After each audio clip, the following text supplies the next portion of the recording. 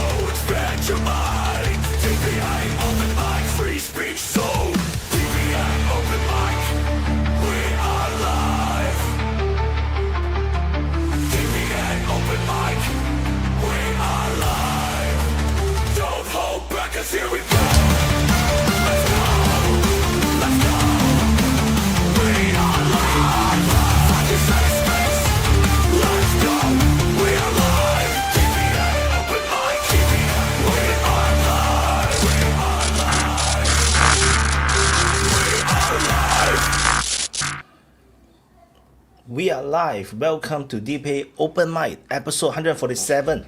Just nice. No, also have 47. The 47th US president has lectured the whole of the world, basically the United Nations.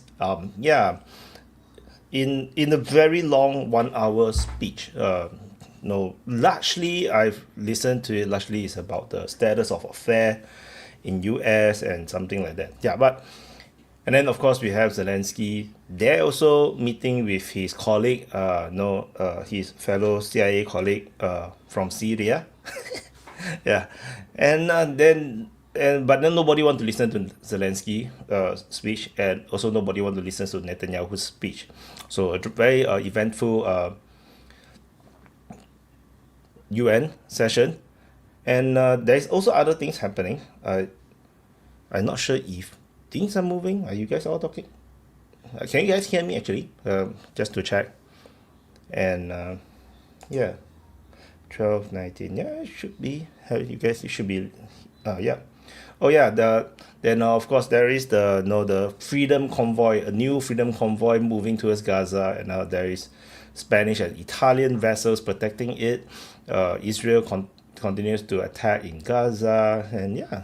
So this DPA Open Mic is multicast on multiple platform. On the main channel, the Defense Politics Asia channel, on the DPA Open Mic channel, the new one, and on YouTube, on DPA Open Mic channel on Rumble, on DPA Telegram, DPA Twitch, and DPA Twitter, which is X. So I'm gonna drop the link to join. It will be pinned in the Open Mic channel, the new Open Mic channel's live chat, as well as on Rumble's live chat and Twitch live chat. Hopefully for those that are watching on the main channel, if you haven't subscribed on the DPA Open Mic new channel, the new DPA Open Mic channel, subscribe over there, as we are trying to get to monetization level. Whether the YouTube want to let me monetize it is another story altogether, because there's always a chance that they will not. So give me a second, let me bring out my copy and paste. Okay, so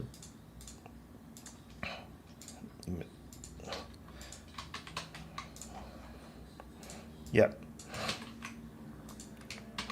so I've dropped it into the live chat of the YouTube DPA Open Mic YouTube channel. I've pinned it, and I drop it into Rumble, and I've pinned it,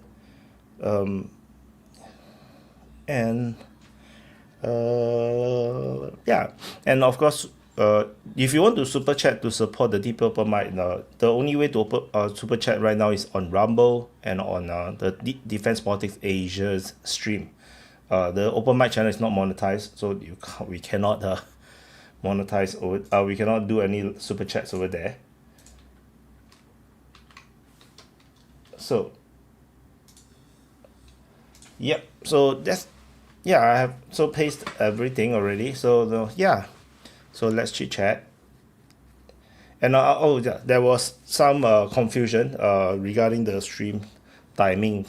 I apparently put the wrong 10 a.m. 10 o'clock. I wanted to do 10 p.m. Singapore time.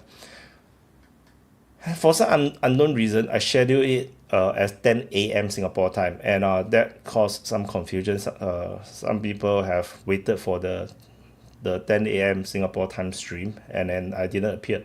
Yeah, and I have zero ideas until just now when I reached home. So I'm so sorry for those that were waiting for it. And yeah, that's the danger of scheduling. Sometimes things is very hard to predict.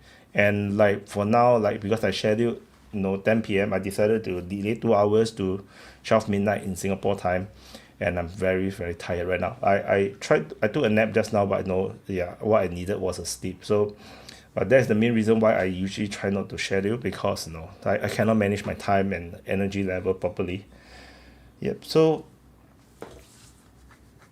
yeah. So oh yeah, I need to drop the link to join in the Open Mic lounges as well. Give me a second. Oh.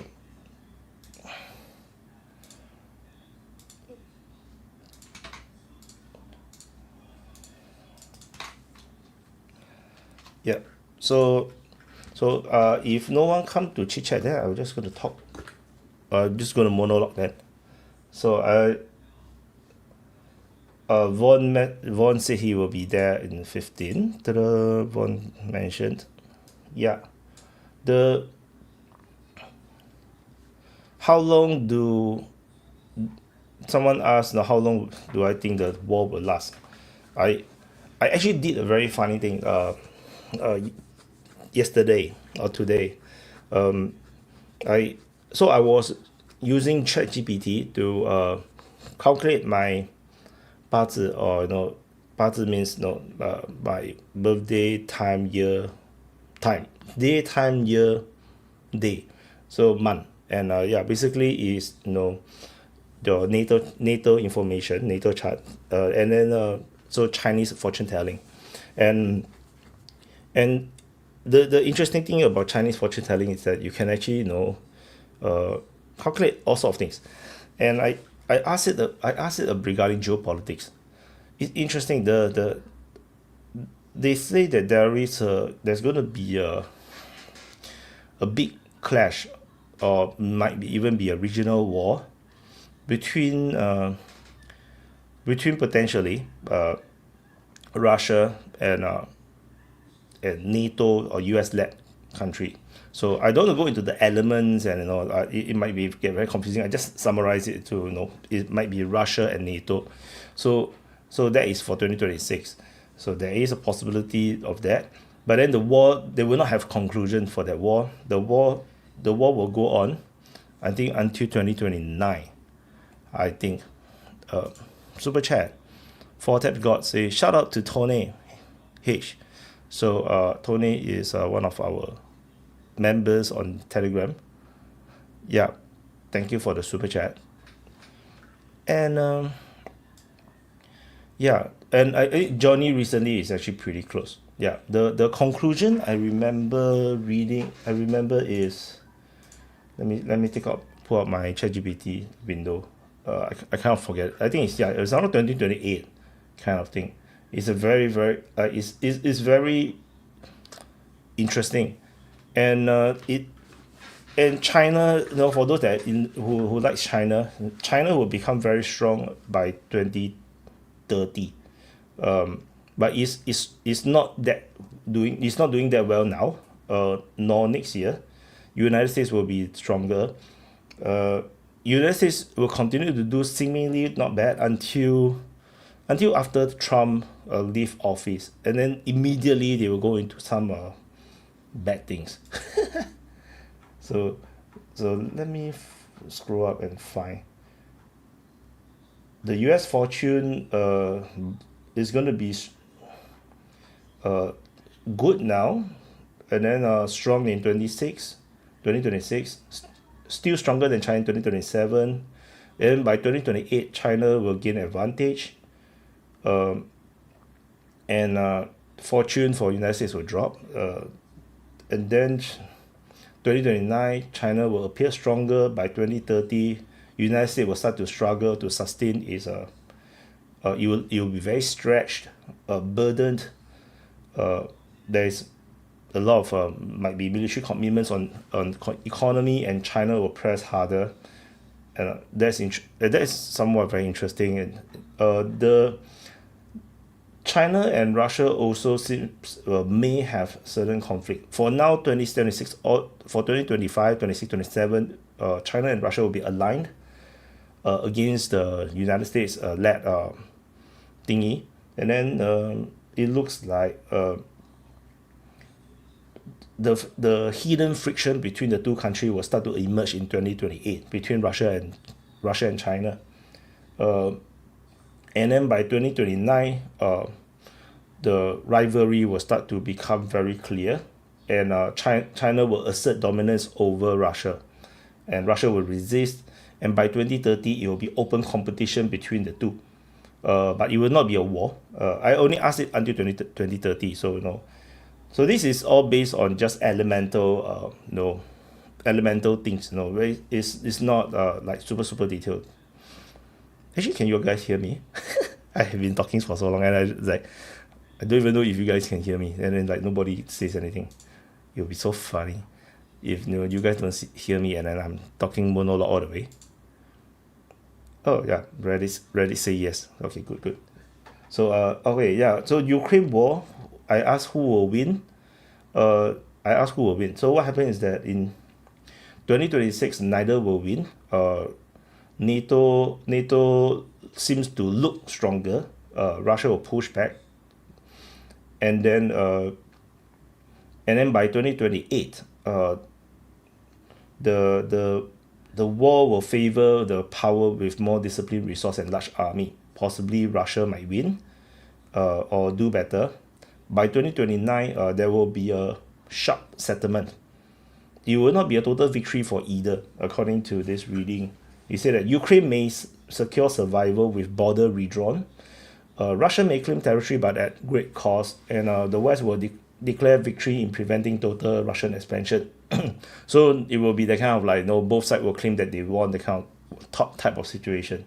Which what I think I'm very surprised is how realistic, as in like, how pragmatic the readings is. And I have tested this reading, this ability by AI to read fortune, purely based on the Chinese elemental thingy. It's been quite accurate. So yeah. So yeah, 20. So again, 2025 is this year will be a testing year. There will be there will be proxy conflicts and offensives. 2026 there will be a escalation by the NATO side. Then the NATO Russia confrontation will sharpen. 2027 the focus will shift towards rebuilding and diplomacy and entrenchment, but it will look like a war of endurance. So back to attrition. By 2028, the war will have a clear front with heavy casualties, but neither will collapse. It will become a frozen conflict. And 2029, there will be a forced settlement. So looks like the war will, if this is true, then the war will drag on for much longer. So that's what. And I also asked regarding geopolitics. Looks like Taiwan will survive for now. For the next few years. And what else? So they also read that okay, but there's a super chat on Rumble. Let me put it up. So this is oops, give me a second. So Beto Sida say this AI is drunk or on drugs. AI is always drunk. But no, this is just like I just testing it to read fortune, and it's actually much more accurate than those feng shui masters, because it's very consistent. Feng shui masters, sometimes they don't know what they're talking about. Then they just make shit up. So they did mention that from 2024 all the way to 2043 is the so-called the fire era. So in this fire era, the China, despite this so-called earth matter power, they need fire. They will start to project outwards all the way to 2043. So we're gonna see so China to be a more outward-ish. The word they say is called expansion, but it's not expansion per se. It's probably like more involved in foreign diplomacy, influence and stuff. So it's interesting. So 2026, there will not be it's not going to be a decisive year for Taiwan. There will be strong naval and military posturing. There might be some possible flashpoint incidents in South China Sea or Taiwan, but no full invasions. Middle East, there might be a spillover from the Ukraine war, might be related to Iran versus Israel and Arab allies or United States.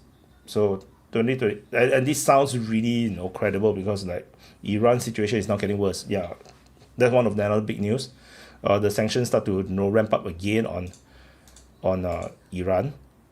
Johari say, why it seems like in the EU there's a raised sense of nationalism and war fatigue. Do you think there's going to be change in EU government coming?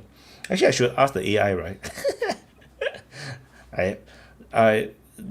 It seems very difficult. Like you look at the elections, in France, in Germany, if the big powers in the EU like France, Germany don't change course, then EU is very hard to change course. You need the big players, the very big players. You need Germany and France to take the lead in the change. Then you will see real change. But if France and Germany continues to be led by the liberals or the left wing or the crazies, it's going to be difficult. What Dookie Duns asked about Singapore flooded with Russian oil. Yeah, probably true, So probably true. But yeah, I mean, business is business, Singapore. 2026, there will be the clash between Russia and US NATO support. So 2025 is a hidden build-up. So 2026 it will burst openly. So this really rhymes with the developments recently. Like even Lavrov is saying openly that EU is now at war with Russia. So like, hi Gabriel. Hi Wyatt. I see that you are left alone with the AI. Yeah, I spent a lot of time reading my fortune through the Chinese fortune telling with the AI, and it's insanely accurate. So I have to give it Holy fuck. It's insanely accurate. It reads about my life, my year, about my marriage, my wife, oh my god, freaking hell, it's super accurate. My struggles, yeah, it's insane. So the mystics, all these mystic metaphysics things, right? As much as like, especially if you're a Christian, right? You wouldn't believe in this kind of thing. But my best friend who is Christian, who was very into Christianity, is addicted to this Chinese fortune telling as well, because he realized it's so freaking accurate. Then, so that's quite insane. And it used to be very difficult. You need to get the masters to read for you. Then after that, we found online tools from China websites. They have these calculators.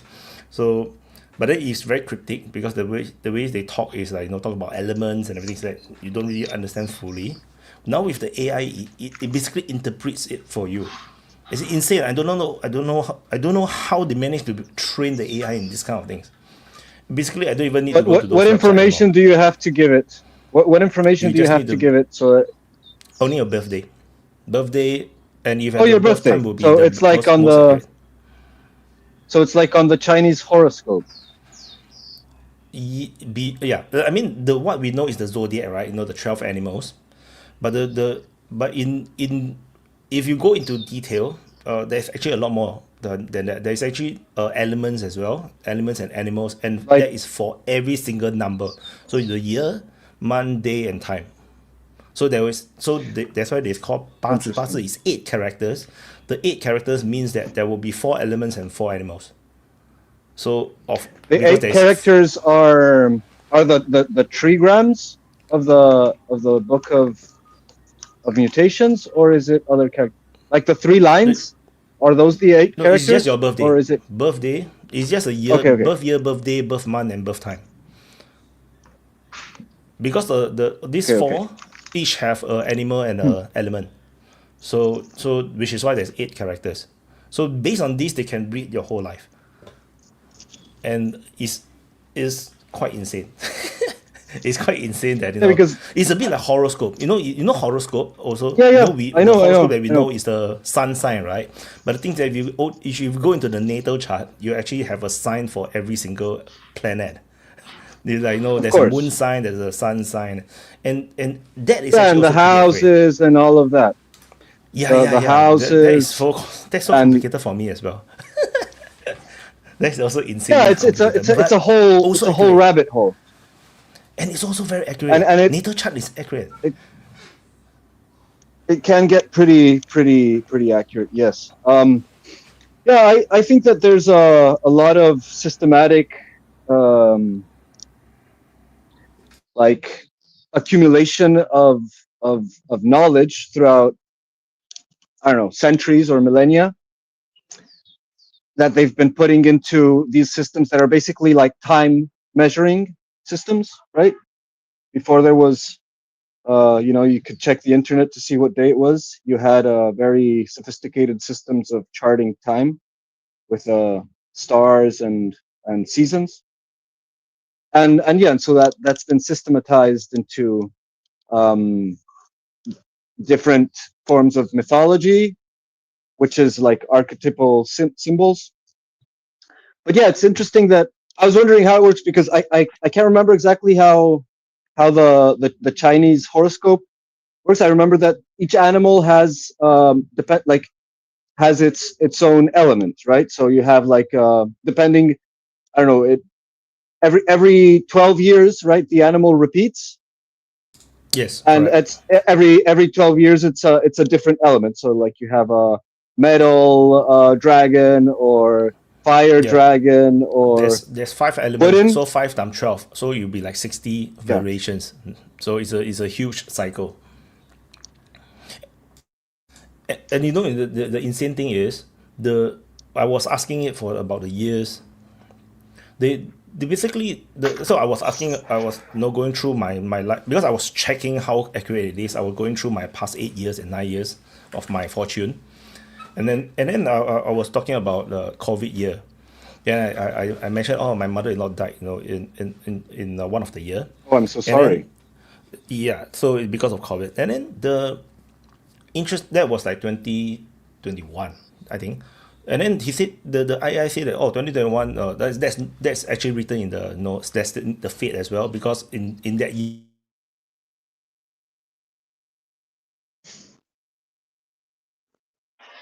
Did White freeze?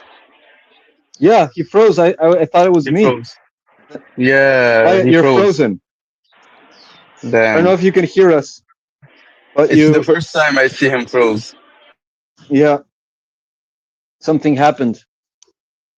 He was But telling too much. yeah. He was But do saying you too believe in much. that? Do you believe in fortune telling and stuff? No, like well, if I believe or not is irrelevant, because fortune telling is a thing that people do all the time with relative rates of accuracy, right? So um, I do I have observed that there are like there are high degrees of accuracy in fortune telling I'm back. I'm through back. randomized systems. You're back, Wyatt. Yeah, my internet suddenly like refreshed, like it totally stopped the internet, and then like it came back. Yeah, CIA. So so I Yeah, so I, you're saying too much. Go on. Sorry. yeah, I was revealing the secrets of the heavens. There's Of the actually, universe. Yeah. you cut down your life, actually. In Chinese mythology. So no, I was saying that Oh, year, really? right? The year, there was a character for the year, which represents illness and sickness, and that's for the whole year. So it explains that's why, it just happened to be COVID, and then, the whole world suffers a lot of death, particularly the old people. That's what it says. It's like, yeah, okay.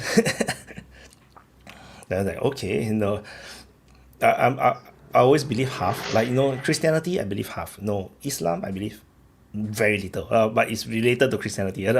Buddhism, I believe half. Hinduism, believe half. So this kind of fortune telling, I like to only believe half. But sometimes it's just insanely accurate, and it's okay. I just want to like step back and then. And why Islam is a Take a little deep bit, breath. but the Christianity is a half. I want to understand now. I'm intrigued. By what thing? Sorry Well, again. to answer to what you were saying, to what you asked, Nika, to be straightforward, um, it depends on what you ask. Okay, so like if you ask in abstract terms, then the information that random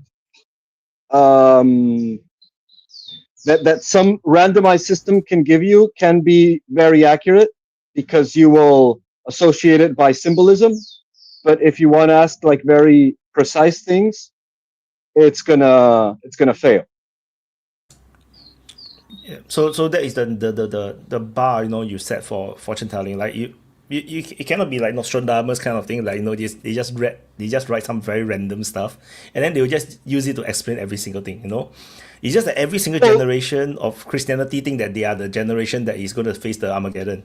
But after Yeah. World War One, World War Two, we are still here. We're still here. So if it's very vague, since the fall of the Roman Empire, or The or question, Wyatt, you didn't answer me. You Sorry, said I believe Buddhism in half. I believe half in Christianity, but Islam is a bit. Then that's why me. is That's not me. half? Yeah, I know. Why is not half? Just I'm intrigued. Well, you mean why?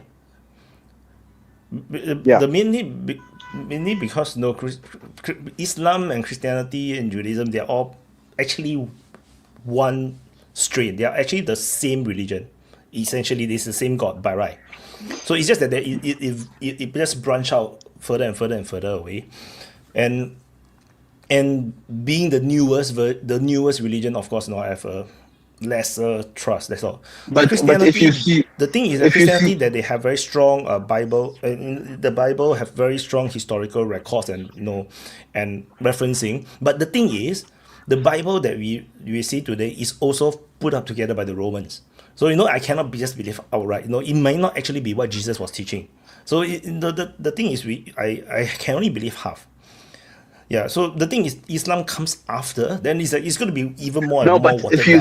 if you see theologically, Islam and Judaism are more close Yeah, than the Christianity. That's the issue. correct. You Yeah, understand? Because to me, it doesn't matter in the sense that, for me, religion, as long as it bring peace to people, that's fine. No, yeah, if it teach good value, that's all. No, so for me, it's like it doesn't matter. It's Buddhism, but Hinduism, some people Taoism, whatnot. kill, some people torture, and others bring them peace. You Yeah, then understand? too bad. Yeah, Yeah. like But yeah. it's a relative thing. So this is the thing. Religion is So so setting like yeah. So which is why it's 50%. You see, most of the major religions have this part of violent side. Where even Hinduism, they have this fight with the evil. But the thing is, who knows the evil are because it's like 3,000 years ago or what? They have this crazy big battles and between good and evil. Then who knows the evil is actually just another race, and then people also suffer. Then the Christians, they have the Crusades, which is just a lot of criminals using it as an excuse to wash away their sins, and then you, of course, Islam also have gone through its own military conquest. It's the same. That's why it's always 50%. Buddhism is a bit lesser. There is, of course, nowadays there's this modern extreme Buddhist in Myanmar, but then there is just criminals weaponizing the religion because religion is very powerful in the country. But Buddhist doesn't but mean that you're Buddhist. That means you are like pure and totally don't sin. wasn't the Japanese invasion Oh yeah, mostly Buddhist? Japanese Buddhism is a bit different. They are actually a mix between their Shintoism, which is their local Shintoism, folk religion, yeah. with Buddhism. So it's like a mix. So the thing is, it doesn't matter. It's like then it doesn't matter because if the people who the most of the people are just pure innocent people. No, it doesn't matter which religion they were born into. They will be good people, regardless of what religion they're born into. But the thing is, the religion doesn't guide people 100% to like. The people will use religion as a excuse, to do bad things. That's what I mean. So as such, there is no religion that is, There's to me, that's all powerful, that is able to mold people into pureness, but it's still, humans are humans, Hi, Vaughn. Hey, I just wanted to say right off the bat, I'm sorry that you waited for the I stream. know. I was okay. It allowed me to get points on the comment board ahead of people like Bridget and shit. you know, so I could lead early on. Yeah, I just wanted to pump the brakes here because I know Nick is obsessed with, dare I say, the love of his life, Benjamin Netanyahu. I feel like I'm not obsessed with him, man. No, you no, know, no. I'm just giving you shit, man. Really did like what It's the UN okay. did the other day. I liked watching him talk to an empty hall of people. That was kind of funny. I thought it was kind of neat that he brought notes and pictures so that you could understand, like, I guess what a genocide is or isn't. I loved it. I loved I it. mean, I saw a book the other day at Barnes and Noble. It was called Genocide for Dummies, and I think they got a Cliff Notes version too if you can't read too much. So I appreciate that Netanyahu clarified that all for us, that everything he's doing is right, and those people that walked out are all, you know, misled and confused. And terrorists. Yeah, and terrorists. You know, and the other thing that really, you know, chaps my ass, you know, I'm hearing them cry about, you know, these strikes in Ukraine. And they're like, oh, you know, some people died there. You know, there's some kids died, or mom died, or you know, this dog died, and they rescued a cat somehow. But they don't ever say shit, you know. And they talk about like that's the end of the world. But then you go watch like a whole block at Gaza just disappear in like a puff of smoke. But they are not human.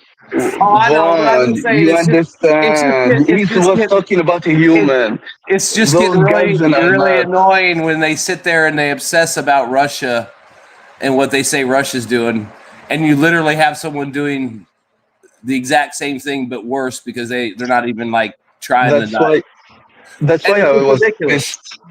That's why I was pissed toward the European in their hypocrisy, the Western hypocrisy, as usual. The things that Russia did is like 1 of a million smaller than what Netanyahu is doing now. And you see the sanctions and the embargo and everything. And until now, just don't cut your mic because there's a lot of noise. Sorry. But you see now if the things that after 2 years of horrors, and we barely moving from European side. It's crazy. It's crazy. And you know what was Netanyahu, what he ordered his army to do while he was doing the speech. They set up the speakers and the inside Gaza and in the corridors, so the Gazans hear Netanyahu threatened them, and it's like it's not nothing related to like the mustache man. Nothing. But he speak in English. How are they supposed to understand? Unless They you speak in understand Arabic, a lot you know, of a lot of Gazan are educated, man. The literacy in Gaza is like no, it's not literacy. I mean, as in the language. I know. It's a language. I know. Like for example, I But saw a it's- video, the traveling video into West Bank. A lot of the Palestinians, especially maybe not the youngest one, but the middle ages, and you know, they don't their English is very bad. So you know, so if you speak in English to the big crowd, you know, especially those children who have never managed to go to school, you know, because of all the fighting, how the hell they understand, know what the hell he's saying? Unless Well, there is you a know, live translation to You know, Arab. maybe the Arabic. Gazans, if you all start learning English, but learn like English, like a Southern dialect, and then you could trick a future American administration. Oh my God, we got to go save them Americans over there. Maybe that's how it works out. But yeah, even that's a super chat. Americans, Well, you Yeah. know, we're in the process of a change. I think you can agree that there is yes, a tide turning in the United States, maybe not as fast or as great as the people think, and definitely there's a tide turning worldwide, which is probably a good thing because there's some evil that needs to be put in check. no, it's a big tide. It's a Hopefully, big the tide. process of checking evil but is beginning. So It just needs a to shout super chat by 4 Tap got shout out Vaughn. Yeah.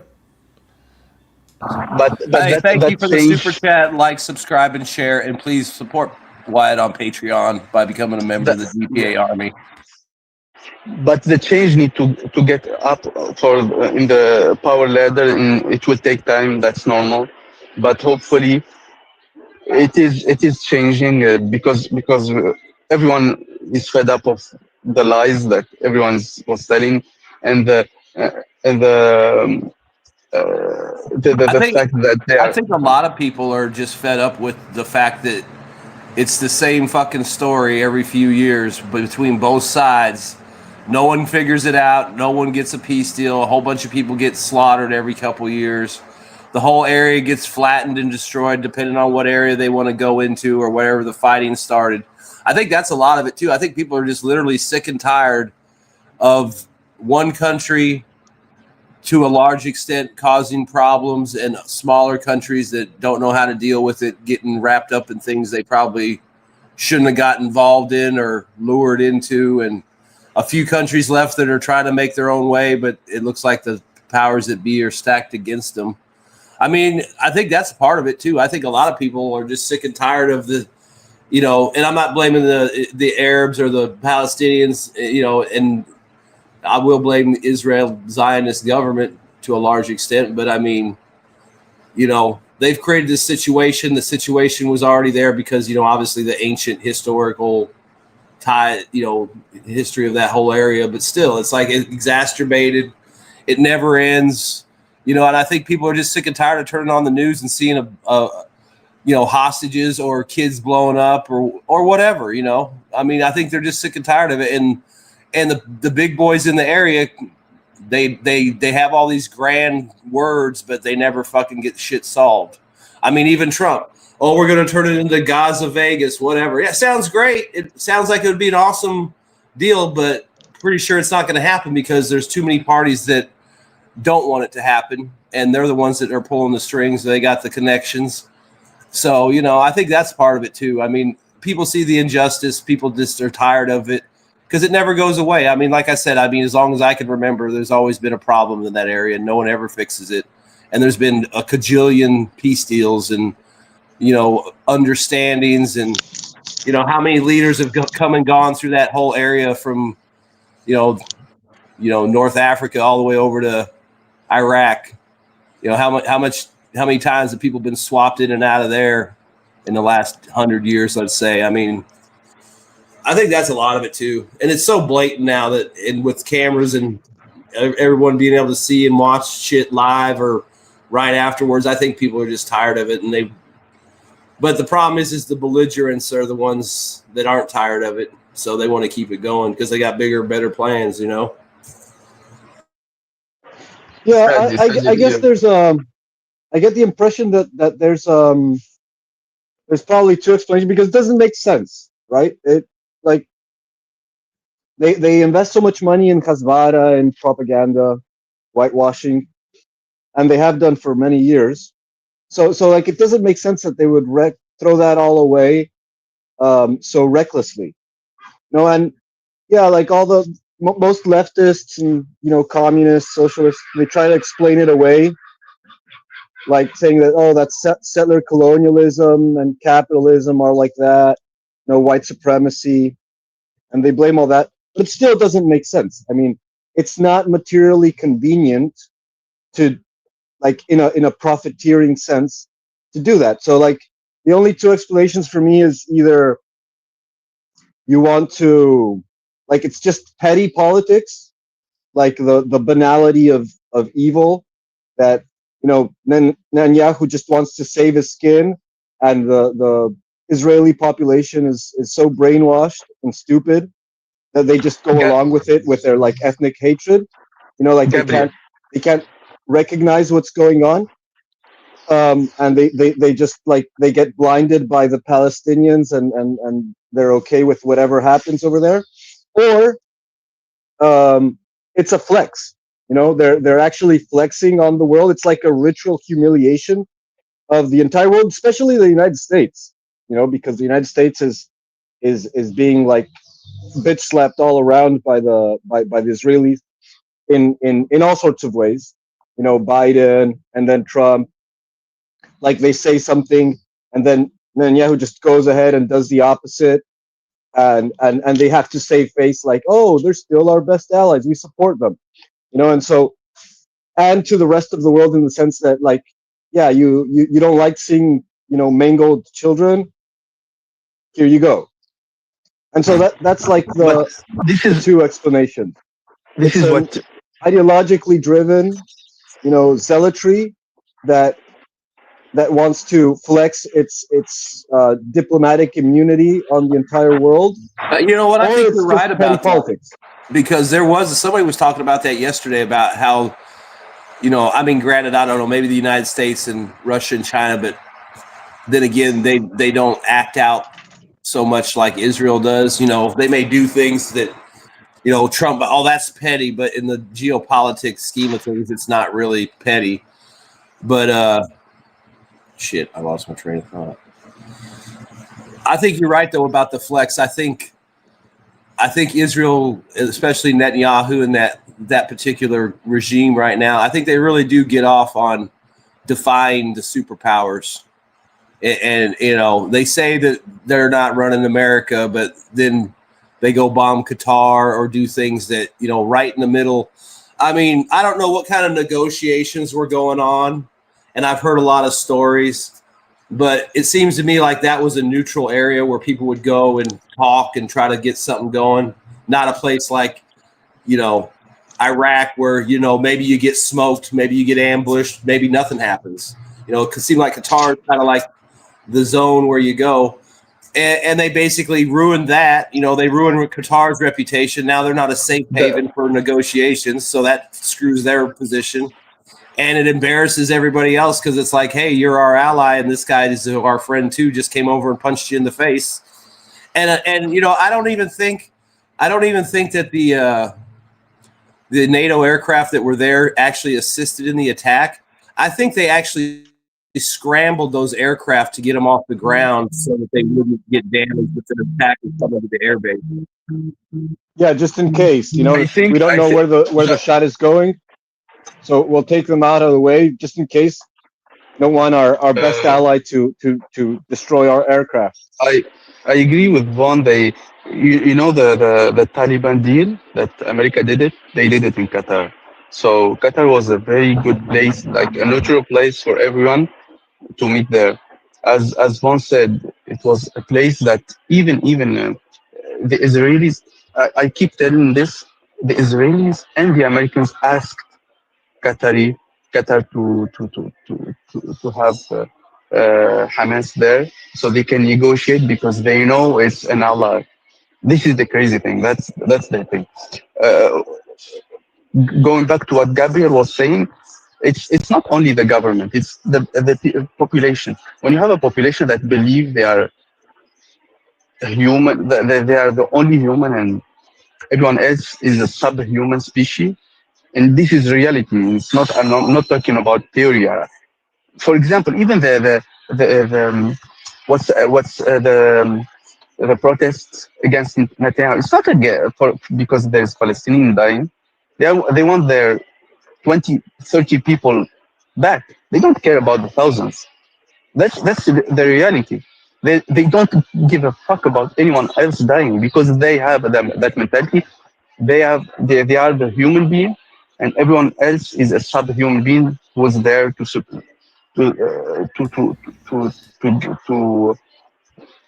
You wanted to say something, right? Oh, I would balance it, but they say that no, the two sides have been fighting for a long time, right? No, they hate No, it's not. It's not.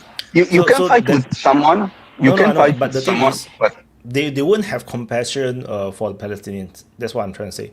Like they will protest for their own, but it's not like they are the other side. Someone dying is maybe it's Germans, French, like people that they can still respect. They don't respect the Palestinians because they are enemies, and the Palestinians also don't respect the Israelis because they are enemies. So no.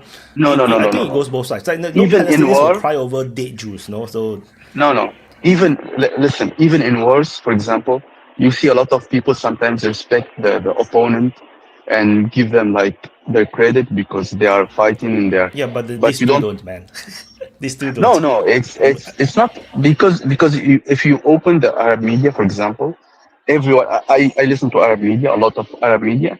I don't feel that hatred, that denigrating language, because if you see Jewish media, it's like panels in TV, man.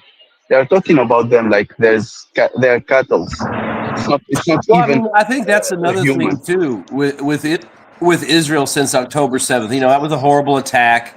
A lot of people died. You know, there's legit questions about the attack and how it went down and what happened. But you know, I really wonder about these anti-Netanyahu protests. Are they really as strong as they say? Because every now and then you'll see a video and they'll say, "Oh, there's hundreds of thousands of people," and it's like I'm just not seeing it. They are not. They are It not. doesn't. They are not. If there are, it must be people just posting old videos. Like I'm thinking some of that stuff was pre-October 7th because the crowds were big back then, and then everything happened. They were They were more preoccupied about their democracy than what's happening to Gaza, than the killing and the atrocities. Oh yeah, of course. Well, the thing is, we've all seen the interviews and the videos of like Israelis being absolute retards, you know, with respect to understanding of their position with regards to the rest of the world, not just towards Palestinians, like towards the USA, towards the Europeans, towards the Christians. Exactly. Yeah. The thing is, you don't see similar. One thing, Gabriel, you will never see a Muslim Arab spitting on a Christian or a Jew inside an Arab country. You'll never see that. That's yeah, you just impossible. throw us off the roof. No, I'm kidding. I'm just kidding. No, there's the conservative it's similar. It's similar to sex. No, culture, but right? it's similar to when the Japanese invaded Asia, right? It was very similar. They had this perspective on their neighboring nations that didn't place them at the same level. It's not necessarily that there was an ancient conflict going on for millions of years.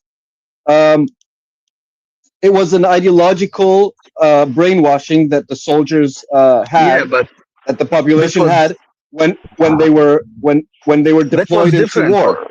That was different. And with the Israelis, well, just real quick, I think that was different. I think on this whole October 7th thing is the Israel really overplayed its hand. And I think the biggest problem with that is you had politicians going on TV saying absolutely insanely brutal, horrific things and jumping up and down, and people acting very happy when things were getting bombed and saying bomb more and all that. And I mean, even after 9/11, I don't remember seeing any American. Vaughn, hold up. I literally one thing. I literally heard a commentator on a reporter who said, "I cannot sleep if I don't see any Palestinian building drop." Yeah, exactly. I mean, it's like that kind of shit goes out across the world, and people are like, like the defense minister, Gavir, whatever, he says all this just crazy ass. Like I said, I mean, I think after 9/11, I'm not saying it didn't happen, but I don't remember seeing news people or pundits or even government people saying, we're going to kill everyone. We're going to, bomb. Bush said, they're going to hear from us, but that's not like, rubbing his hands together. I can't wait to bomb the hospital. I mean, these people obsess about it, and it's very, unseemly, doesn't really do it justice. But I think that's another thing that's really turned a lot of people off is just the bloodlust. And then, they just can't control themselves on TV.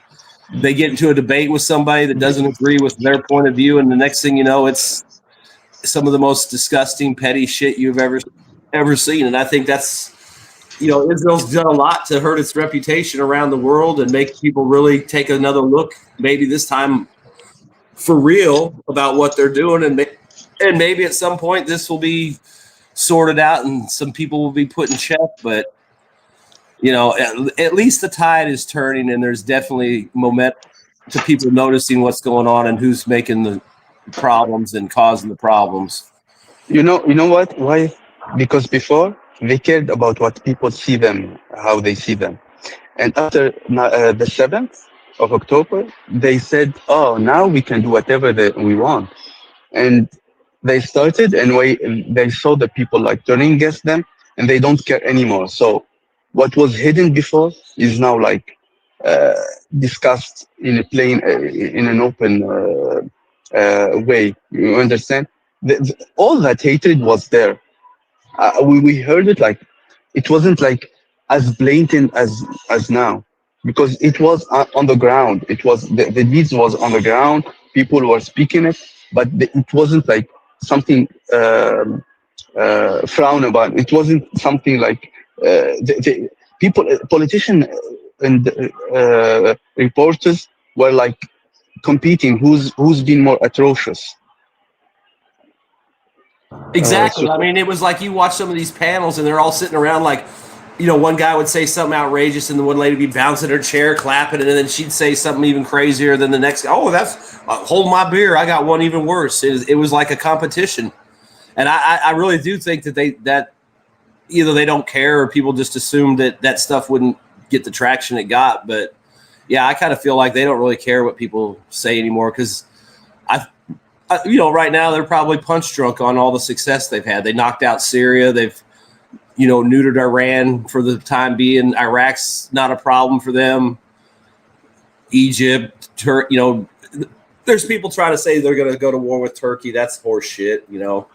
I don't think so. It's not now. I think it's just people fantasizing that there's some rift between Turkey and Israel that they're going to suddenly open up into open war. But you know what I mean? It's just like there's so much crazy shit going on around there. And it feels like the Israelis are more than happy just to let it spin out of control because they always have an out. You know, no matter what happens, you know, we'll come and save them. So they they feel like they can act as recklessly and crazily as they want because, you know, they've got the U.S. backing them straight up. And I'm sure there's a few European countries that are still or will do it just because they get told to do it. But it was nice to see a lot of people walk out yesterday and him talk to him. You know who didn't? You know who didn't walk out? Al-Jew-Lani. He was there very attentively listening to what his master was saying. How the fuck does that motherfucker get in the country, but they don't let like elected Palestinian government people in the country? I mean, that guy literally was a paid killer for the U.S. in Syria. Now he's the fucking. He's in the UN. What U.S. are doing in Syria? What U.S. are doing in Syria in the first place? Oh, I know. Come on, man. Well, you know, we had to go there because the Russians were there, and you know, we can't let the Russians just run around so you accept that? You accept that? So you accept that? Yeah, of course. No, but everyone knows that. No, but to real point. What Vaughn was talking about of how they lost support from the world, how the UN walked away massively. I think it's interesting to see that actually, in some sense, empowers them, because, like, as they had a certain level of consensus around their like right to exist and, you know, yada yada, Holocaust and all of that, there was a certain status quo that supported them. And as that status quo starts falling apart, that scaffolding of the like international community consensus starts collapsing around them. You know, they see what is like the bottom line of their actual support. You know, like how far is the U.S. willing to save face for them, to give them diplomatic protection, and also Britain and also Germany and France. And so, even as they make these statements about recognizing Palestine, that's bullshit. That's face saving. But their support that they're seeing in real time as the collective consensus on their legitimacy collapses, the pillars, the bulwarks that support them are proving to be unmovable. There's nothing they can do that will take away their fundamental support, and so that's why they can just keep on going and even go even more crazy, because they're seeing how it doesn't matter. Like, the real support is going to be there no matter what, ironclad, like Biden said, right? Yeah. And the other thing too, though. One thing. Remember like, one just thing. real quick.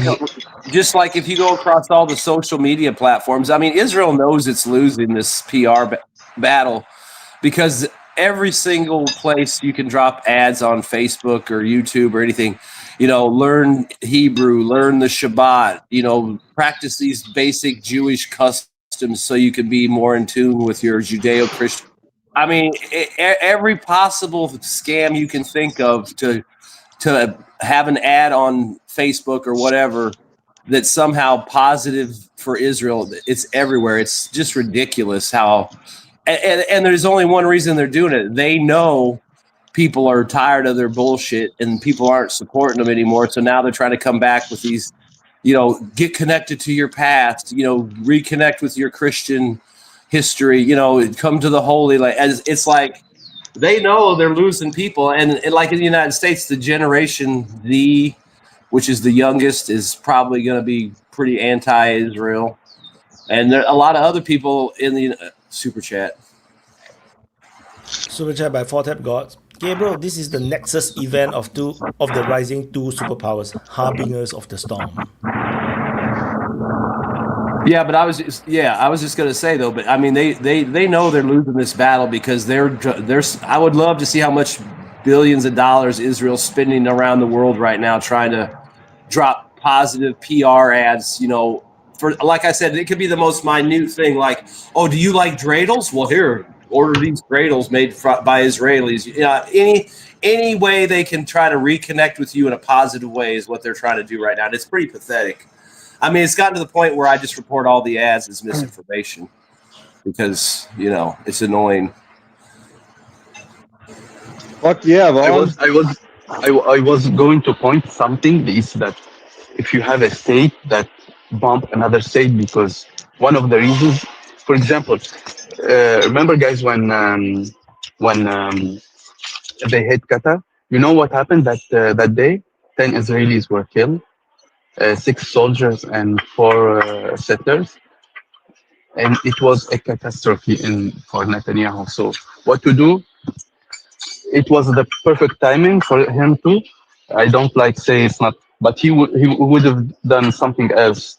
But imagine it's like to run out of your internal issues, you bomb another country or you do a catastrophe or you begin a war. Yeah, I mean, I'm kind of worried too because, you know, it looks like Iran is rebuilding some sites. I mean, that's the claim. I don't know. For all I know, they're just clearing out the debris, you know. I'm sure they have other places that no one even knows about that they can do stuff.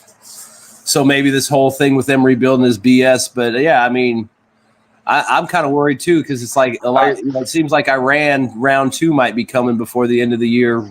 No, I said it before. Iran's like trying to lay months. low, I think, and Israel and other people are trying to find a way to get back in there again, you know, for another round.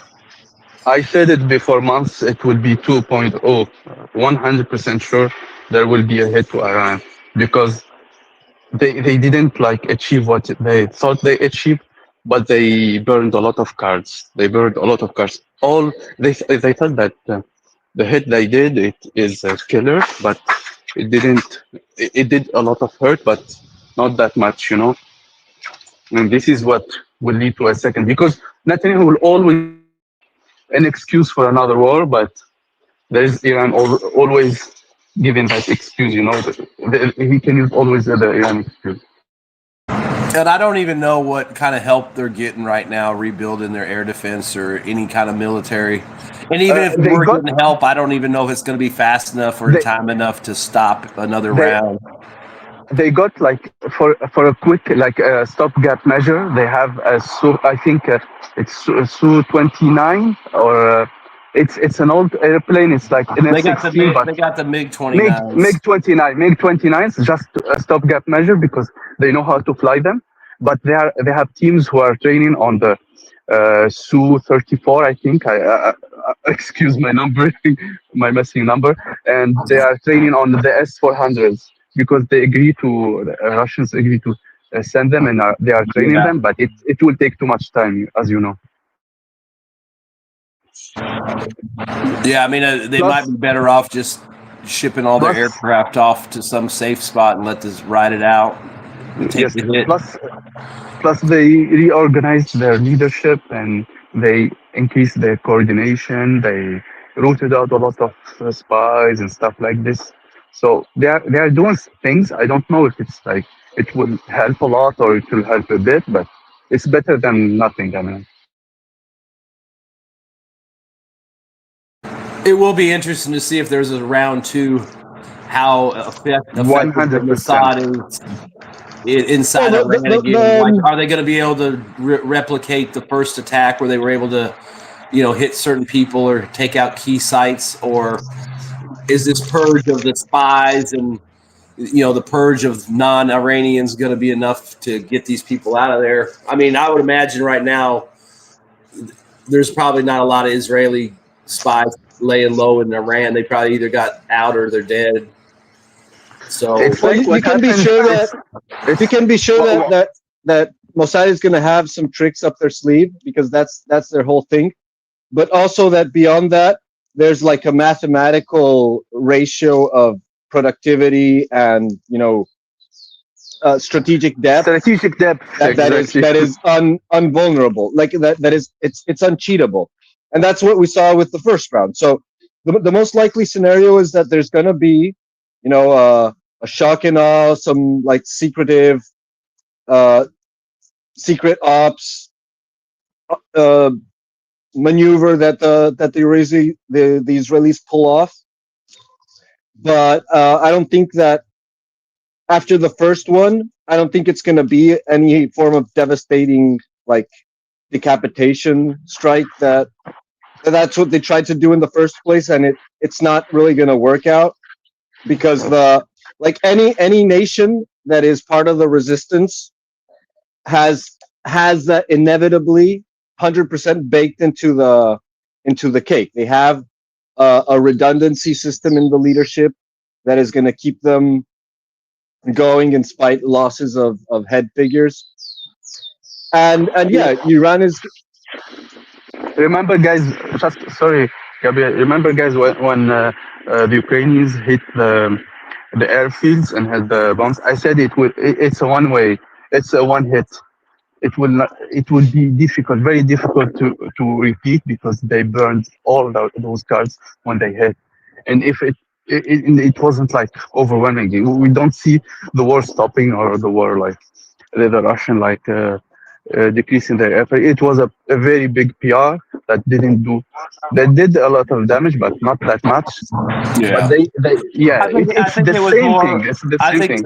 It was a lot of reputational damage. It definitely scared the Russian Air Force, and to be honest, the Russian Air Force probably got off light, because it does look like they hit a lot of aircraft that weren't in service or were not serviceable. So in that sense, that that I'd say that because to this day in the West, people still say, oh yeah, that was a massive hit on Russia's strategic bomber force, and it's like, no, it wasn't. I mean, let's be honest. You see the war is continuing as before. At best, we can figure maybe less than a half a dozen of actual operational aircraft were damaged or destroyed.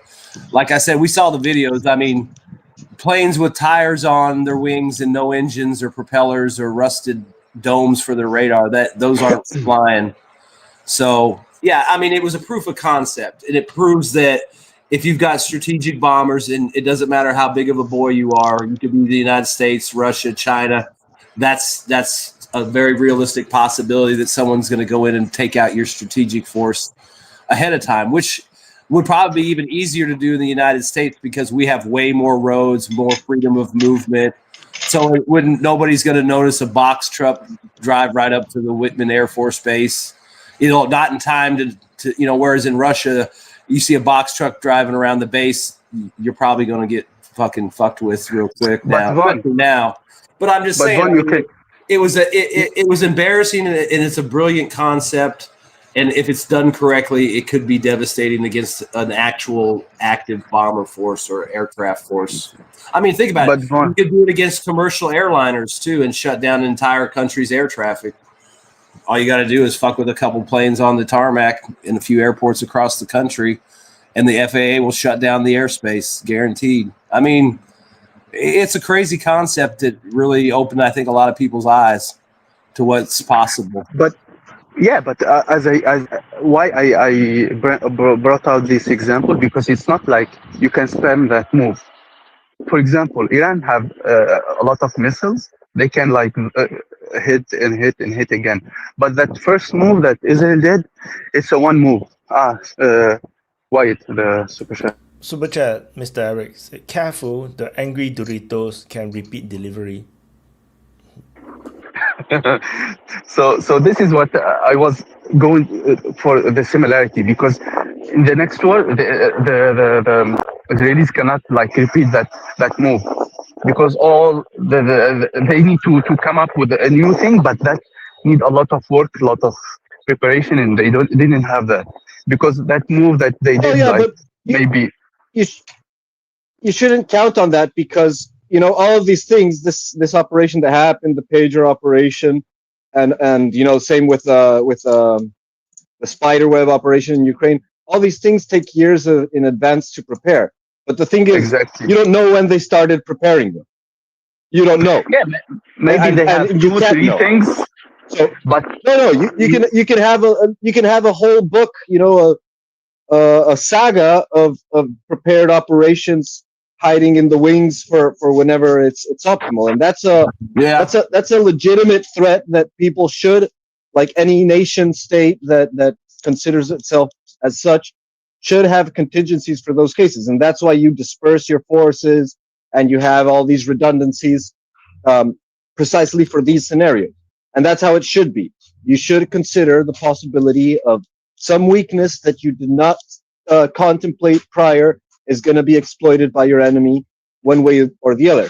And you should plan for that, and be ready in case that, like maybe the leadership is taken out. Maybe your bomber fleet is taken out. And all of these things have to be considered. And if not, you're just not a serious leader of state. Or well, like Eamon's saying too, or Nika's saying, like with you probably can't repeat that again, because like I was talking to somebody last night or the other night in St. Petersburg, and they're saying that you can't use GPS navigation in St. Petersburg because it's being interfered with, so that it's not right. So that that shows you there that there were rumors that they used the network to maneuver those drones against the aircraft. So obviously Russia's taking countermeasures to stop those kinds of attacks. And if they're doing it in St. Petersburg, you can assume they're doing it anywhere else they have targets that might be hit by the Ukrainians, like a oil depot or manufacturing sites and stuff like that. So I mean, I would assume if the Russians are doing that, they've probably told the Iranians, or I was surprised. The Iranians have probably one of the longest drone programs in modern history. I mean, their shit dates all the way back to the Iran-Iraq war, and that's not to say that people weren't talking about putting a camera on a remote control plane back then and flying around. But as far as the proof of concept, it looks like the Iranians may have been the first ones ever to use drones for reconnaissance and stuff like that. Then the Israelis started doing the same. Then they realized actually it was the Soviets. The Serbs? The Soviets were the first ones. Yeah, well, I mean, there's some Cold War stuff where they had drones, like they would fire missiles that would mimic strategic bombers as decoys, while the real missiles, would launch from another point. But that's more of an electronic thing. But I'm just saying that the idea of these drones, Iran's been doing it for a while. I'm sure they have a pretty healthy production cycle. Maybe obviously not as massive as China or Russia, but they've been in the drone game for quite a while, and it looks like like their Garand drone was the industry standard. Now everybody's got a Garand or a Dorito. I mean, even the United States has the Dorito drone now, which is funny because I hope to God we're not paying American prices for a freaking Iranian copy. Of course, man. That's what pisses me off so much. That motherfucking drone could be made out of the exact same stuff, but they're going to charge us 100 times more than but what. they will add 2 zeros on the right side. What the fuck, Vaughn? What do you think is the point? To kill the enemy? Hell no. It's to make a buck, to man. kill your pocket. I know, but I'm just saying, it's like the smart guy at the Pentagon knows that, like, dude, we need tens of thousands of these, and we need them cheap, and we need them cranked out like the Chinese are doing and like the Russians are doing. You know, they're not like, oh, well, we got to have this certain technology in it or this or that. Or it's like, look, dude, you already got it. All you got to do is go to Ukraine, pick one up out of a field, and take it back to the Martin Marietta and say, hey, make 1,000 of these a day or whatever, a month or whatever you got to do. I mean, you already know what they're made out of. You know what kind of motor they need. The only difference is you'll have American electronics in a Garan drone versus Chinese, Iranian, or Russian, or whoever the fuck's flying. You need to be the best. You need to have the best. Oh, I know, but I'm just saying. Ever. They showed that drone. They showed that drone like it was a big deal. It's like, dude, it's a copy, and the copy should be the same price or cheaper because you didn't have to spend any money developing it. You don't have to build a model and rent a wind tunnel or nothing. It's like, look, dude, there's the design. It works. I mean, look at quadcopters. Nobody's out there reinventing the quadcopter. They all know they work. They just need to find the ones that can hold a grenade or a bomb or whatever they want to do, carry ammo to somebody. There's no redesign in it. You just make the quadcopter bigger. You know, that's all you do. You don't add an extra wing to it. You don't put stupid shit on it. It's like, I need to go from point A to point B and not come back, or go point A to point B and come back.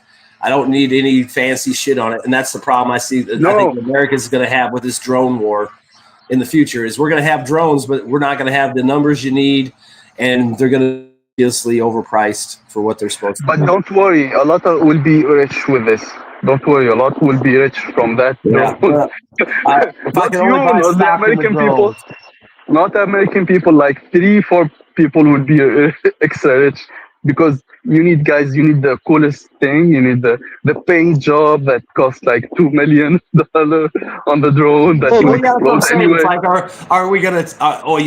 You want the stealth coating? That's an extra $1,000. You know, you want the extra shiny coating. You want the high reflectivity, so the decoy shows up really good. I mean, that's the thing. It's like, look what they're doing in Russia. They paint them black. They stack them up all day long.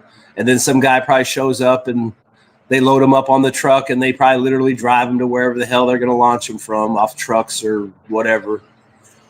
I mean, yeah, well, that's the thing. A lot of people talk about the drone warfare as a magnificent innovation that the Ukrainians came up with, and that NATO armies aren't prepared for that, and they haven't been preparing for that and all that. And I think it's bullshit, because, the reason Ukraine has been using drones started using drones in the first place. Well, first of all, you have the Azerbaijan, the Nagorno-Karabakh war that started heavily using drones. Don't forget Syria. And that was Israeli. You had ISIS doing drops. Yeah, you have ISIS, and you have Azerbaijan that are both Israeli linked, and then you get Ukraine, which is NATO linked. So it's a NATO aligned proof of concept, basically. And the only issue has been, again, the mass scale productivity of it. That's why Russia has taken an edge over, because they've been able to mass scale the productivity of it. Not to mention China. China's probably even, supplying most of the NATO, directly or indirectly, the NATO forces with components, at least for the drones, or the drones themselves. Yeah, I mean. And so the whole issue, it's not about the technology you get to like get an edge on the battlefield, a tactical edge on the battlefield. It's an issue of, like, how can you scale that to cover all the massive targets that you need to actually cripple a system. And it's a failure in the concept of war. It's like when you get losers from the Second World War to inform you and design your entire military doctrine, it's a bad idea, because they bet on that, on the technological edge and they lost on that.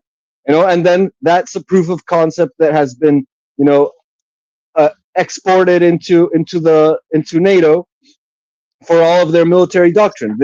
But Gabriel, I don't say they don't need any technological edge, but that shouldn't be your only strategic thing. You need a lot of, for example, a lot of garbage tanks that can be destroyed and repaired, and you need few ones that they have the edge.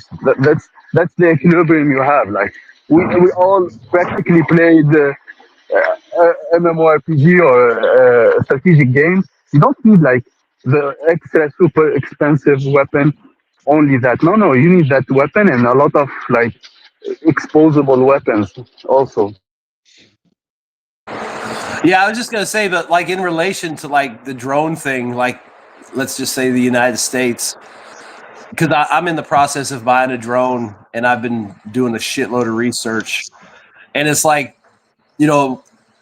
probably gonna get a DJI because that's just the overall best deal, best performance at the price point. But you go look at China and other places, I mean, they have it's Temu or whatever. You've got hundreds of different types of drones available for sale for people. The United States has some comparable companies, but their price points are the same or higher. Most of them are just assembled in America. They're not even fully American produced, and they're just analogs of DJI drones and stuff like that. So, I mean, in that sense, if you want to just look at Temu, China's well on its way to being ready for the drone war, whereas the United States clearly is struggling to produce domestic drones in quantity and at a price that people would go out and pay for over a DJI or something maybe from China that's less expensive but has the same performance as some of the DJI stuff.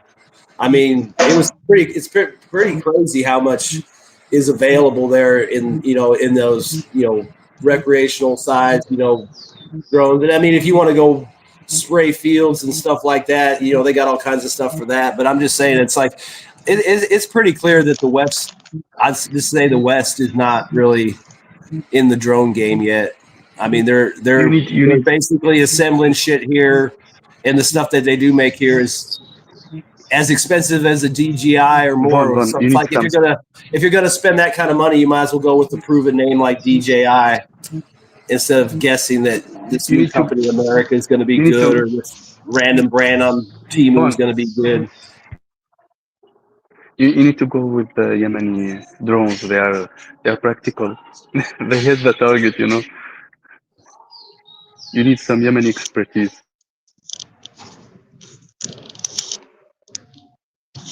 No, but it's a matter, again, it's a matter of how can you scale it up, because all these things you can make pinpoint precision strikes on certain things, but how much do you actually need to destroy before you attrit the enemy to a point of incapacitation?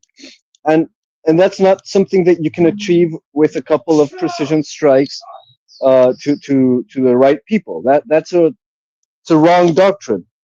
It might work in certain cases against crippled and falling apart nations, but it's not going to work against a well-organized system that's going to have the redundancies that it needs to survive that. So who are you planning to fight? Are you going to continue fighting goat herders in the middle of that? It didn't even work for them. That's the funny thing, because it might have worked for Syria, but Syria didn't fall by a precision strike. It still fell because of an attrition war of long-term attrition war, and basically bribing all the top command. So it was like a decapitation strike, but through money instead of strikes. But if it wouldn't have been that, what would have worked? Can you actually?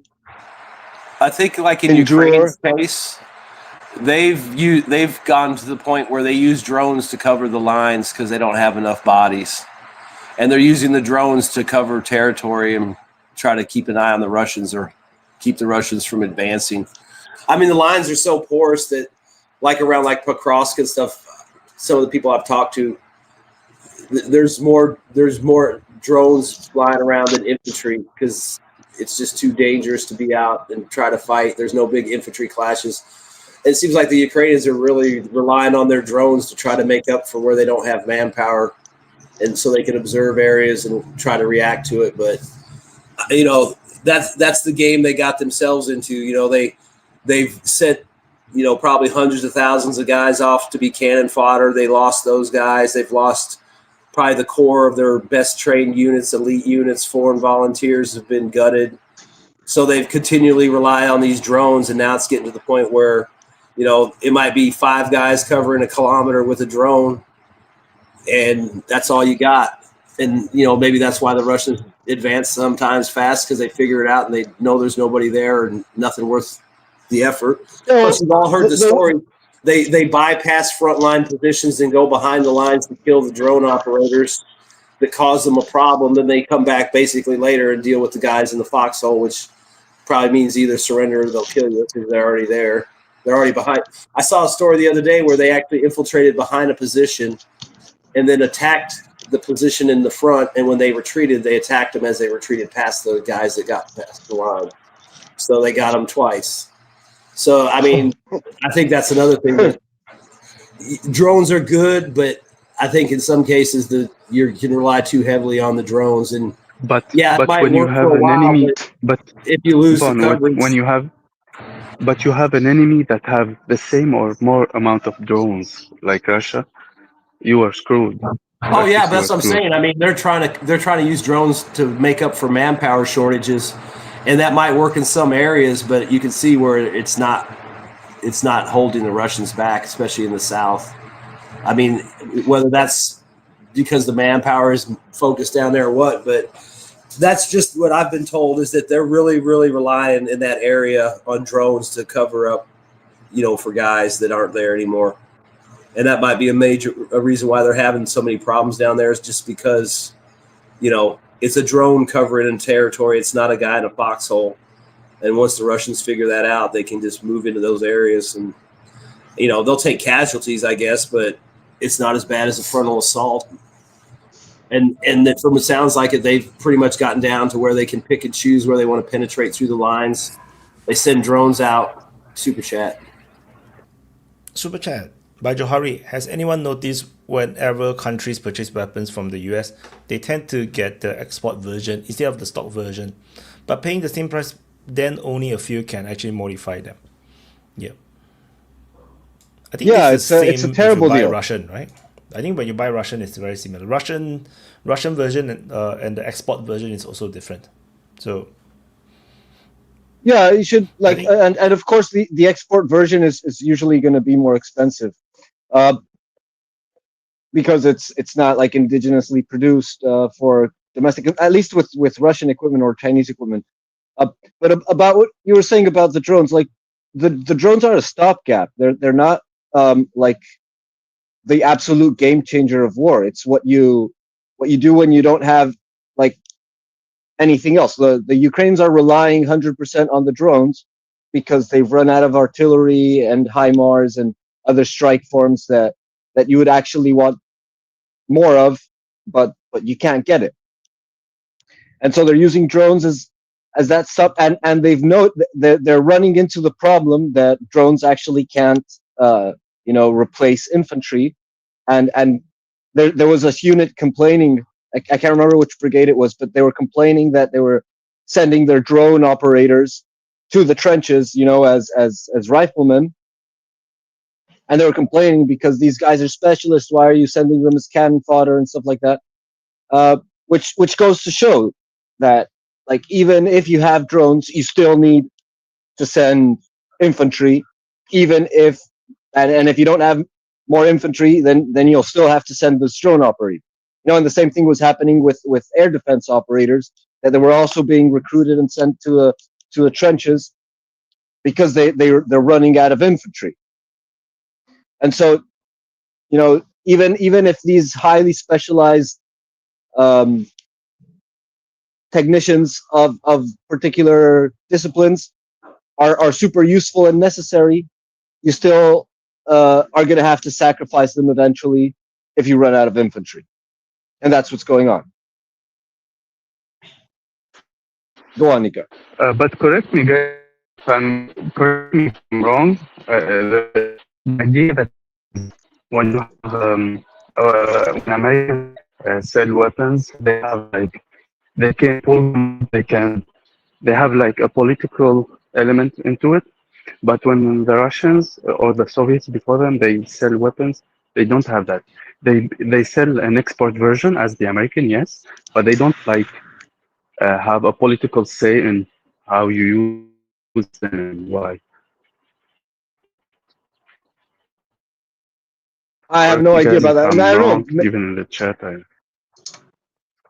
Well, it happens with the Russian weapons and all of this. They have so much licensing going on that there's a point at which it's really hard to actually control what other people like. I don't know, like the Mujahideen that fought against the Soviets in Afghanistan. They were all equipped with Russian weapons, basically. Um, they had the RPG sevens and the AKs and all this stuff, and so like, is that because they were getting them from other places? And I guess you have this situation with the Warsaw Pact nations in general, that they were, they all have license to produce Russian or Soviet weapons, and now they're outside of Russian diplomatic control. So yeah, there's a certain point in which there's not much you can do.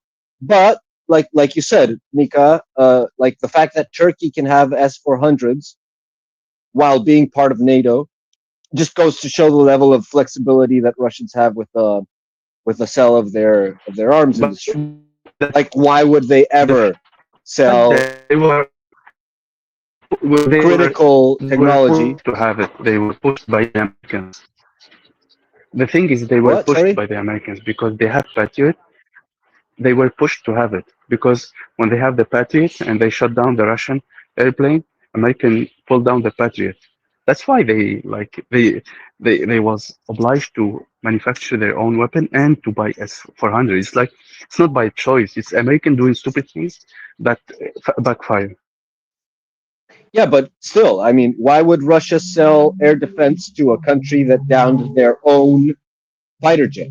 You know, so I guess that proves your point that Russia is more flexible with the political, like strings attached to the sales of their arm industry. Because if not, they would have never sold to Turkey. Turkey should never have Russian weapons, considering Exactly. that Turkey is a hostile nation. But they still sell it. So I guess that proves your point. Like, I don't know what the policy actually is, but that's a good example of that. If you sell to Turkey, then eventually Turkey may transit and become part of the Russian influence, right? So, or who knows, Turkey can show the Russians how the NATO weapon works, so can be a Trojan horse.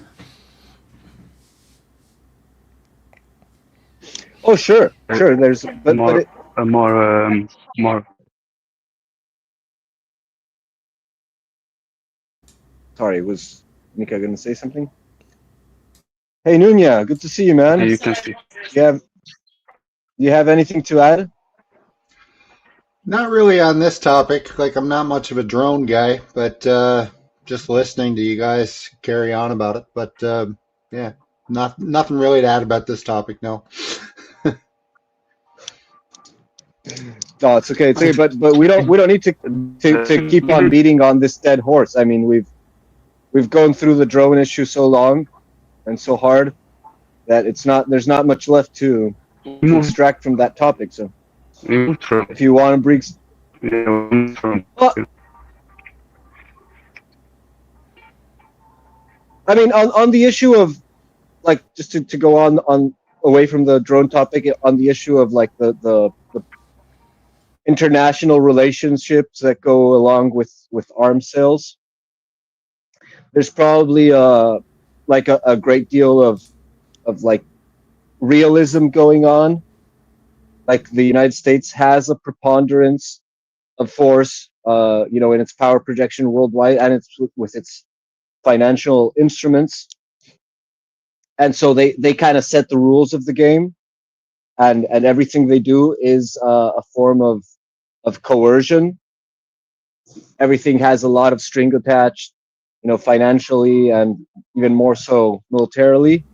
While as Russia is like trying to creep out of, um, the decades of humiliation, so to speak, and so it has to be more lenient and liberal with its. So like it uses its arms exports as a form of enticing rather than as a form of coercion. When where the United States puts a shit ton of conditions to the arms sales that it makes because countries are kind of politically captured and they have no other choice. Like NATO isn't going to be buying weapons from Russia except Turkey, which goes to shows what the position of Turkey is, like the leverage that Turkey has. Why are you typing? Oh yeah, I forgot I'm not muted because I just joined. Yeah, it sounds super loud, but I wouldn't mind if. I'm so sorry. It feels like you're typing in my ear.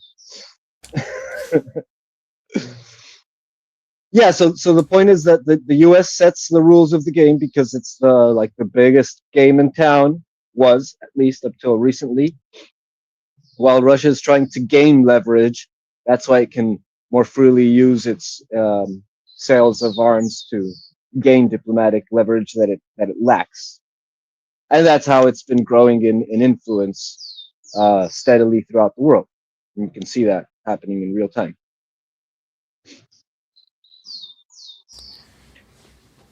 Hi Nunyan, long time no see. What Hey, is buddy. up? What's up? Nothing here on my side of the world. Just chilling out on a Saturday. How about yourself? Yeah, busy mostly. A lot of work, many things happening around all at the same time. Gabriel is not working today. Usually we see Gabriel, will be like working away, building someone's house or something, or farming. Yeah, actually, I am working. I am working, but since the open mic was so empty, I had to stand in the gap, and I'm procrastinating right now. But I'll continue to work. But I have to do a lot of grinding, and so it's going to be super noisy. I won't be able to speak if I'm working, so I have to take a pause. But I will continue eventually, hopefully. I just turned on the stream on the old open mic channel. Yeah, to get you guys the old open mic channel. If you see your icon, the DPH logo, the open mic logo is gray color. Please look at the live chat, click the link, join the new open mic channel. Yeah, because a lot of people still haven't transited yet. Like there is like 28 viewers. I just opened the stream for a while. No, there's already 28 viewers. No, that's like more than half of what we have on the current new channel. Yeah, so yeah, YouTube is. Yeah, it's awful. You guys need to upgrade. Okay, you need to get up to speed. Come with the cool kids. Don't stay over there in the old world, the old paradigms. Let them fall. Let them fade.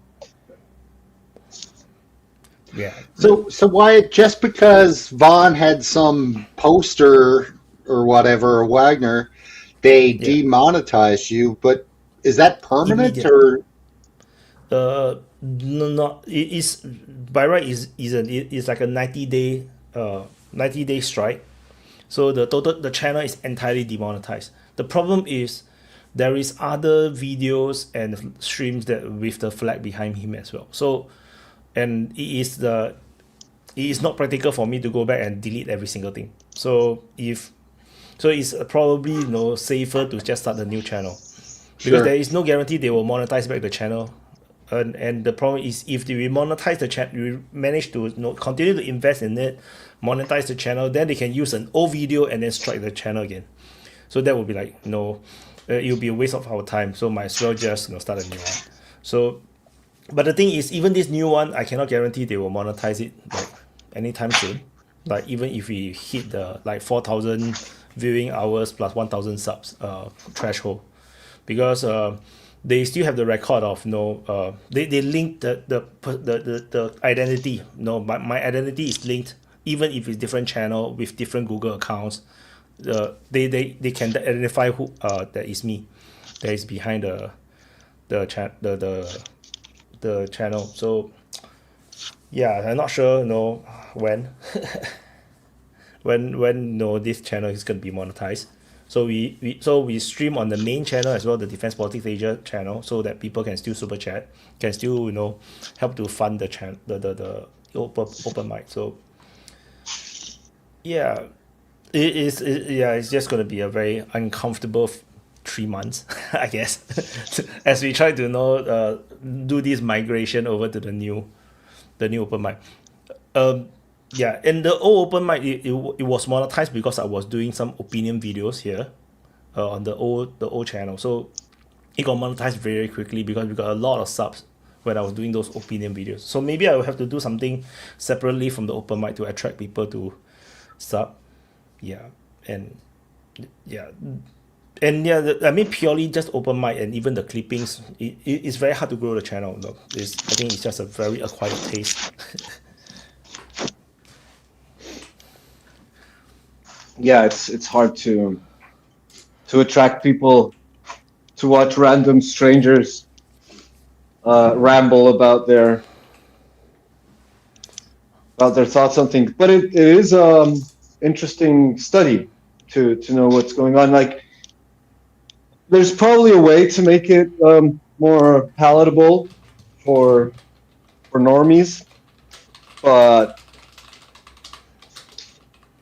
I don't know, man. Like, there's a lot of stuff going on with YouTube. It's such a minefield right now, and it's not just on a cultural issue. It's like in general, the world is shaking so much from all the weird shit that's going on that I don't know if there's like any area of business that is safe. Like, everything can collapse at any moment. Huge channels have been deleted out of the blue.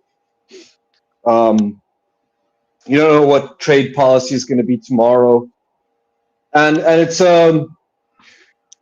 interesting to think about it that way, because like we can feel like businesses are falling apart all over the place in all sorts of areas, and we can feel pretty safe for the time being in whatever we're actually doing. But when do the second and third order effects come knocking our way is anyone's guess. Like, and that's usually what happens when there's like financial crisis and stuff like that.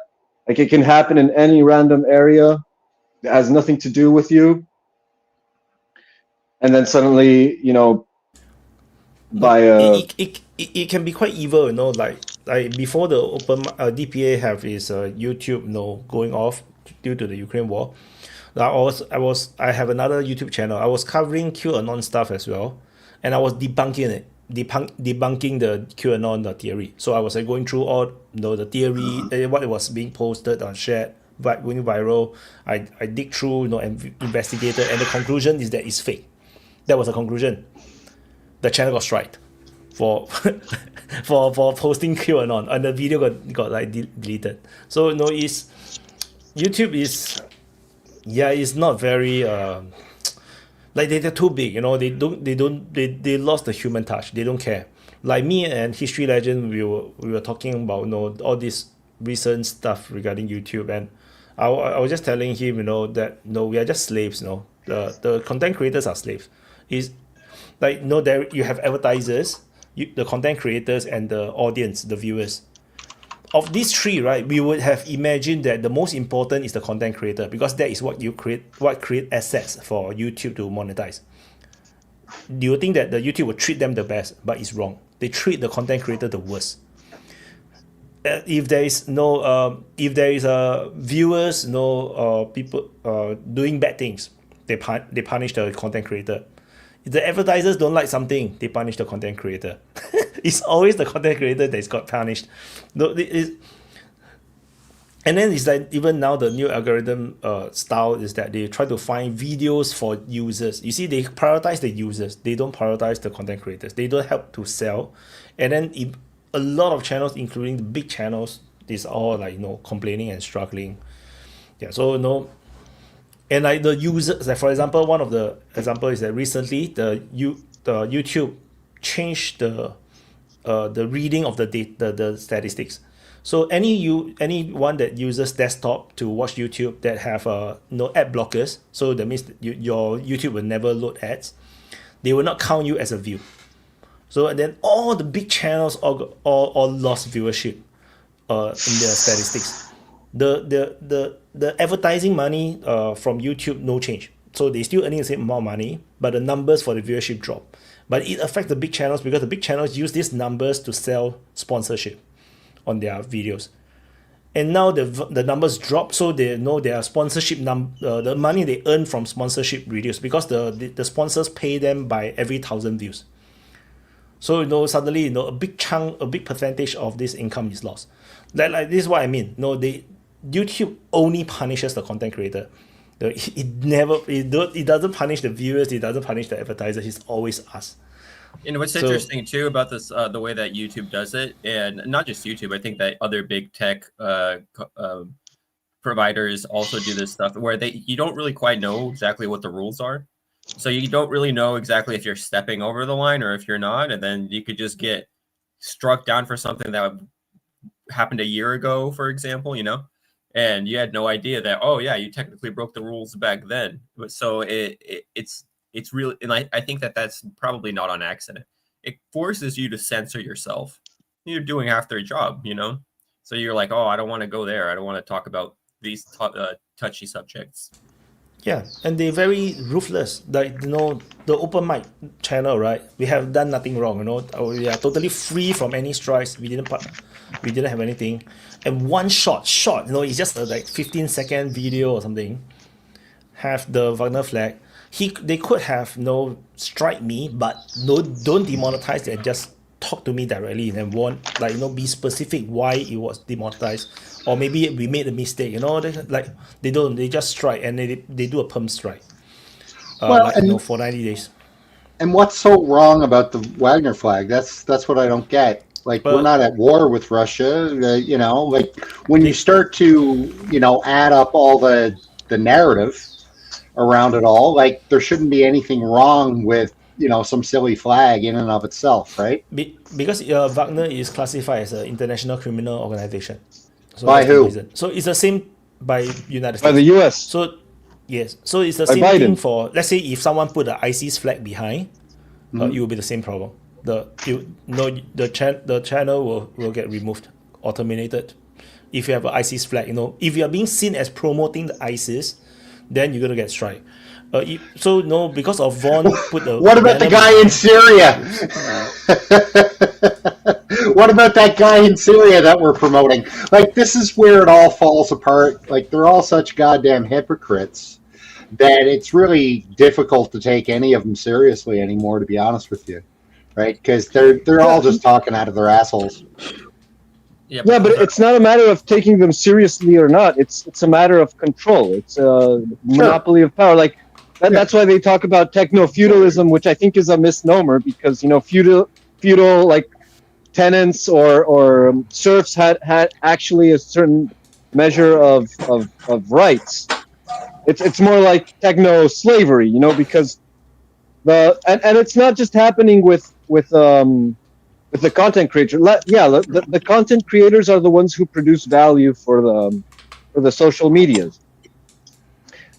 And in the same sense, for example, with all other forms of cultural production, you would think that the viewership or the audience is the one that brings revenue to cinema or TV series, but they've been systematically shitting all over that. And in the case of in technological products in general, the user should be the revenue stream, right? And they overwrite your right to own the property that you're purchasing when you buy technology. Like you cannot repair your cell phone, you cannot repair the equipment that you buy and stuff like that. So there's this whole movement of like the right to repair. Like you can't own a thing if you can't do your own maintenance on it and things like that. And so it's something that's happening systematically across the board. It's not just on social media. In social media, you can see it as like how they abuse on the content creators. But it's happening across the board, and it has a lot to do with finance turning away from being a revenue mechanism, a mechanism for revenue, and more an element of financial speculation.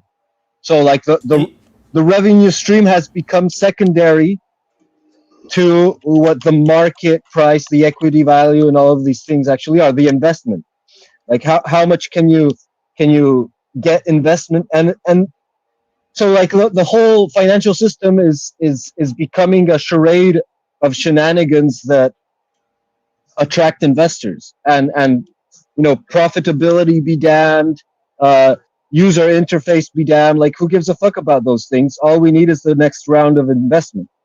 That's what I'm saying happening across the board, and it's like a Ponzi Disney, scheme. right? It's like Disney, right? You know, Yeah, they like destroy Disney, all like their Hollywood. assets. Yeah, they destroy the They buy assets. stuff that has massive fan base, and they destroy the fan base. They like alienate the fan base. They send them to hell, and they lose money, but somehow they keep on doing it. So it's like it's a business model. It's not a mistake. It's a feature. It's so like when Nunez talks about the hypocrisy of it, it's like the rules-based order, right? What does that even mean? It doesn't matter. Just obey whatever we say, whatever we pull out of our ass, and walk on eggshells,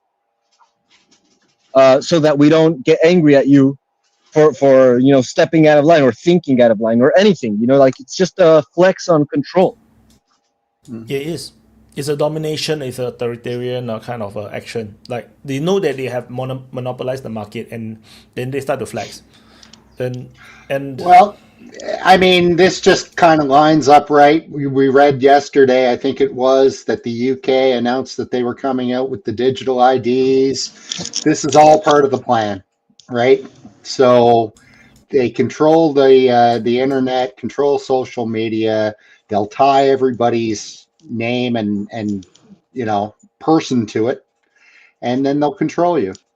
They'll control your money. They'll control what you buy. They'll control what you don't buy. They'll control what you say. They control what you don't say. Yeah, what you see. So that's democracy for you in the 21st century, I guess. talking about UK is now actively sending police officers to basically censor people, like, to catch people even for like posting. The most ridiculous posting, social media posts, and I think the most ridiculous one I saw was that someone's kid saw a post, no comments, nothing. It's just they saw a post, and the police officer came and want to confiscate the phone. It's like, it's insane. Like, what's happening in UK is insane. Like, that is crazier than North Korea, I would say. It's like, because North Korea have no phones. I don't know that. But it's like insane. Did you see that one the other day of the guy recorded the call of the police phoning him because he wrote the letter N on whatever social media? So he was in some sort of discussion with somebody else, and I guess he replied N and hit enter by accident. So it just said N. So they complained about it because they thought he was going to say something else, right? So they reported him to the police, and the cops called him up and asked him why he wrote N and all this. And the guy's like, why is that against the law? Well, no, but you want to avoid having to come down and have a chat with us. This is what the cop was saying to him on the phone. And I was like, what is going on in the UK? Like, this place is completely finished. Completely. Imagine spending public resource on Yes. this kind of stuff. Well, when you're trying to police the information environment this heavily, does it ever work? Like, No. Nope. Never Hey, works. What's up, Maddie? You're muted. You're still muted. Hello. I just wanted to jump in. I mean, it is amazing what's going on in the UK, and the one thing that bothers me is that the people, the men and women, the constables who are enforcing this, they should be saying to their leaders, say, listen, this is complete bullshit. We should be working on, saving our communities in our country instead of policing around because maybe somebody had to end, and there's a possibility that it might have been something that somebody would complain about. One letter, and the inference was made that it possibly would have been some type of racial slur or whatever it was. So it's like now they're trying to preempt your thoughts by in the way that Nunya just said, and then threatening like, well, you don't want to come down and have a chat with us. Well, I shouldn't have come down and have a chat with you for anything other than breaking the law. Yeah. Well, and the police don't like it either, right? Because I was watching one guy, he was the chief of something, like whether it was Metro London or he was a higher up in the police forces over in the UK. And he said the same thing. He said, we don't want to be out investigating this crap. We have more important stuff.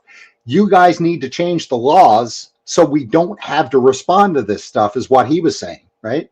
He said, you've made the laws so ridiculous that we have to respond to it, but we don't want to because we agree it's nonsense, right? You see, Vaughn is going to get us terminated. You see, he wrote N. Oh my gosh. Vaughn, come on. See, maybe what it is that N is actually a sideways Z, and they're like, "Are you secretly?" That's what it is. That's what it is. Okay, interesting.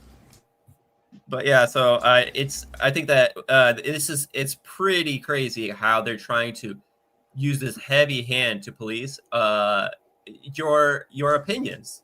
Like you're having the wrong opinions. So wait, but those are my opinions. So what do you want me to do? Just keep them secret or what? I guess like don't share them and don't become a source of alternative information for I don't know what, clueless boomers. Maybe that's what they think they're doing. Maybe they think they're stopping another Brexit type thing where, all these old confused folks will see memes on the internet and believe them. Why would you do that? But okay, if that's what you're going for, they're going up against a lot of people for saying literally almost anything, especially around immigration. I think that's the big one for them. So I don't know. I think that it's pretty insane, and I think that keeping it, part of the reason why you want to keep people in the dark as to what kind of content is or isn't stepping over the line is because think about the whole COVID-19 thing, right? Where there was a long period of time where people would get into trouble for talking about it in the wrong way. And then you started to have channels like Jimmy Dore, right? That would pop up and they would always mock this policy. They would be like, oh, first YouTube demands that we tell you that the vaccine is safe and effective and you should be getting your 15th booster. I just got my 15th booster just earlier today. Kurt just got his 16th booster. We feel boosted and happy, right? And then they get into the, like the double entendre and talking all this crap that everybody can figure out what they actually mean. So I think that if you make it a little bit more muddled, it's easier to avoid that situation. Where if we know, oh, we're just not supposed to say Wagner, then we could say, that PMC, and then everybody knows what you're talking about. But if you don't know what it is that you're doing wrong, you don't know if you're in a field of landmines. So, go ahead, Mehdi. You're muted. Mehdi, you're muted. Of course. How do they expect to change the minds of people if they block one side from discussing anything? So there's no discussion back and forth. So there's no possibility of coming to some type of agreement or moving both into a direction where there's less confrontation. No, they shut down one side. With all it does is create a pressure cooker that'll eventually explode. And come on, let's face it. What this is all about is power. and about an empire losing its power. And the only way it can control its own people from seeing what's going on the outside is to propagandize them into a little bubble that they don't see out of. Many of us are now looking out from the outside and seeing it. And that as we start seeing the truth, the more they start to try to compress us. And well, I won't say us in the UK. Well, it is us. It's everybody. It's on YouTube. It's wherever. The harder that they push till the point where it just becomes a point where there has to be conflict of some sort. And that's what's happening. I don't know if that's what they want, but they sure as hell are trying to create it and working on it right now and doing a good job of it. I mean, I think there's some reason that they want to create massive civil unrest, and I don't know how that benefits people, but I mean, like, why would you do that during this like Charlie Kirk thing, right? Like this was nothing but every single senator came out and just tried to make it worse, you know? Like, what? Are you serious? It's literally just like that. If you're on the Republican side, you just say Charlie Kirk is a saint and a hero and everybody should love him and we need the Charlie Kirk Act or some shit. And if you're a Democrat, you're like, Charlie Kirk is a piece of shit. Like, really? That's right. I don't know, dude. Like, we talked about this last time, but that seems to me like a purposeful creation of upheaval. Go ahead, Mehdi. You're muted again. I mean, I didn't comment on the Charlie Kirk thing. I think he was assassinated, and you know, I think part of the problem is like the people on the left that reacted the way they did, that some of them wound up getting fired from their jobs and stuff, is because they've never heard any other side or view, that there would be people out there that may disagree with them vehemently. So they just put on YouTube, expecting it, or on their Facebook or whatever, expecting it to be just amongst their friends and stuff, and not realizing that there's a whole different set of people out there that think in the complete opposite direction. And really, all it did is make those people look foolish. You know, and I agree. There's some the right is some people on the right are taking advantage of it and using it.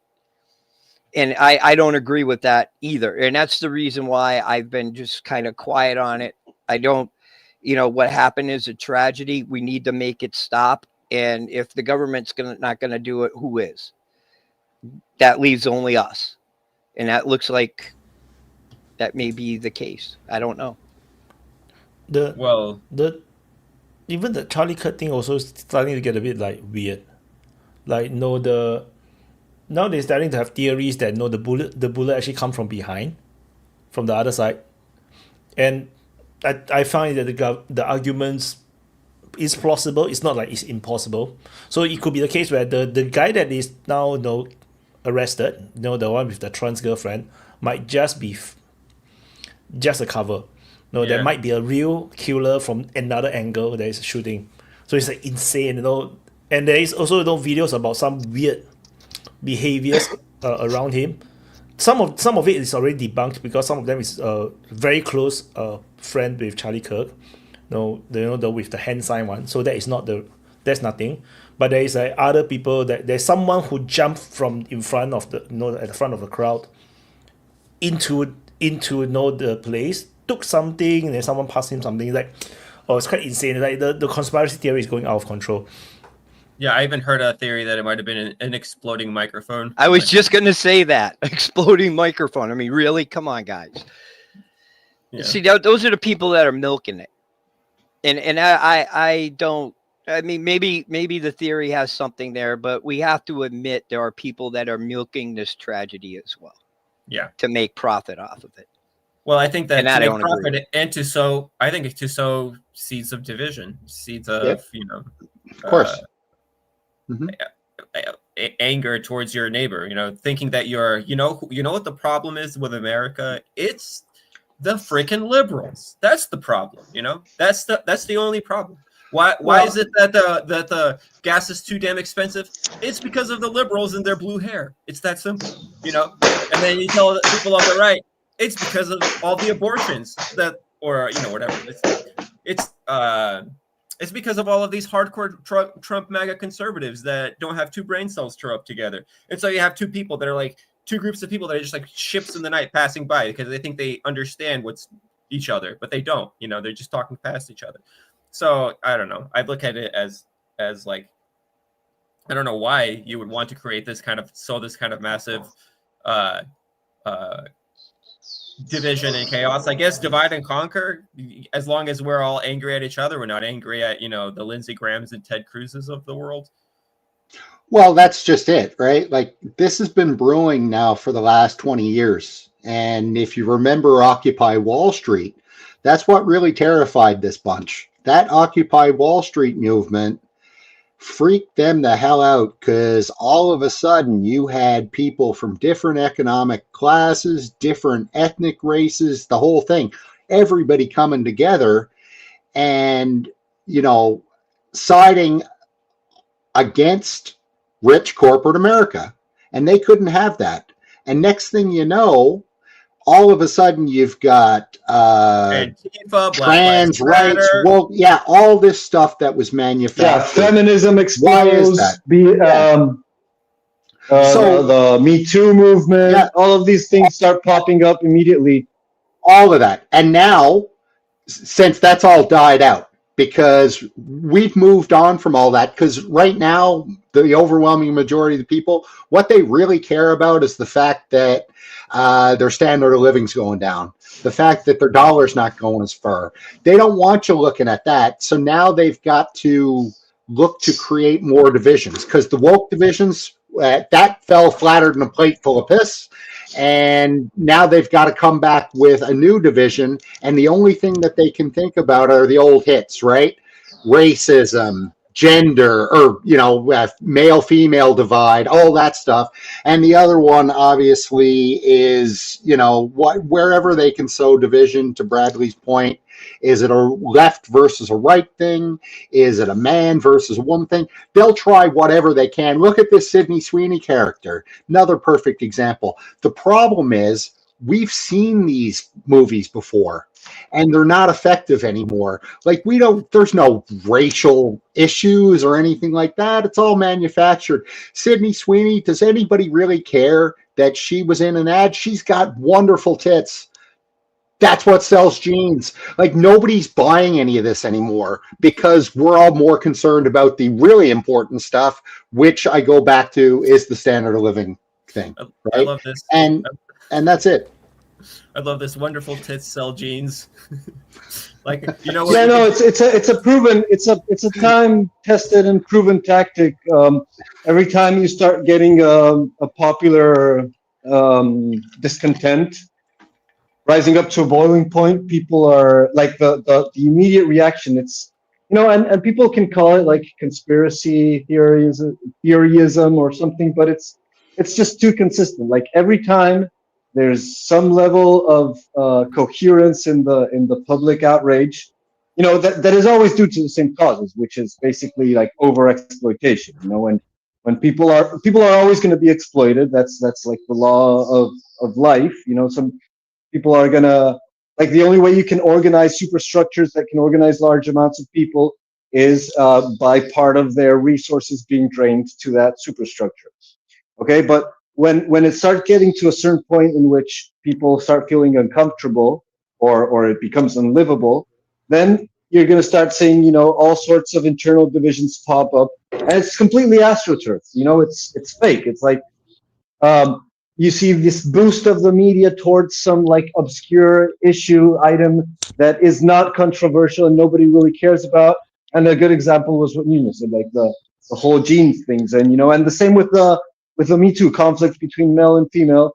And Charlie Kirk is also a conflict between the political aisles, you know, which are already known to be like a fake distinction.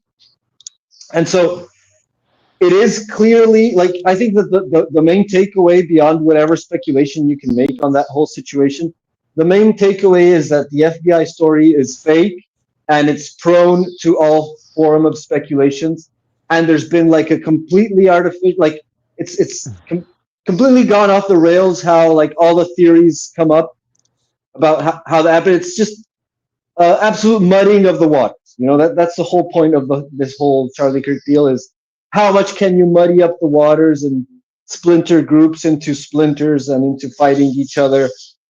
Because it's not even left against right. It's right against right, and left, like the left that is happy about Kirk is fighting against the left that is, seeing this as a way of crackdown on the left.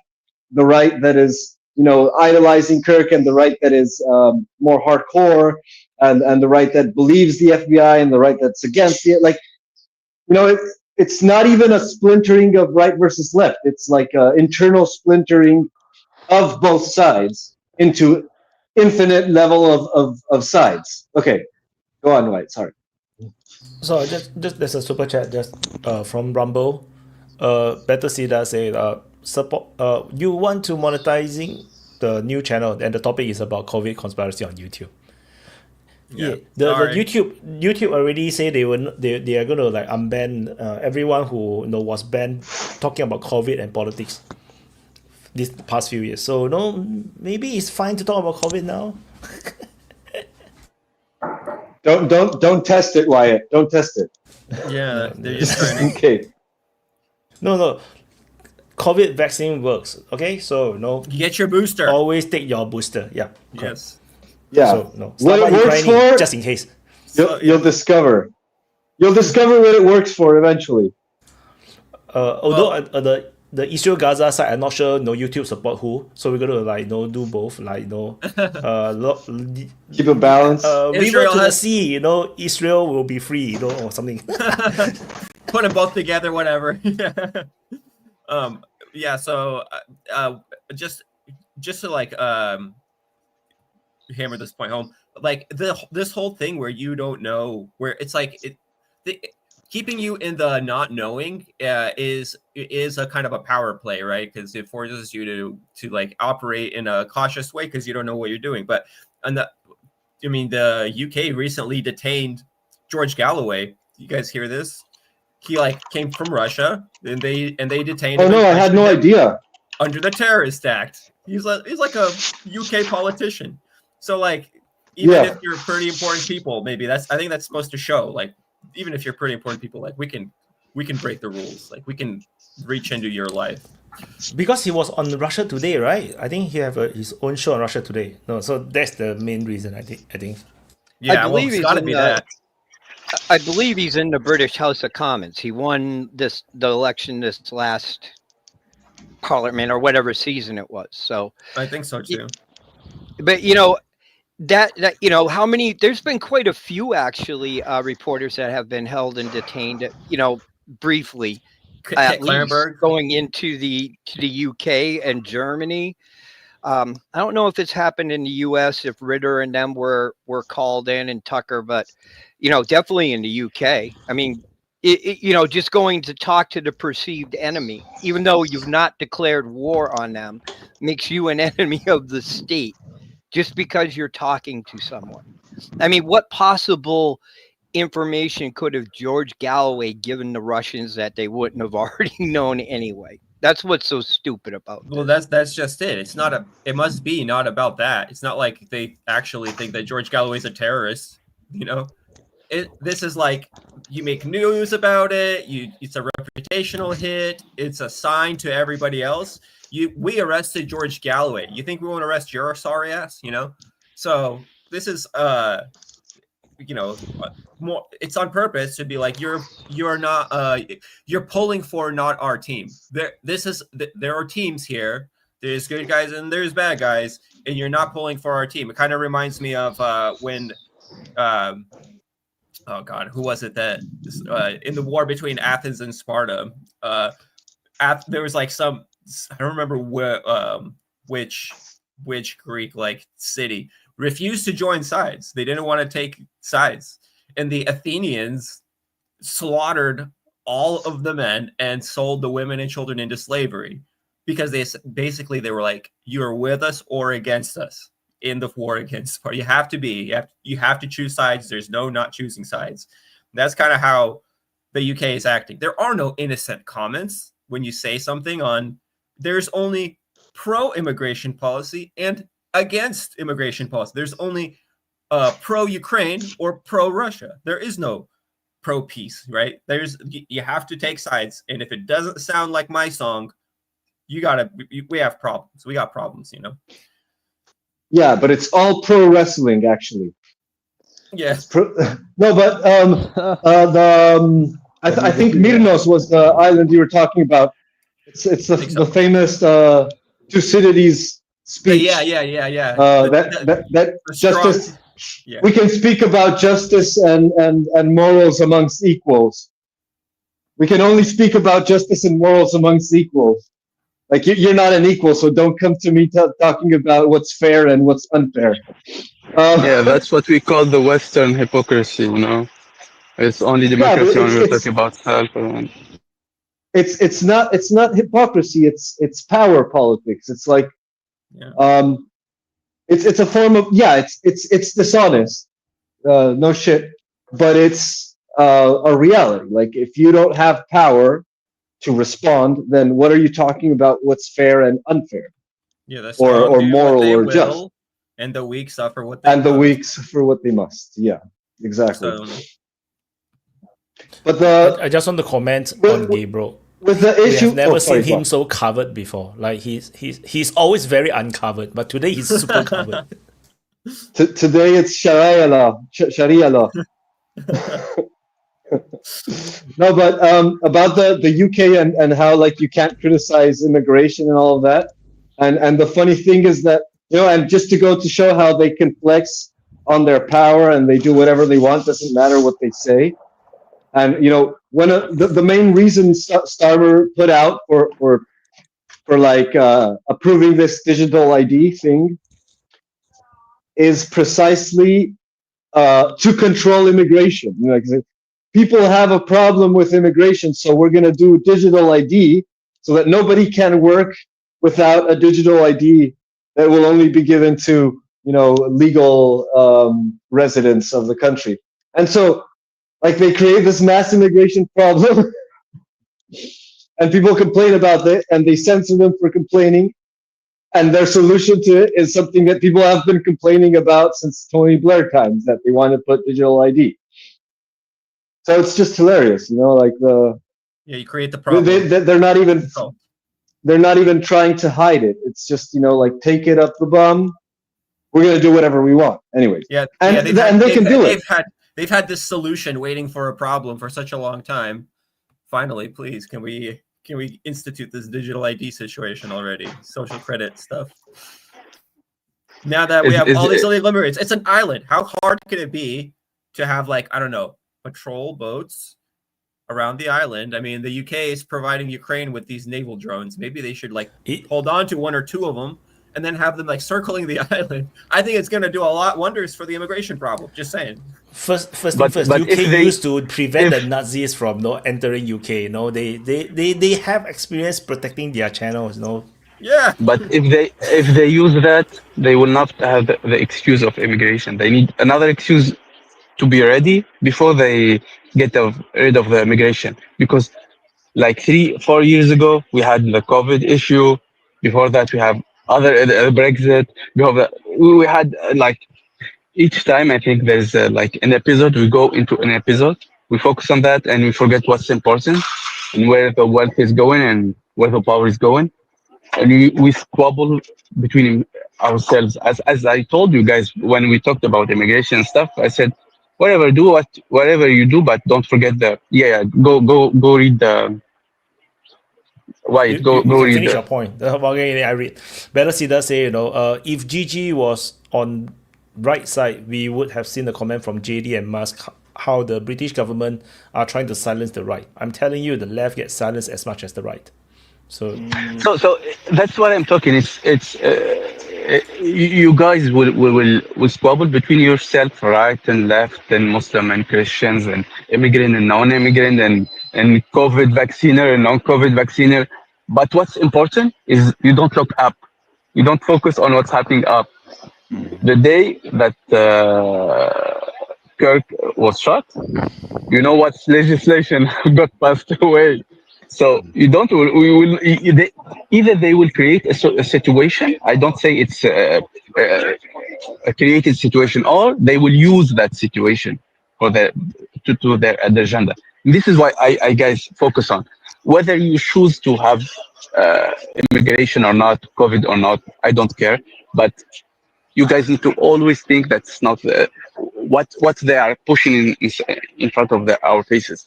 It's like even before in the 2000, it was the terrorist attacks and stuff, and even before that, it was the communist. It's always something. It's always something, but Yeah. it's never about who have the power and who have the money. Yep. Exactly. One thing, as I told you guys in I think not the last one, we in the screwed country, we saw those episodes before. We lived that, and you guys are living the same thing. So you need to take a bit of an advice. Don't focus on those trivial things and focus on what's important, because the left will have fun when the right will have less power, less freedom, and the rights too. But you will both will get screwed in the end of the line. Only one who was neither left neither right, who would only care about power, will prevail. And this is what happened in our countries, mine and other like third world countries. And as I told you, sir, we came from your future, so we are we are trying to warn you guys about it. Go ahead, Mehdi. Oh, okay. The- Well, I just know I would, what I wanted to add to that. Sorry. I completely forgot. I lost my train of thought. What were we talking about? Shit. I'm sorry. That's cat my jumped gig, up. not yours. I know, right? My cat jumped up and I got distracted. Drop the dope, man. Drop the dope. You got to put yourself on mute too. Before that's the proper way to do it. Forget what you're saying. Right. Put yourself on mute. Yeah. And then go, oh, yeah, that's right. But yeah, sorry, I don't remember what I I was will gonna try to add to speak that. and you will remember it. Right, exactly. That's exactly what it's gonna be. But oh yeah, that's right. I remember now. So when the comment that says that the left gets see, you were right. The left gets censored just as much as the right. I think that's of course that's it. That is that's not the right way to look at it, right? It's what matters is what you're saying. Who gets censored is not necessarily the left or the right. Who gets censored is those who shoot up, and those who shoot down and shoot across the aisle at their own, like that play the horse politics and pretend that, oh yeah, Washington Generals versus the Magic, the Globetrotters versus Washington Generals. So it's like the fake basketball game where there's the good guys and the bad guys, right? That to just pretend that that's real. And if you are willing to pretend that that's real, then you're going to, like the Mario Nawfalls of the world, you're going to get boosted. You're going to find success. If you're actually trying to sift through this shit and try to say, hey, this is a fake game. This whole game is fake. Everybody kind of knows that, but I feel like that's not the kinds of messages that land you multi-million-dollar deals on paid news channels. Nobody needs to know that. Nobody needs to have somebody that's going to be investigating and figuring out what the truth is when we're trying to create the truth. We are trying to create our own truth. We're trying to manufacture reality. So if we're trying to manufacture reality, your competing reality has no place. It's not welcome. I saw the news from the United States regarding the shooting on the ICE officer, and then it's kind of shocking because despite like the Antifa is getting labeled as a terrorist group, then you still have a lot of those protesters that really just go out and just like they may not dress and call themselves Antifa, but their behavior is still very similar. And yeah, what do you guys think? What the hell is happening actually? Well, but I think the people who got whole plant. Antifa is basically the freaking FBI trying to create and infiltrate any potential birth of a grassroots movement from the ground up. So Antifa is not organized. There's no leadership. It's just an excuse. So you could say the big scary left is coming to you. Go ahead, Mehdi. Sorry, just one You're muted. question before. One question before that, One- and go, Mehdi. It will be brief. Just, I think the ones who got hit or killed are the ones who were detainees. Is it? There were a couple of detainees that got hit, but he could have went in there just spraying bullets anywhere. So it isn't a matter. We don't know if he actually focused on the detainees or he just sprayed bullets because he just wanted to kill people. He's anti-ICE.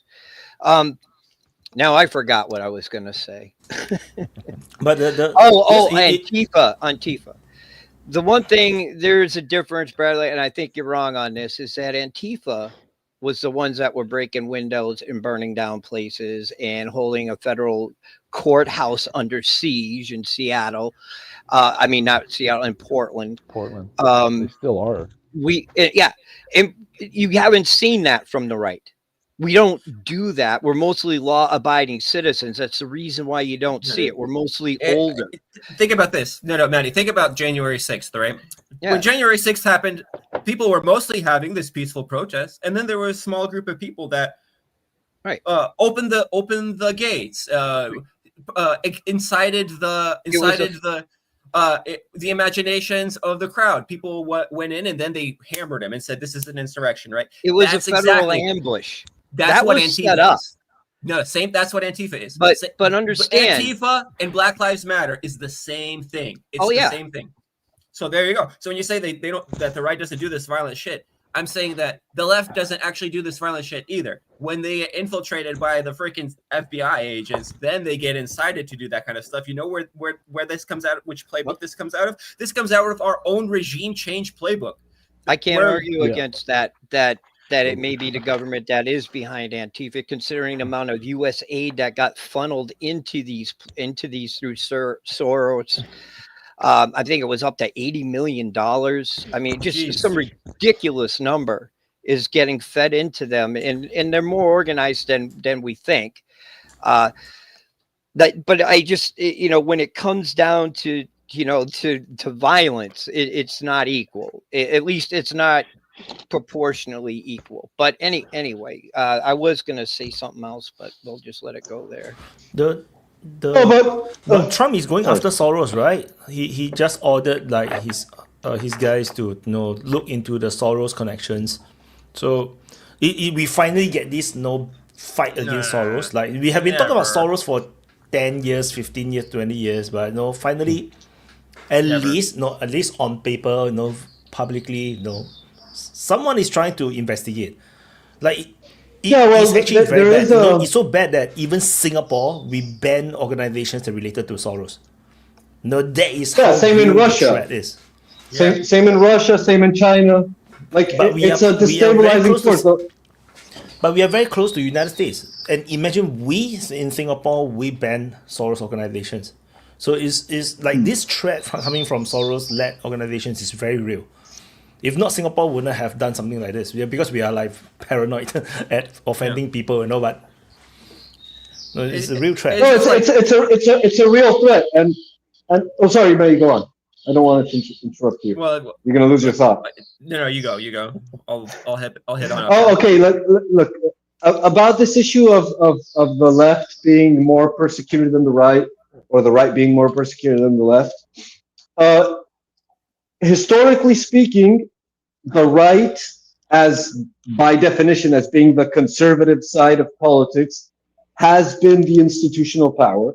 And so it is true that historically speaking, the right has had a stronger crackdown on the left, has had more power to crack down on the left, historically speaking. But in the past 20 years, there's been a shift in nominal left, because it's the progressive Democrats or the liberal Democrats that have taken over control of the world in the past. And it hasn't been because they took it over in the sense of they overthrew the right and they took over. It's been an alliance. The Uni Party has invested itself in leftist rhetoric and has cracked down on the right harder than on the left in the sense that the left got co-opted and started just, its whole revolutionary shtick that was its traditional identity got blended into the structure of power when the structure of power dressed itself as left, as leftist liberal democratic values. And so the whole revolutionary attitude of the left in the past 20 years has been basically stoking up the flames of internal division amongst the oppressed classes, amongst the proletariat, by pitting men against women, race against race, straight against homosexual, or like homosexual against straight, and so on and so forth. And so the whole revolutionary attitude of the left in the past 20 years has been mainstream, institutionally sanctioned party line. And so that's why they haven't been persecuted in the past 20 years. And I mean, they haven't been as persecuted as the right because they've been towing the party line, the uni-party line. And the right has been, as a conservative side of politics, have been trying to delay or push back against these social engineering programs that are explicitly and deliberately destroying quality of life and society in general. Go ahead, Mehdi, you're muted. Well, if you want to consider persecution, let's just look at YouTube itself. A conservative cannot necessarily always speak his thoughts. He has to talk through code words and shit like that. It's bent to one side. And that's what I mean. When we talk about persecution or being shut down or closed out and stuff like that, I think you're right. What we're dealing with is a party. It's not necessarily a party thing. We call it the Uniparty, but it's actually the Washington, D.C. establishment. All the families involved in there, the ones that work in the system, their whole family for generations has worked within the system. They go in and out from lobbyists to law firm to working as a congressional aide, doing stuff like that. None of their kids have to look for jobs. They always have them. And you can just go to opensecrets.org and see the revolving door of some of these kids and who they work for. Sometimes they're a congressional aide for a Republican, and the next thing you know, they're one for a Democrat. Yep. But there's definitely a party, not a party, but a faction within our system that is working on its own, and it's consisted of both parties, like the Gang of Eight. If anybody remembers that, that's still in place. It's just in the background now. And that's why we can't get anything done, because these people still have their fingers and claws into the deeper parts of government. And this is why I cannot stand that Rubio is in charge of the State Department, because he is one of the neocons that we need to get rid of. Yeah. And that's part of the reason why I don't understand. When you see Trump giving mixed messages, we don't know what he's being told and by whom. I think he's finally caught on to Ukraine and what's going on there. And now he's starting to look at Israel and I can't even say it without spitting, so I won't. Look at Israel, seeing what's going on. And, there comes a point where your eyes, you just cannot unsee what you're seeing. And you're going to have to take some type of action, because it's falling on him. Because I'm a MAGA guy, but I'm against going into Israel. I'm against the Ukraine war. I always have been. We're not ready for it. And I'll talk about this, because there may be a reason why the generals were all called to Quantico. And it has a lot to do possibly with the General Accounting Office statement that came out that said U.S. ground forces are very, very unprepared. 1 out of 10 times the armored force was able to meet combat readiness when it was needed. So that came out. Plus, we may see a cutting down of generals, a culling of the herd. The third thing is that it may be for military tribunal that are coming up. And these are flag officers that would be involved in these type of things possibly. So there's a lot about what these generals are being called for. And everybody, you know, all the people that want to fearmonger say we're going to war. I think that is not the case. I think what's happening is that we're going to start working on fixing our shit, and it's going to start from the top.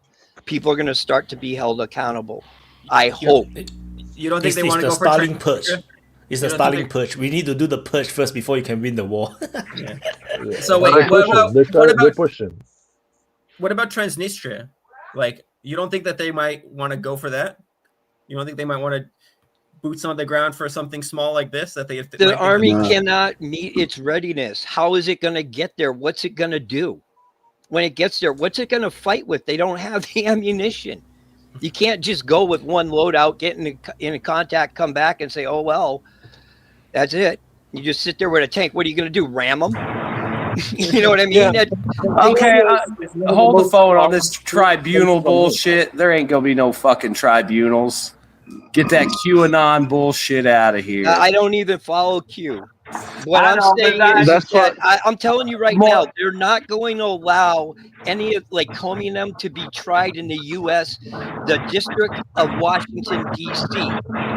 There's no way they're going to do it because they know almost every judge in there is corrupt. So they either got to move it, and because I think what happened was because it's possible treason, it's a military matter. So I don't know. We'll see. I'm sorry, Glenn. I'd say more likely it's probably like a culling, but I'm thinking that they probably said, like, look, we're going to attack China. Everyone's required to submit a paper on how they would do it, and the best generals and admirals will keep their jobs, and the rest will get fired. So, I mean, even if you're the admiral and your job is in charge of all the chow halls in the Pacific, hey, if you write the plan that they like, you get to keep your job, you know. And the guy that is the in chief of the Pacific Fleet that writes a garbage plan, he's probably going to get fired. And United States I has think so much it's more- failures over the past years, right? There are so many military failures, like especially Afghanistan.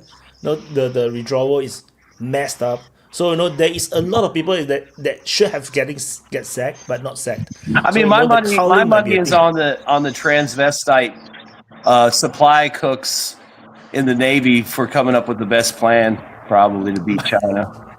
I mean, or they see any all those female Navy generals SEAL guys walking and in. all those carrier air wing commanders, they don't know shit.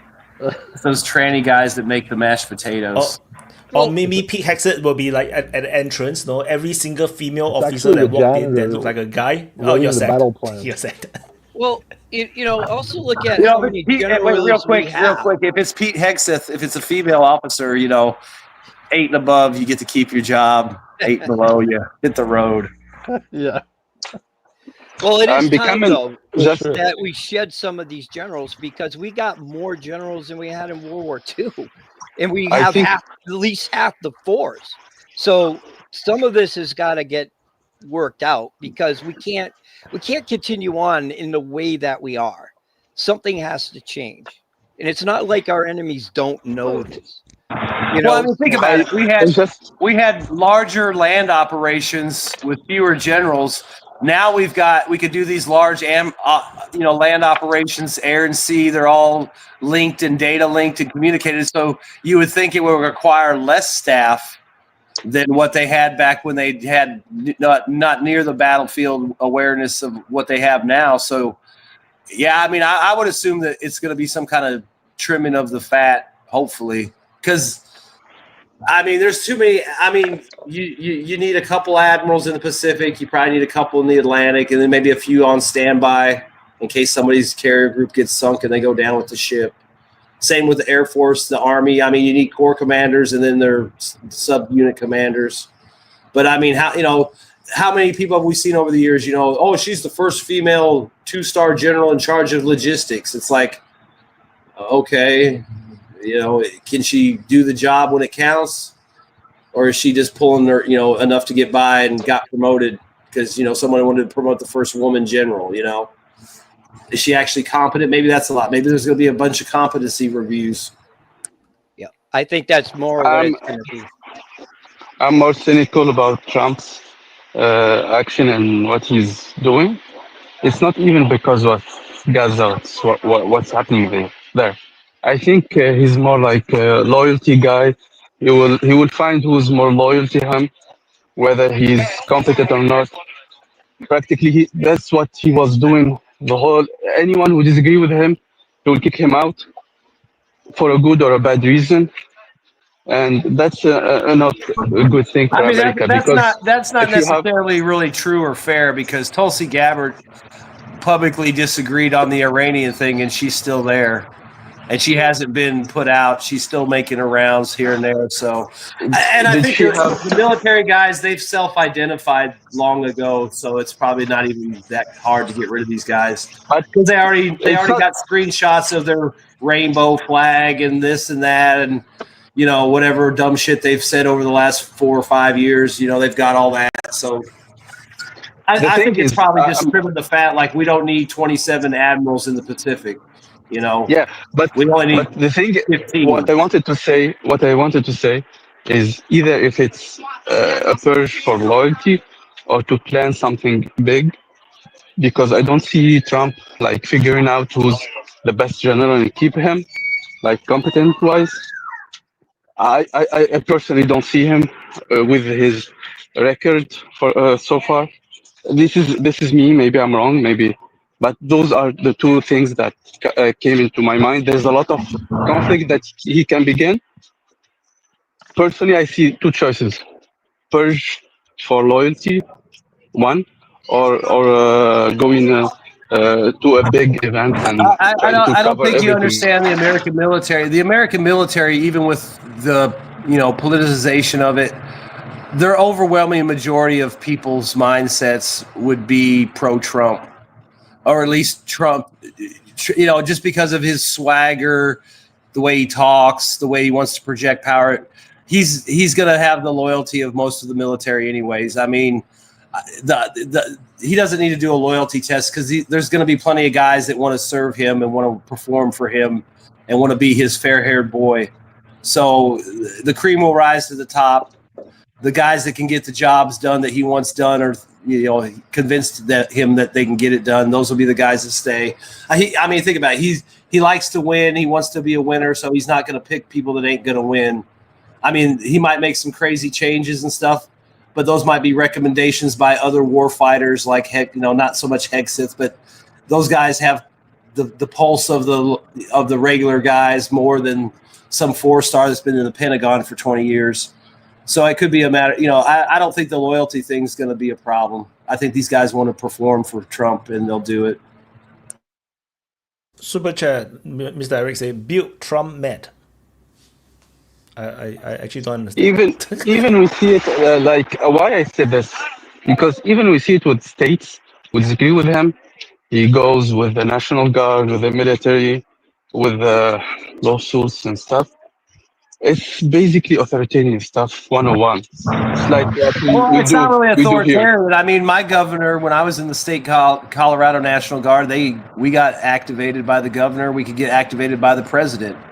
I mean, the thing is those units, when they get activated, even the ones in California, they're made up of hippie Californians. Guess what? They all put their uniform on and went and did the job the boss told them to do. I mean, the idea that there's those people being purged out, they've self-identified. I don't think there's anything like that going on. I don't think the president, this particular one, has a problem getting the military behind him, because his attitude appeals to them. Same with the law enforcement guys. I mean, he probably has the backing overwhelming of law enforcement of all shades and stripes and ranks, just because he says what they want to hear. He says he's going to back them. He says he's going to let them do their job. So, that's what most guys want to do. They want to be left alone to do their job and not be lawsuited or, whatever. So I do believe they're going to cut the fat. I just don't think it's a loyalty test. If it's not loyalty test, he's already got those people around him. If it's not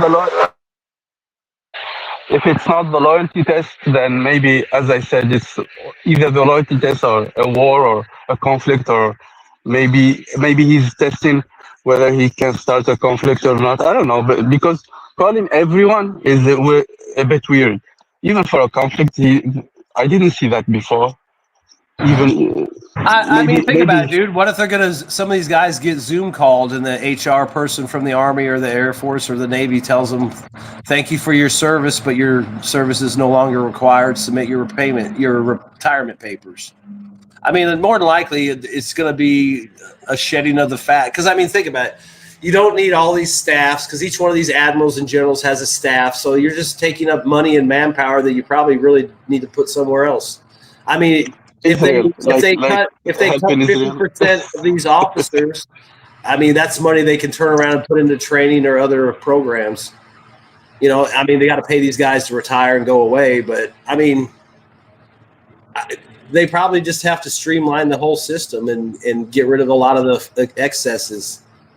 And unfortunately, when the military wants to cut their budget and make a big splash about how they're saving you money, it's usually because they cut personnel. It's not because they cut programs. I mean, Bill Clinton's big thing was I saved, X amount of billions of dollars after Desert Storm because he reduced the size of the federal government. Most of that was done on the military. Those are federal employees. So technically I cut the federal government down because I gutted the military.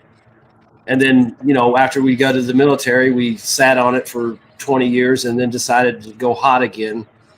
And now we're in a bad spot. And we've given most of our shit away to somebody else over the years and the proxies. And now we're figuring out maybe we got a lot of dead weight at the top and not enough bullets and beans. Super chat by Johari. I wonder how those general view pickaxe since he was a major in the NG, but now as the Secretary of Defense bet those guys are salty since they did not get promoted. But it's a different thing, right? The becoming a Secretary of Defense is more like a political thing. So Yeah, I'm just happy that the guy has some basic military experience to be in the job, so he at least understands the system. I'll take that over them just picking somebody because the guy gave him a bunch of money and he's a good friend. At least this guy knows how the system works. And he was in a position where he was fucking people and getting fucked a lot, so he's probably the perfect guy to figure out what works and don't work. I mean, which country don't like your defense minister or secretary of defense, go to every unit and then go for physical training, the morning training with them.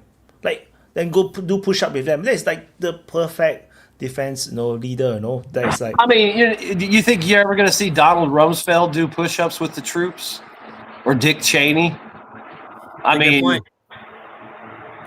And the thing is the enlisted guys and the lower ranking officers will probably respect him more, and they might even feel like they can go to him and explain problems to him, whereas, before you got to get permission from so-and-so and then run it up the chain and then it just disappears.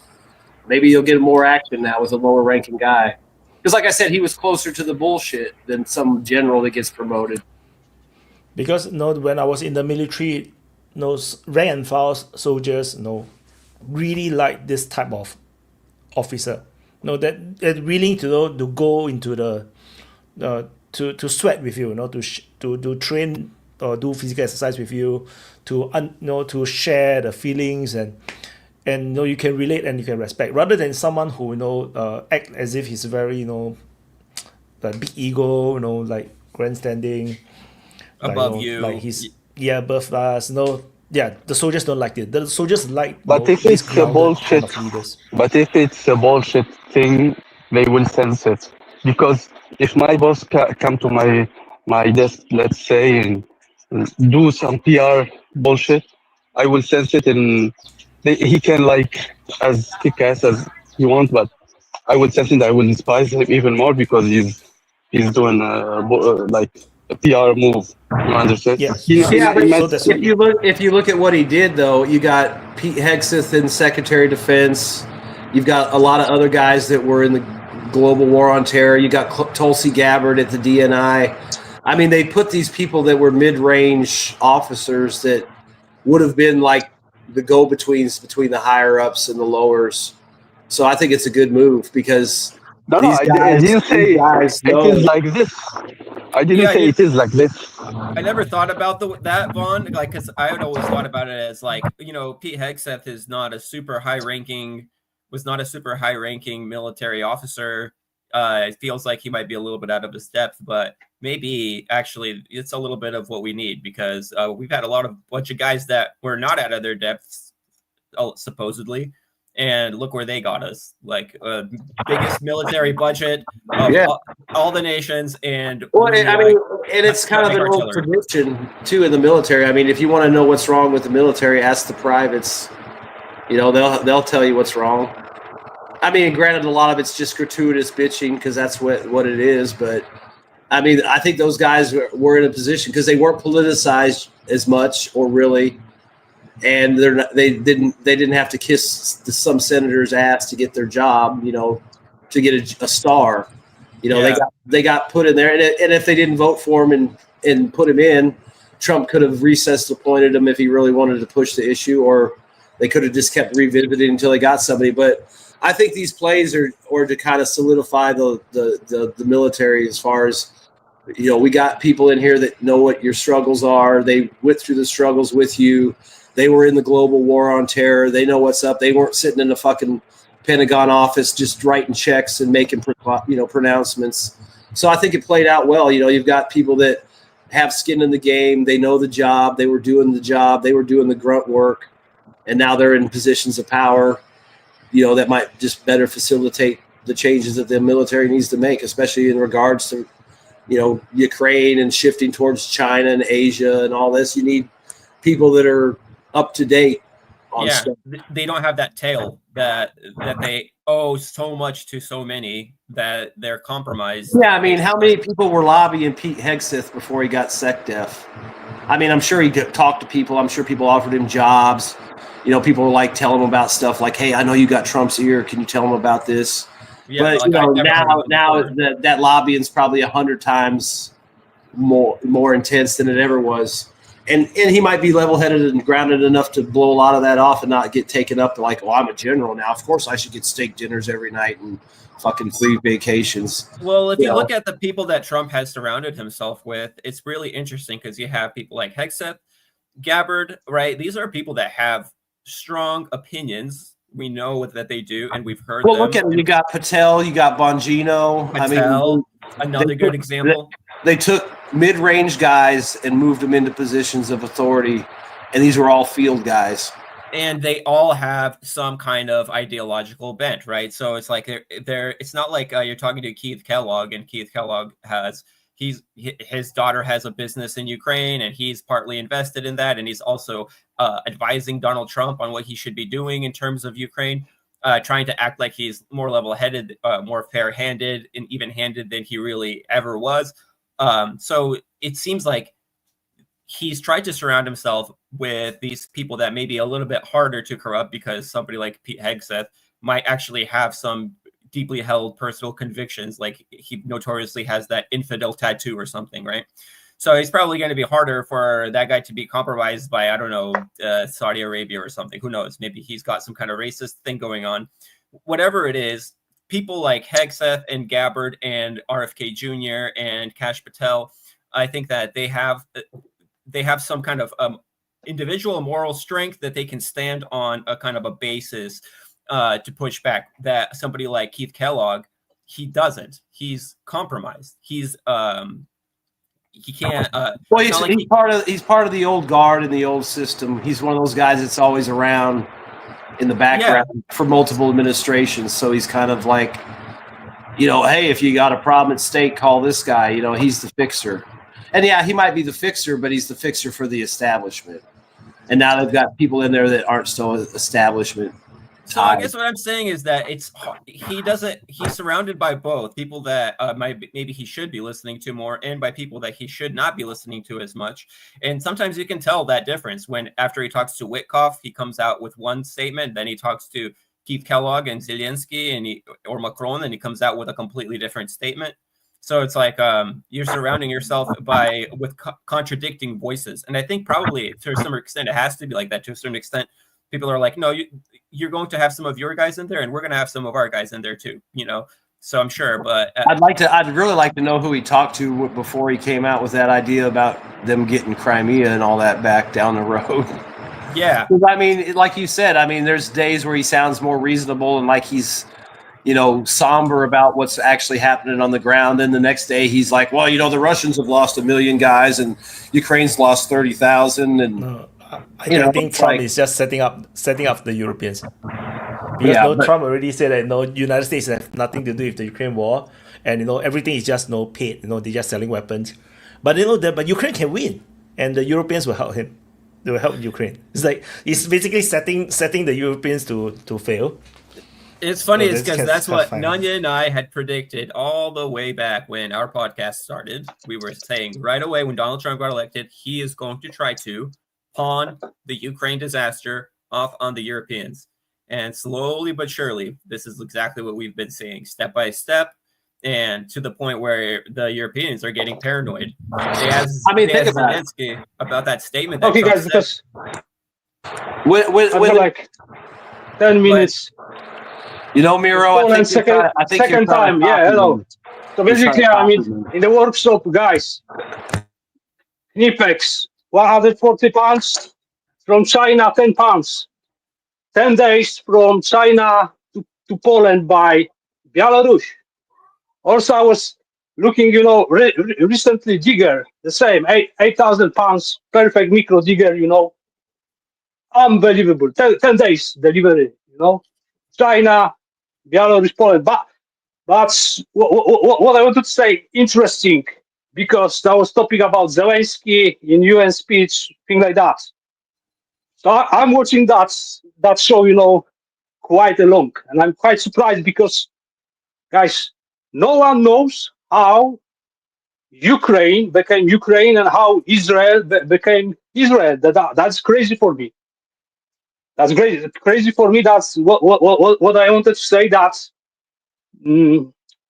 because it's impossible to find in ChatGPT basically lying, but guys, 1920, Battle of Warsaw. So basically, because that's very interesting what's going on, because I will tell you later on what happens today in Poland.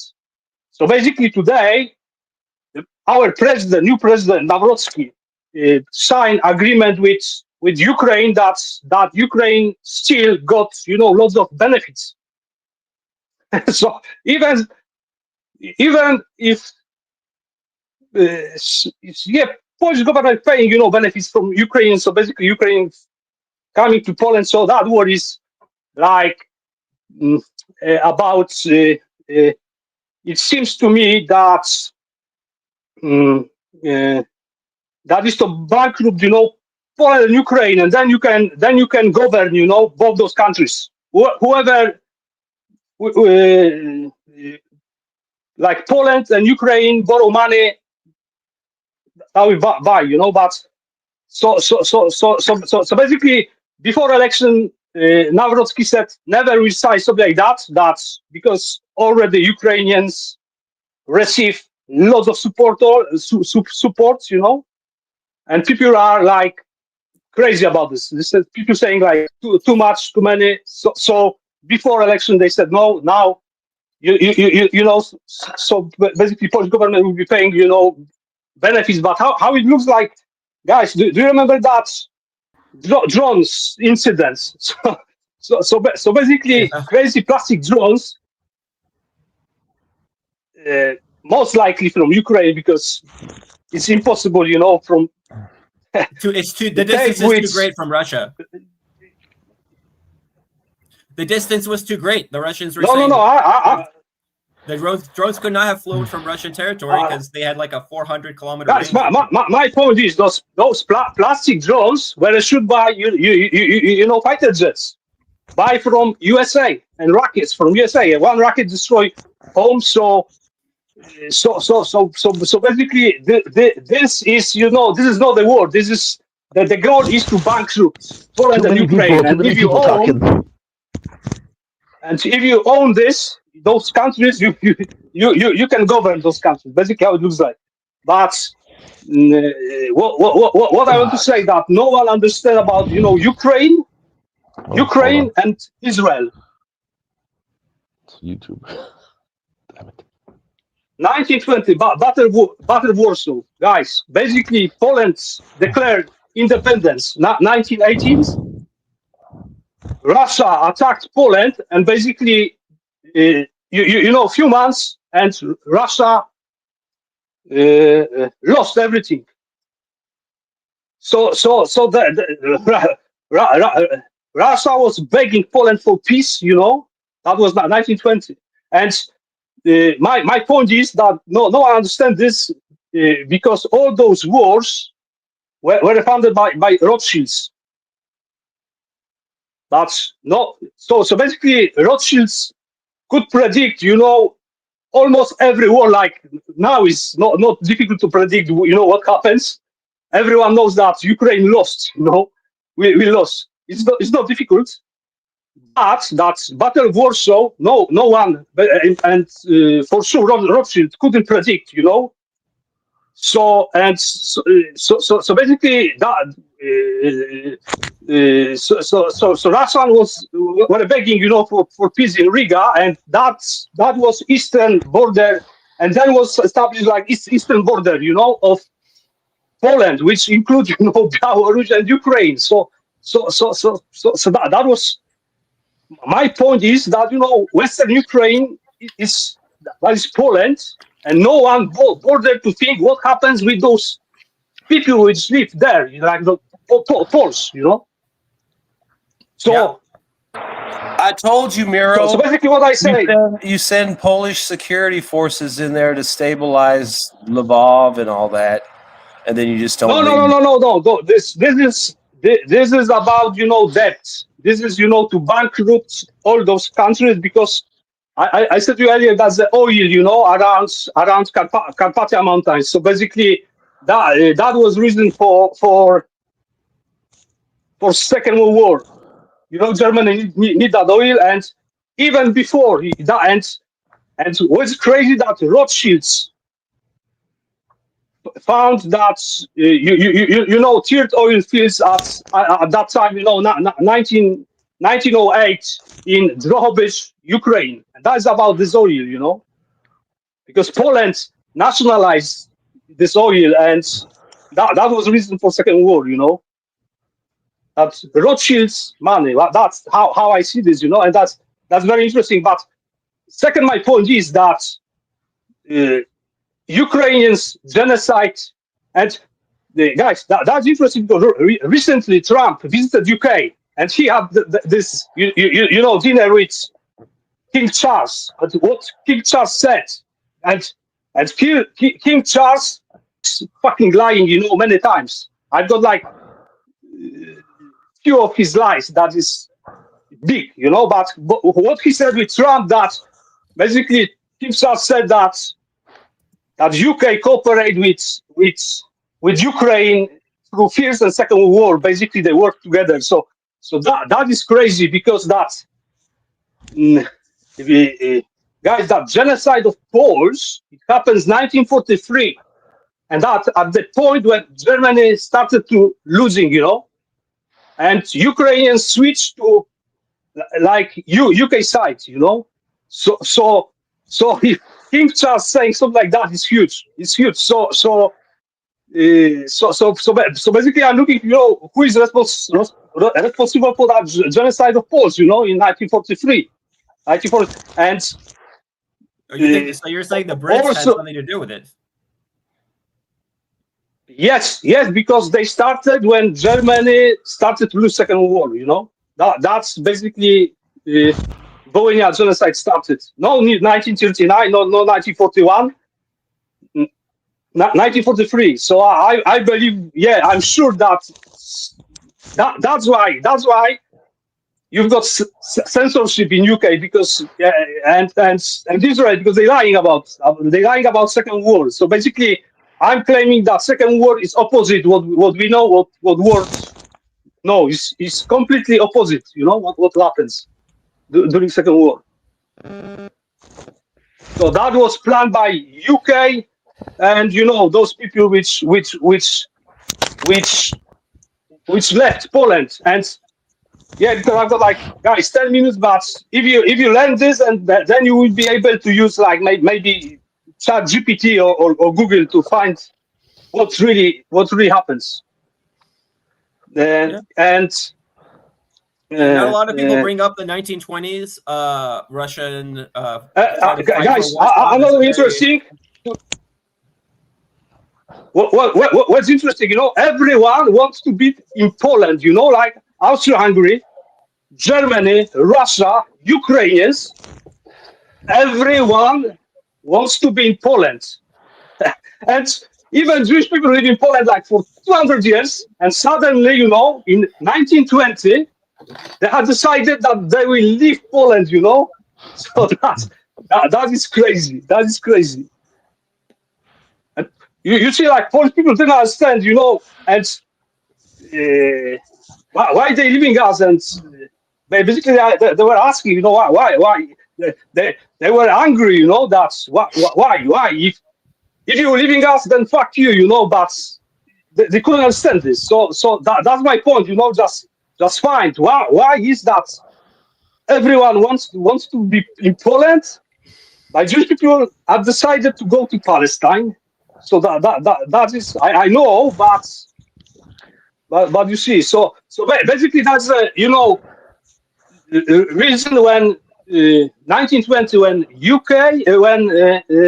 Ukraine and Israel was established, after that battle. And that's also very important. Like the people around the world should know about that battle, 1920, because that was key history point in Europe, or in the world, in fact, because we've got that Middle East just now. So yeah, so basically, in 5 minutes, so like oil, Drohobych in Ukraine, lots of oil.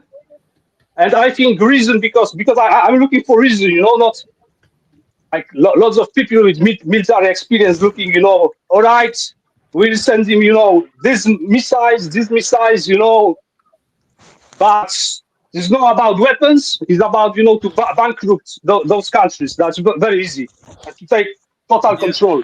Demilitarize NATO. That's right? my point. People have said this for, I think especially Garland Nixon. He's been saying that the Russians created a trash compactor in Ukraine and to demilitarize Ukraine, and NATO kept feeding it, drip feeding it little by little, wonder weapons and equipment, instead of like giving them one big, 50 M1 Abrams tanks to use all at once or something, right? They were drip feeding them, and the Russians took out their Patriots and took out their tanks and took out their all this other stuff. But so they call that, Donald Nixon calls that the demilitarization of NATO. Do we have a new guy? No, I think that needs to intro himself? Sorry? So Peter has been on Open Mic before, long time ago. He haven't came out for a long time, I think. No, I've been busy. You're from Canada, right? That's Yes, guys. yes. 5 minutes, and I because I don't have time, but 5 minutes. How crazy is that? So just when war started in Ukraine, Poland gave them, I think, 300 or 400 tanks, which was crazy if you think that Ukrainians did, genocide, and that was Miro, be fair. Let's be fair, because because Poles also don't like the Russians. There's also, especially in the leadership, That's there's not also a level of No. I told you just now that I'm looking for that, train connection with China and Belarus, Russia. I think that's a fucking huge. I'm thinking even, to buy digger from China soon, because 10 days, fucking the price is okay, and you've got 10 days delivery, by train. So also tax is, I think, 2%. So that would be good deal, that would be good deal. So I see that's like, like huge development for everyone, including like Belarus, Russia, Poland, Europe. That's railway is is something huge, and probably you have No, heard that. so I don't know, dude. Bo- Your politicians have been involved in trying to rewrite the history of World War II. They've made a lot of no way, no way. highly Russophobic statements. Definitely they made a like for example, saying that it was that World War II started as a result of Soviet and German invasion of Poland, for example. World War II had been raging before that, or that leaving out important details, like the fact that the Poles didn't want to make an alliance against Nazi Germany with the Soviets. They chose instead to make an alliance with Nazi Germany against the Soviets. I mean, I get it. You're a smaller country and you're between a rock and a hard place, but you chose to side with the wrong guys. We did? No. It's what I told earlier. Earlier is international conspiracy against. No. International conspiracy against Poland. I can explain. No, our politics never said even so that I'm saying about Ukrainians and how crazy is that they make genocide and Poland giving him like everything, tanks and support, So basically, they got like free money. It's not crazy. But I mean, we get it, Miro. But I mean, think about it. Look at. It's not crazy. It's because they're fighting the Russians. Russia attacks Kiev every day with drones, and some people die, and you'd think it was a massive slaughter of civilians, and then Israel literally slaughters civilians every day, and you don't hear a peep. Compare what's happening just now in Poland. If German with swastika sent to Israel, Israel would give him all support, tanks and everything. That's the same situation. Can you imagine that Germany with swastika with tattoo is massively are sent to Israel, and Israel welcome them with support and everything? That's fucking crazy. The same crazy is like Ukrainians have like support from Polish state. That's fucking crazy. It's not crazy if you consider the fact that the main enemy is the Russians. Oh my God! But are they not? Not really. You don't think so? Who said this? No, Russia. One moment. I mean, think about it, dude. I mean, the reason is you have the Soviet Union, and there's people that live in those Eastern countries that have bad feelings about the Soviet Union. That's why there's Polish mercenaries and No. That's why there's a certain number of people in those countries that will side with Nazis because they hate Russians more than Nazis. Yeah, I mean, think of the merc that Wyatt knows. He's basically, on that side. And why? Because he hates Russians. Because the Russians were the Soviets, and the Soviets fucking were horrible to his parents. How stupid is that? Poland was attacked by Germany, and Germany made. Calm down. I mean, if you want to look at something stupid, look at all the Colombians going to Ukraine. That's stupid. They don't have any. That's crazy. I mean, I could see an Eastern European going to fight against Russia because of the bad blood from the Soviet Union, but why the fuck is the Colombian going over there for anything other than money? Yeah, I mean, money. That war is crazy. I can get the Georgian mercs and the Ukrainians and the Estonians, the Romanians, the Bulgarians. That makes sense. Colombians, Americans, that doesn't. Brits, that doesn't. Colombians don't like Russians, apparently. I mean, apparently there's this horrible streak. Maybe there's a missing history. Those explorers that sailed over to South America before Christopher Columbus. Miroslav, why are the Colombians in Ukraine fighting against Russia? What's your take? For drone practice, drone training. Oh, okay. Yeah, cartels using the Ukraine. They're funding. They're getting. I would say that's a risky endeavor because there's probably not a lot of Colombian graduates from that Ukrainian school that make it back to to Colombia. No. Some do. I think some are captured. So, guys, to summarize, so basically, our government, because someone said that that Polish government is lying about history. No. Basically, they're saying we need to support Ukraine. And how crazy is that? They're saying we need to support Ukraine because they are our neighbor. But Belarus and Russia have like much longer border, with Poland. So it's the same. So that argument is fucking crazy, But I basically I would like to live with everyone in peace, especially with Russia. So if someone's saying that Poles are against Russia, that's fucking propaganda and stupid, No way. Everyone else, and I agree with you. Listen, every single Polish, so I'm Russian American. Every single Pole I've ever met has always been really excited to find that out and try to say a couple of Russian words to me, right? That every single one, like that's here in America, in the United States. I've never met what is it, Radislav Sikorsky, somebody that talks with that kind of flamboyant and vitriolic, hateful rhetoric. But I do see them in the news, and I do see them in Polish politics, and I think it's all right. So let's say what Sikorsky, guys. Two things about that drone attack. Sikorsky said that it's too early to say something because there's like mist of war. We don't have enough information. And I'm regarding that Polish government plane which crashed in 2010. He was again the foreign minister of Poland, and he like 5 minutes after that plane crash, he said there was no explosion, plane crash, everyone dead. So that's Sikorsky. Can you now understand what's going on? Yeah, presidential plane crash, and Sikorsky said 5 minutes after that crash that there was no explosion, that was accident. So yeah, and fog. And regarding Lots that drone attack, he said no,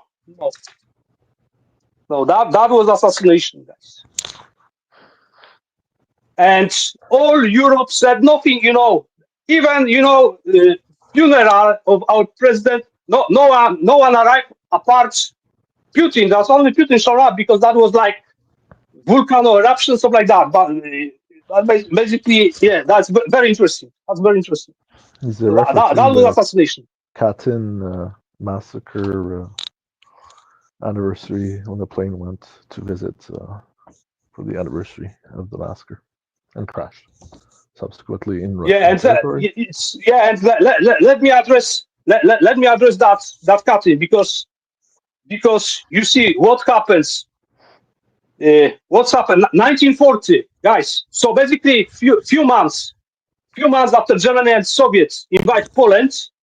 So basically, the Polish soldiers surrendered to Soviet. That was like order. Don't fight with Soviet, fight with Germany. And yeah, 22,000 killed. Immediately. So my point is how crazy what those countries in Palestine saying only first year of Second World War, that was like huge genocide. Nothing happened to other people like Ukrainians, Jewish people. Nothing happens. You've got like few months of war. 22,000. We don't know how many more because I've heard that in Kazakhstan it's like second cutting. But you've got like few months after Second War started, you've got cutting and 2 million Poles sent to Siberia, civilians, before Holocaust, before Germany started to build concentration camps. So that's why I'm saying, guys, Second War is opposite what we know in Poland. Just I'm learning, So crazy stuff. So Germany, for example, and what I do not understand, I know a lot about border with Ukraine, but I don't understand why Ukraine is so big. For me, it's difficult to say because Ukrainians were cooperate with Germany later on, quite possibly with Great Britain, but that is very tricky because all those concentration camps, basically those camps where Jewish people were killed, that was maybe 3 or 4 camps exactly on the eastern border of Poland.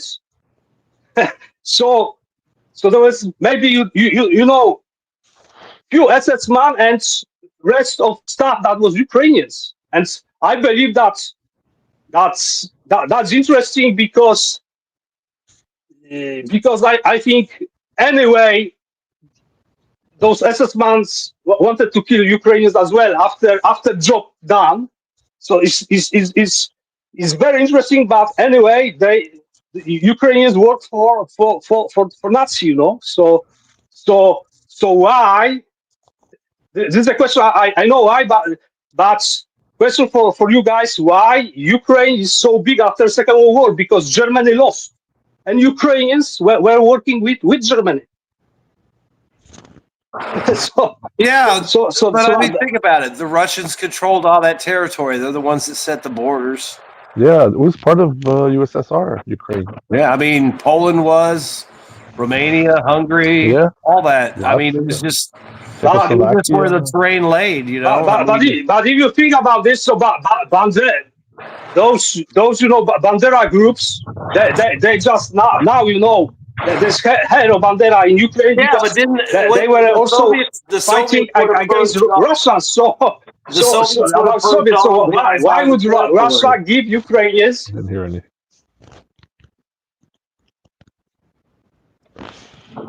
I mean, they didn't give it to them. They probably purged all the Banderite guys out and killed all the political problems, and then they settled Russians there. Yeah. So basically, guys, I need to go back. But my point is that is.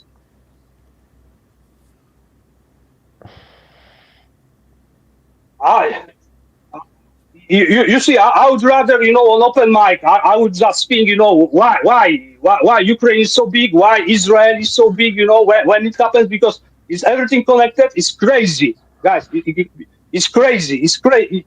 That is crazy what's going on, and I think, you know, that goal will be, you know, to bankrupt all those countries and take oil. That's how I see this, you know. So means it means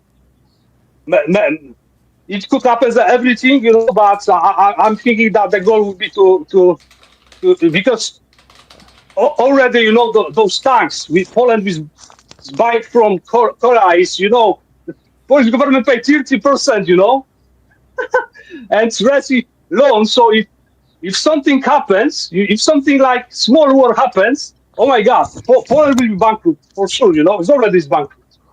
Already, you know, paying for those tax, paying Ukrainians, you know, for free. I think they stopped doing that. They don't want to give any more welfare checks to the Ukrainians apparently coming in. Well, I think that they need those welfare checks. So just now, Miro talked about the drones, right? Reminds me of one of these new issues that just came out this week. Ukraine is accusing Hungary of drones flying into Ukrainian territory, and Ukraine is making some big deal out of it. Yeah, I will tell you, guys, a little bit quick because there's no much information from Poland. So basically, you know, I saw that military parade in China. You see those laser cannons, or I don't know how to say. So that is what lasers, yeah, lasers. So I think in cases like that, Poland should buy from China those, because you need to have like a little bit probably oil, you know, to shoot down small drones using like that, you know. So it's cheap, and Poland will be like.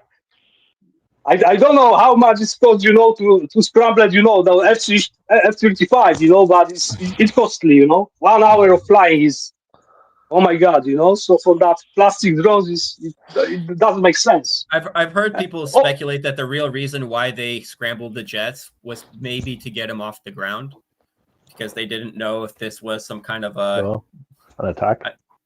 attack that where they could have been caught flat-footed, and the goal wasn't necessarily to shoot down the plastic drones. But I mean, dude, all of those plastic drones taken together would never be even wouldn't cost as much as the fuel that was used by even one of those jets that was grounded. Yeah. So basically, I think that goal is to have like small war, small war that to make debts, to make huge debts, and then you own countries. That will happen. But so basically, I know that Poland is buying a lot from USA, but I will tell you, I was watching like Polish military parade from 1966. So I could compare, that military parade to China. There's like lots of rockets and everything made in Poland. So they have Russian equipment too. Russian equipment also. Oh yeah. But the Poles did make it. So that was something, that was something, you could use those rockets, to shoot down, drones, no problem, because you can make more and more and more. But now, we've got the Patriot from USA, and we need to every incident like that would cost a lot, So that's why that whole incident. So listen, isn't it obvious to everybody what that incident was? That incident, along with the so-called along with the so-called Russian violation of the Estonian airspace, all of this is Greenland, same thing. Yeah, they're trying to. It's just fear-mongering, threat inflation. Yeah, they're agitating the population to try and get them to think a certain way. Well, I think also they're trying to get the Americans. They're trying to influence the Americans. Like, cause look at all the news. If all the U.S. news has been about Vladimir Putin played Donald Trump for a fool. Donald Trump got made a chump of. He trusted him. Like, there's a lot of that. So I think that somebody that's like a narcissist like Trump, that probably does have some kind of effect. Eventually, it might weigh down on him. So there's a lot of. So maybe after. Around that time, that's when you have these massive incursions. I don't think there's that much people say that about Trump. I might just be people that already didn't like Trump. I don't think the overall thing is anti-Trump. I think they're still all backing whatever Trump play he makes. They'll back it. It's just like Israel. I mean, no matter what Israel does, you can guarantee Fox News is going to carry the water 24/7. Where other channels won't, because they haven't. But it's not because they were enlightened and figured it out. It's because they were already historically against them. It'd be like trying to say, oh, the Turks, young Turks or something, all of a sudden, they're woke, they're red pilled. Now they've always been anti-right, anti-American to some extent. Yeah, so it's not like a big change. So I don't think there's a whole lot of that. I think people are, there's the serious commentators that know the war's over and lost, and they try to offer off ramps, and there's other people that tell you that like Jesse Waters, for example. If there's somebody that Donald Trump watches, I'm sure Jesse Waters is probably up there. Jesse Waters is one of the guys out there saying Vladimir Putin made a fool of Trump. Trump trusted him, extended his hand. He believed him, and Vladimir Putin wrung him around the rosy, and I still think he's trying to stir the anti-Russian sentiment more than he is the Trump got played for a fool. Because they'll sit there and always say, well, Putin's this or Putin's that, Putin's a killer, But even though when someone said that to Trump, Putin's a killer, he's like, you don't think we are? You don't think we don't kill people? Yeah. I don't know. I think that this is the Europeans throwing a temper tantrum, trying to keep the Americans in, and trying to show that big scary Russia thinks it's too big for his britches. Oh no! Who could possibly save us from these violations of airspace and these violations of our electoral integrity and stuff? Surely only Uncle Sam riding in on a big bald eagle. So, I don't know. That's kind of how I think of it. Guys, last word about that. Let's talk Venezuela and the USA upcoming attacks. Yeah, Mr. Ted. But anyway, Yeah. what were you gonna say? Sorry, Miro was saying something. Yeah. What were you saying, Miro? Yeah, last word. That's I would say like more about. So basically, you guys you should investigate. You know why these people left Poland? Why that border with Ukraine? For example, what I found recently, because Lviv, that was like 400 or even 500 years in Poland as a Polish city, and so that would be very interesting information. That basically how is Ukraine, because Stalin, I think that was 1945. He falsified referendum. So basically he falsified. So that was Polish city, and they have decided that Stalin falsified this, and that's why is Ukraine, So it's fucking crazy. So I'm thinking, if Ukraine wanted to be independent from Soviet Union, they should say something, Sorry guys, that was yours. We kill our people. So basically that's fucking crazy situation. No one is thinking about this, So but the reason why Stalin falsified this referendum, because oil is so Lviv, so there's like fucking huge oil fields.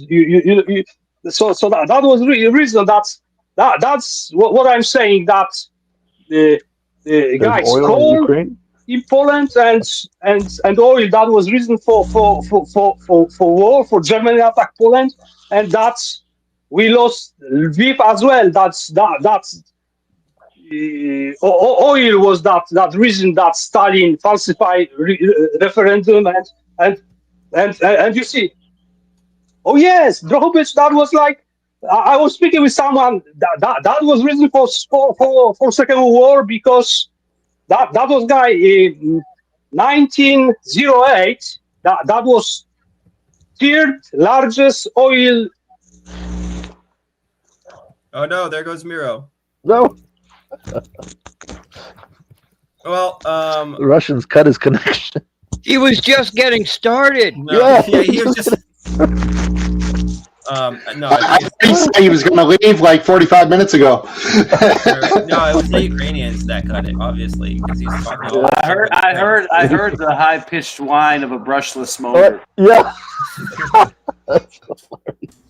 To be honest, I have no idea what the hell he's talking about. Like, no, it's vaguely like understand. Just rambling and he's made a lot of going points. off in different directions. Yeah, he made a lot of points. He went off on a lot of tangents. I think he's very he keep pulling us back.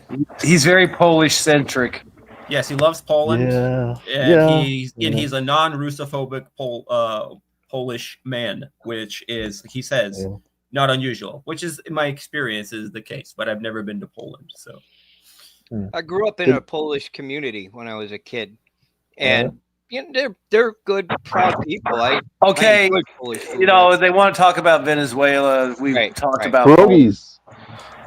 Super chat. Beto Sida said Poland has its own von. Miro.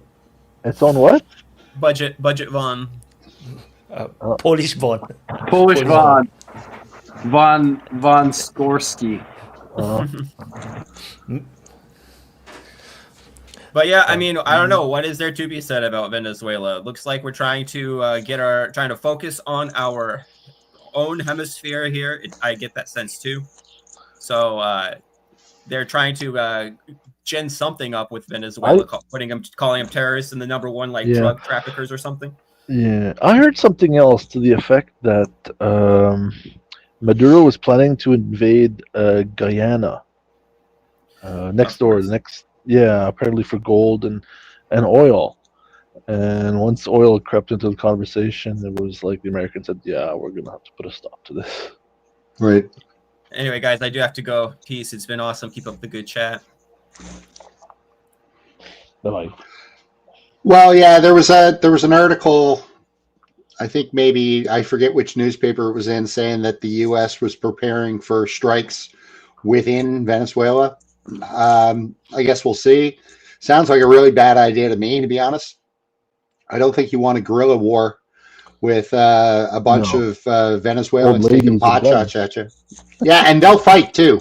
Oh yeah, Right? guaranteed. This is not Iraq. This is not Iraq or anything. They will fight, every single one of them. I believe it. So I think it's a bad idea if they do decide to go in. Are they communist? Is Venezuela communist? Nah, not really. What is it? Democratic? I wonder, and you got to wonder too. I mean, you don't hear about it, but it would be probable that Venezuela might run guys through Wagner over in Russia and Africa and run them back. Not a lot, but a sprinkle here and a sprinkle there. Plus, they got disbanded. Who knows where they ended up? I mean, like I said, a guerrilla war. I mean, why not bring your, expert IT guy in? You can bring guys back. They're going to have drone expertise and all that. Yeah. Tactical strikes. And all the small unit stuff. What's up, Benny? I personally think that it's more of, I think Bradley was getting onto it, the geopolitical, geographical spheres of influence are starting to come about. And I think that this is and I'm with Nunya, I think this is a bad idea. Committing U.S. forces into Venezuela is not going to end well. We don't want another Vietnam. Maybe we'll do strikes, but I don't think we're going to. Yeah, I can see strikes more likely than not. But, and I don't know, the Venezuelans, they were flying their Su-30s with the anti-ship missiles on them. But I think if it ever came to where they thought they were going to take a shot, that ship would probably get negated ahead of time by a carrier strike or something. But, still, I don't think they'd go on the ground. I think they'd do strikes. But, like I said, if you want to try and – I guess it just depends on what's the goal that's realistic. Is it getting to Maduro? Yeah. Is it fuck with the drug cartels and hope it affects Maduro and he falls, the longer game? Because, realistically, you could just go in there. Like I said, they know what airstrips in the jungle are for drugs. They can crater those. Exactly. They know where the warehouses are, maybe nearby. They can blow those up, or production facilities. They don't really have to have a footprint on the ground. They could do a lot of that from the air. They could selectively target different cartel people to, weaken one so another one goes after it. Why not get rid of the competition for one guy to help him out, and then, encourage infighting and stuff like that. A lot of that could be done, electronically or kinetically. Maybe you'd have to have a few guys here and there to facilitate things on the ground, but I don't think you'd have to do any kind of invasion. But it just depends what kind of patience they have to do it. Are they going to try and send Marines in somewhere and do some hook around and catch Maduro and get stuck in this land war? Or are they going to maybe play it smart and actually go after the drug cartels? Think about it. I joke around about it, but it's like, it might be a good time for them just to use it as a cover to get rid of the competition. So, you want to run the Western Hemisphere. I'm joking around, but, if you want to run the Western Hemisphere, you kind of need to be in charge of all of it, don't you? At least have some oversight. Or just, install a puppet regime of some sort.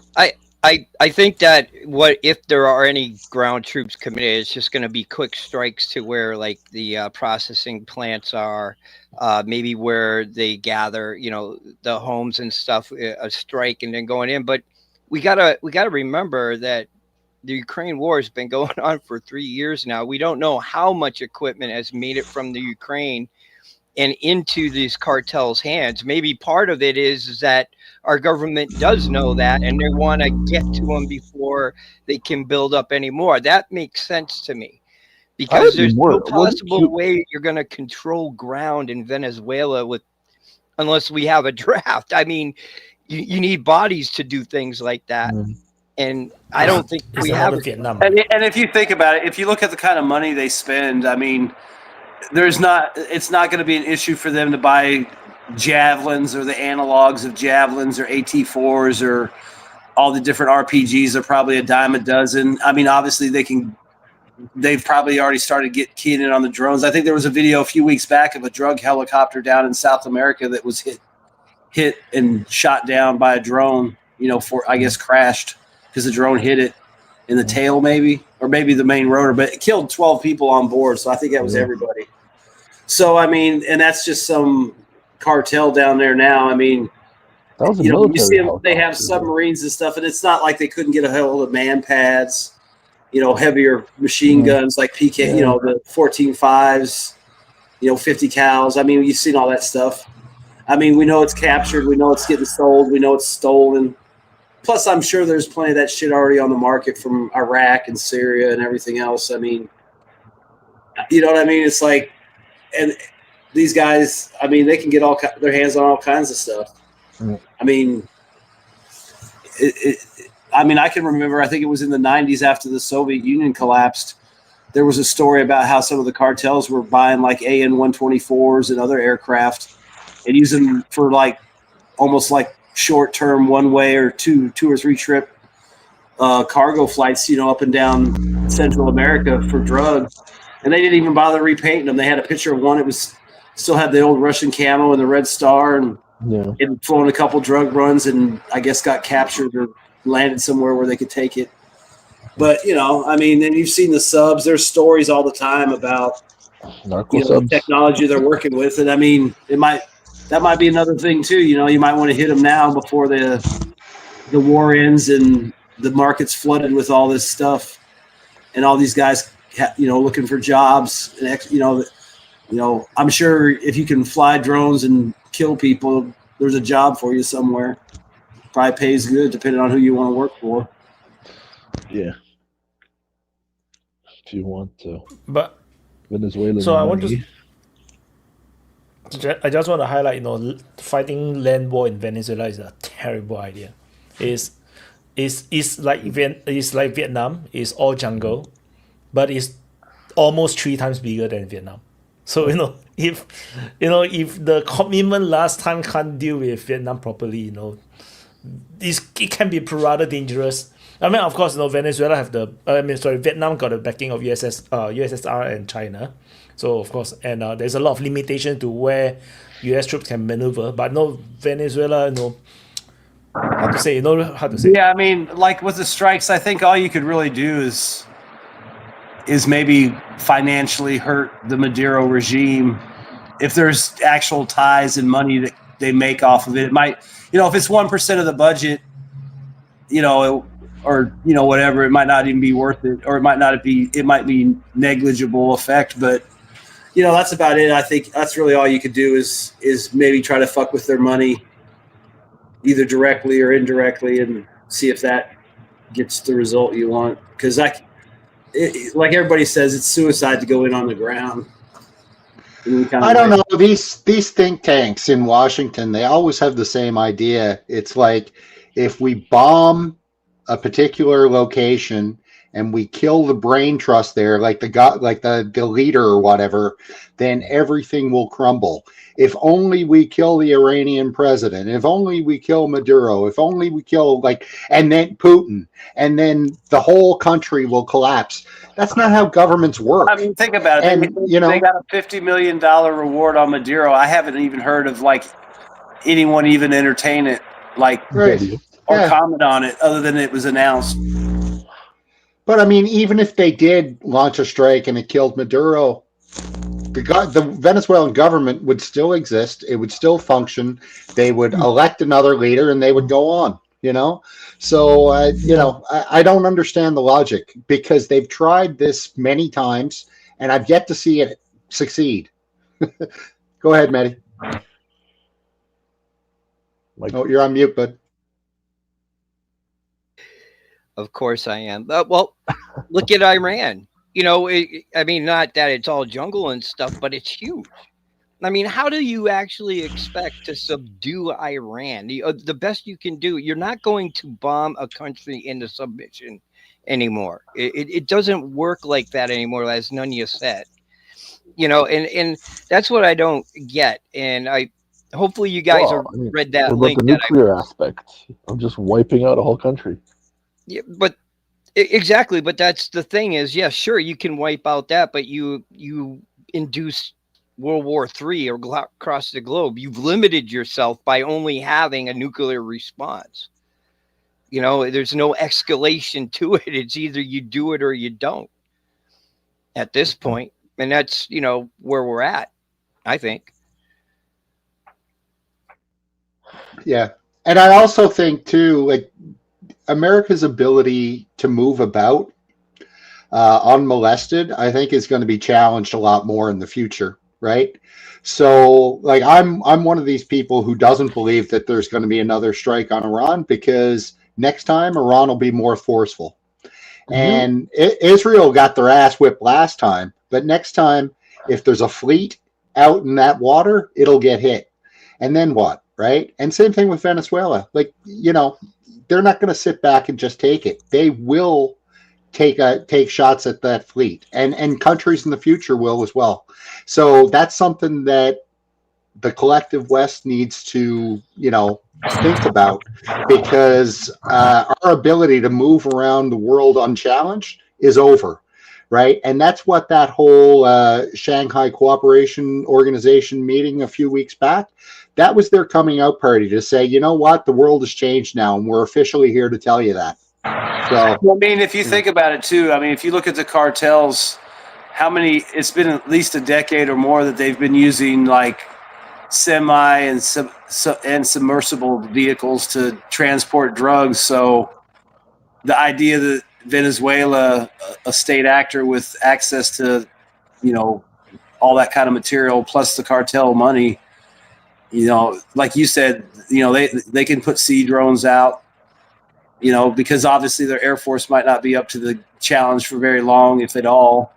But, you know, sea drones, you know, aerial drones, stuff like that, you can see in, like, you know, the Black Sea and other places where it causes problems.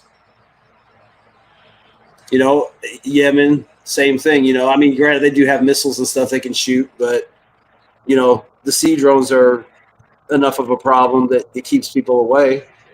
And that's all that Venezuela is going to try and do. They're not going to try and challenge the United States like and expect to win, but they definitely want to try and take a pound of flesh if they're going to get thumped. And there's a lot of cheap ways to do it, and you hope that we're thinking about that stuff. Medi. Motorola. do they still make phones? Yeah, apparently they do. I'm surprised he didn't flip it. So I mute Maddie. So I muted Maddie because he's on the phone. Oh, is he? Oh. What do you guys think of Gaza asking membership into BRICS this week? I hadn't heard that. Palestine officially sent a request to join BRICS. Well, I mean, it's they don't have an actual state yet, so I don't know how that would work. Well, They have no control over their borders, the trade. Yeah, I mean, where could they go and meet and not get bombed? Right. Or droned or cell phoned or pagered. Yeah. No, it's the same problem with the recognition of Palestine as a state. Like, it's the same problem. Like, they don't have a proper function. They are not like a proper functioning country. No. Like, they are less than Kosovo. You know, Kosovo is more of a country than Palestine, and people are saying that Kosovo is not a country. So no, so once you recognize, then you get stuck because they are not a functioning country yet, Mm-hmm. and that creates a lot of contradictions, which is like the fundamental problem have to be solved. South Sudan wasn't a country, and they are now. It's the political. It's about American. If they agree with it, it will be done. That's the difference. About the bombing, I wanted to add something. Yeah, Yemeni's whole minister. I think the minister board was bombed and killed or injured. Yemenis. You forgot that, and they are still bombing Israel. The Yemeni's government was bombed by Israel. Didn't Because- Didn't Yemen send a drone the other day into a lot and it hit something? I mean, I don't know what it hit, but it blew up on the ground. The city of Eilat, they killed, they injured a lot, and it is a touristic city that Israelis go to it. Now they cannot because it's a target, and the port there is closed. It's the most southern. It's the tip, the most southern one. So the board, the port is closed like 1 year now. Yeah. Now the city is like bombed twice, I think. So keep up, Israel. And that's what I wanted to They say. can't go outside of their country to the beach. They can't go inside of their country to the beach. Gee, war is tough. Yeah. Very. No, but I think it's the lacking of the European, because they should like have more sanctions and embargo about what's happening, because if you did that to Russia and she did like 1/10% of what Israel is doing, and you isolate them to oblivion, and you should at least do the same to Israel, which is doing worse. Oh, I mean that's what we were saying earlier. I mean, it's like, you know, they show these nightly attacks on more than likely legitimate targets. I mean, I don't know, maybe some drones crash into buildings or get damaged and crash. I don't really see the Russians targeting an apartment specifically just because there's people in it. I mean, there's plenty of legitimate, there's plenty of targets around to hit, infrastructure or military. And like you said, they act like it was some kind of massacre or something. And then you see something on the news that's 10 times worse in Gaza.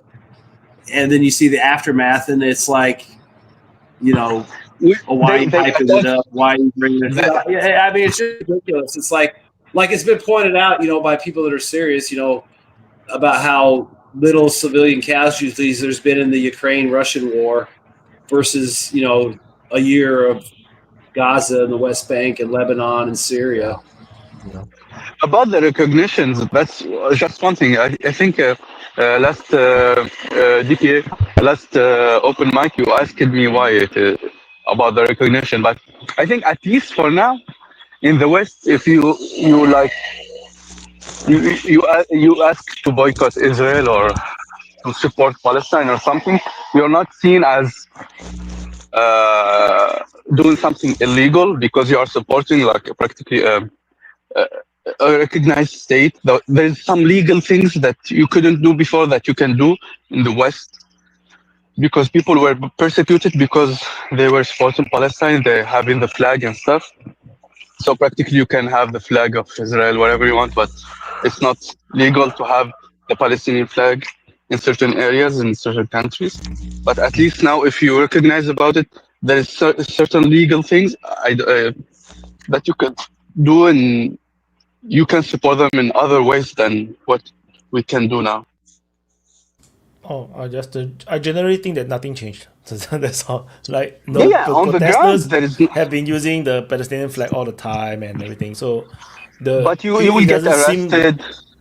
You will get arrested, and you will get harassed in France. And no, everywhere. Canada, but no. Canada, no, but no, because the new recognition is France, Canada, and UK, right? Yeah, but in UK, yes, people were beaten and people were arrested because of it. Germany too, but Germany didn't recognize it. But at least here it's more subdued. They cannot arrest you, but online, if you want to do some online things, you will be you can be legally followed about it. Anyway, I'm not sure about France, but UK just had this counter protest against the Tommy Robinson, which is everyone is with Palestinian flag. So I don't think there is that sort of persecution. France, I'm not sure. They tried really hard in Canada. They really did, and they really tried to demonize the pro-Palestinian movement, but it just didn't work. Like the pro-Palestinian movement was organic from the ground up. And I think they just threw in the towel eventually, and they realized that they couldn't fight it anymore. So that's what happened here. Like nobody here supports Israel. It's shocking, actually, how little support they have. Maybe it's a bit different in Montreal where Nika is, but certainly here, nobody does. No. It's more. It's more than. It's more. There's a lot of the Palestinian support is even more here. That's really? Here, I would figured it'd be less because there's a big Jewish population there. The Jewish population here is against Israel, by the way. Oh, really? A big part of it. Yep. A lot of Orthodox Jews were like going to manifest here already inside the Palestinian manifestation manifests. Okay. Yeah, I didn't know that about Montreal. There is a lot of Orthodox and religious Jew here who against what's happening, and I think one time I like video when we were guided online. There's a manifestation, and there were some Jews in it. I don't know if I caught some Jews there, but they're very open with that. Well, there you go. Tide has turned, and quickly. I think Israel just brought it upon themselves because like they basically do what the Americans always do. Like you have a military operation, you go in, you win the military war, but there's no political solution. Like if had the Israelis, as they conquer Gaza Strip, they take out the population, vet through them, give them a place to stay, move them out of the conflict zone, and totally protect all those places where they have already conquered, and slowly go through. And people can see that or the civilians are being treated well or something. Then there will be a lot more sympathy for the Israelis perspective. Right now is that they just make these people march here left and right, up and down, and there is no clear solution to how are you going to win the war. There is no, like even today if they go for another offensive, but how? You don't even know where the freaking hostages are. After like 3 years, what the hell is? Do still they need the hostages, man? They bombed the fucking negotiating party, and you think they are searching for the hostages? That's no. They killed like that's a bullshit. It's total mask off now. But it's like Israel is totally masked off now, and that's why everybody is against them. We've all got our phones, right? We've all seen the carnage that's going on over there, and the narrative that they've been playing for the last 70 years no longer works. But hold on a second. Wait. They used to care. They used to care about their public image, right? But now that they realize they can't defeat this, they've just gone completely mask off and said, "The hell with it. Let's just kill them all." And they don't care anymore. That's what I said in the beginning of the OM. But what Wyatt said is like, if you don't understand the mentality, you will not understand why they're behaving like this. Because you see now the population, the 20% Arab Muslim population inside Israel, they are regretting because in 48, 47, they left 150 or 160,000 Palestinians. They thought they would not be a problem, and now they are 20%, and they are pissed off because they didn't do something about it before. They got that problem because because, for example, even in West Bank, they are totally against any Palestinian. Even the Palestinian, for example, they want to have the B areas, which have the biggest area with the lowest Palestinian population, and they will say that there is like proposition to have for them to be like a permanent resident. They will give them permanent resident inside their homes and houses, so those people will be permanent resident. It's like they're against any potential population that will grow and threaten their Jewish ethno state.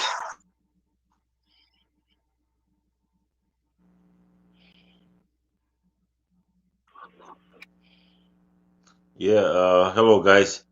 Um, Earlier you were talking about the Ukrainian casualties, and I was listening to some Russian channels that were talking to Ukrainian counterparts. They're either in Ukraine or somewhere in Europe, and like Russians always bring up the argument that like no civilians are like, or the Russians are avoiding civilian buildings and stuff like that. But Ukrainians, like, they don't want to hear any of this. Like, they're adamant that Russia is aggressor, and like they don't even want to hear about 2014, like what happened, like, and even before that, like, like for them everything started at 22nd of the or 24th of the of February in 2022. So I think even if like most of them still have that illusion, like they're brainwashed. Even if they live in Ukraine, they're brainwashed that Russia is aggressor, even if they're not shooting them. Like they're not shooting civilians. So yeah, that's basically what I want to say. And No, because this is the thing about the pro-Russian side that they don't understand, that is unreasonable for pro-Ukrainians or the Ukrainians to accept, is that the Russians essentially is like you're robbing the house. You're going to rob the house and you kill off the security guards. But then no, maybe only one or two civilians, no, the resident of the house got killed. But the rest, everyone is safe. Then the robber is now saying that, you see, we don't kill the civilians, we don't kill the residents, we only kill the security guards. That is, how is that much better than what Israel is doing, where Because they go they are into killing the actual civilians. They killing yeah. the So whole the building, thing is, and they say for maybe the there is no. security guards. My point is, I mean, the security guards are all family members. So the thing is, for the Israeli case is just as bad. The It's just that the Israeli kill more people. They're more willing to kill the residents, and then they march them inside the house, left and right, left and right, left and right. And but the thing is, both are doing the same thing. They both entered and trying to rob the place. Can So I both are doing the same thing. can I No, answer? it's very different. It's Can I very, answer very real quick? different. Hey, listen, I Nika. Listen, Nika. Wyatt is telling you the story. That's how it's seen. That's why the Ukraine, like what Borislav was talking about, the Ukrainian attitude, and why it is explaining how it is. And it's true. That's the perspective from the West. That's like the official narrative. Russia is illegitimate in its casus belli, and therefore everything they do is unjust. Whereas Israel, from that narrative, is doing legitimate defense, and therefore everything that they do is sort of legitimate. It's like now they're starting to go too far, right? Just a couple of months ago they were fine, but now it's too bad. But they still have like this framing of like they're inside the international law because they're a legitimate country that is defending themselves from a terrible terrorist attack. That story is false, by all means. Like Russia has a legitimate reason to intervene in the Donbass, according to the president of the Serbian and the Balkan wars and the Serbian conflict. That's Russia's justification. Like we're protecting the people of Donbass, and so we're legitimate. But the Western Bloc, they don't accept that. They say no, it's an unprovoked, full-scale invasion. And so even if they just kill one civilian in Russia, from their perspective, it's still a war crime because they have no good reason to go to war. That is their perspective. From Russia's perspective, they have a legitimate reason. And the same thing happens with Israel. Like from the Israeli perspective, they know it's fake, but from the Western perspective, Israel is a legitimate country that's defending themselves from a terrorist attack. That story ignores the fact that Israel invaded like it's a mass immigration of colonies that took over a people's indigenous land, an indigenous people's land, and is exterminating them to keep that land and call it their country. But they don't care about that. It's just the framing. You know, it's whoever is our friend is right. It's like Vojan, in both cases, what Vojan said. the aggression. So in both cases, the aggressor, the stronger power, enters into weaker power's land, conquer it, kill people. That's basically it's the same premise on the most basic sense. Of course, we can debate about the reasonings and excuses, or the history, but the essential thing is the stronger power enter into another country or another territory and kill people there. It doesn't matter if it's civilians or soldiers or whatnot. It's the same. They are still all families. They're still people. Right. Yeah, like but that's the whole thing about the rules of war, right? Rules of war is a claim to morality that stems from the conduct in war. So from the Russian perspective, Russia's making the point that we are doing a humanitarian war, like a good war, because we are not killing civilians. But from the NATO perspective, is we are doing a humanitarian war because we have a good reason for it. So it's different. And in one, there's clearly more destruction of civilians, of non-combatants. So like in those terms of like the reasoning of international law, it is true that Russia is making a much better war. And also from a military perspective, because they're conquering more land and having effective result in their strategy, in their military strategy. But from the Russian perspective, it is a moral war because they're killing less civilians. And from the NATO perspective, it is a good war because they're doing it for the right reason. But I think we can all agree that killing civilians is, bad. It's not the way to conduct war. Deliberately killing civilians is something that should not be a strategy of war. I guess we can agree on that. It's just remember, there's an old army cadence where one of the lines is "Napalm sticks to kids." Yeah, I was watching, several. I guess we don't agree on that then. I guess we don't agree on that premise. I was watching several documentaries, about the, Battle of Mariupol and, Lysychansk, the Severodonetsk, places like that, and you can clearly see that, this is war of liberation to some point, because, and that's where Russian soldiers took a lot of casualties because they were pulling out the civilians that were left in these cities, and this is not typical conquering or conquest where you just blow the places up. Well, you remember early on they tried to set up the safe passage corridors in certain places. And I've said plenty of times, it's pretty clear that the side that knows where all the tunnels are is the side that has the natives, like the natives know where all the tunnels are hidden. And so that the side that uses tunnels is the side that is like legitimate, defending his homeland. While the side that doesn't know where the tunnels are foreigners, they're invaders, right? And so you can make a case with evidence to say that actually Russia fighting in the Donbass is native people with legitimate claims to the land defending their homeland from NATO invaders. You can make that case as well.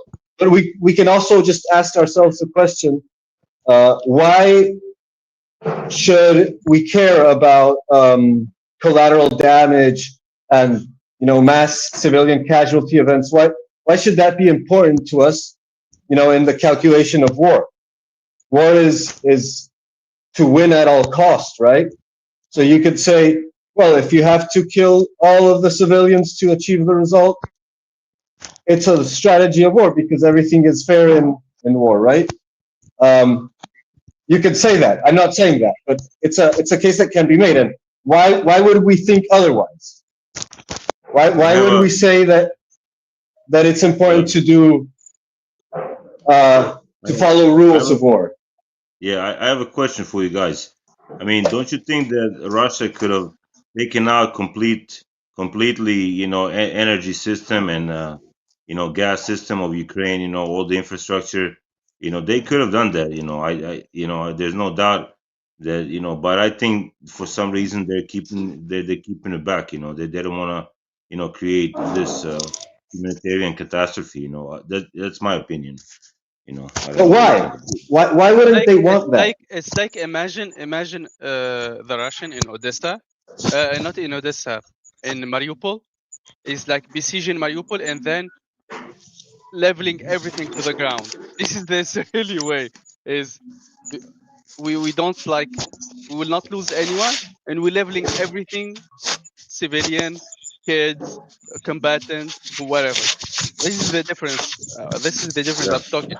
And and there's one big difference between the Israelis. Their objective is not just win the war. It's just kill it's annihilation. Annihilate it's like emptying out the region, and this is the objective. This is the intent. Because even in the UN report that took you 2 years, and they concluded it's a genocide because there is the intent. From day one, they was intending, and they did everything needed to make the living as bearable, as difficult as possible for civilian. They cut water, they cut electricity, even baby formula. You are not allowed to enter inside Gaza. Why you shouldn't enter baby formula? You will not use it. You will not even use it for anything else. Come on now, man. You can set baby formula on fire and make smoke to hide snipers. You cannot. Anyway. But Russia, also, if you combine baby formula didn't you see that paper that Netanyahu held up showing how you take baby formula and make a smoke grenade out of it? Yeah, and he's professional in terrorism. No, but Russians, what I see it, Russians, they have a border threat. They have a legitimate encroaching from NATO. They entered to end that, not to kill civilians. If they wanted also to kill civilians, they will kill hundreds of civilians. They will bomb the nuclear. Well, I mean, think about it. If they wanted to kill civilians, they would have taken Kiev in 3 days. I mean, they would have just exactly. They would have bombed the shit out of that place and chased everyone out.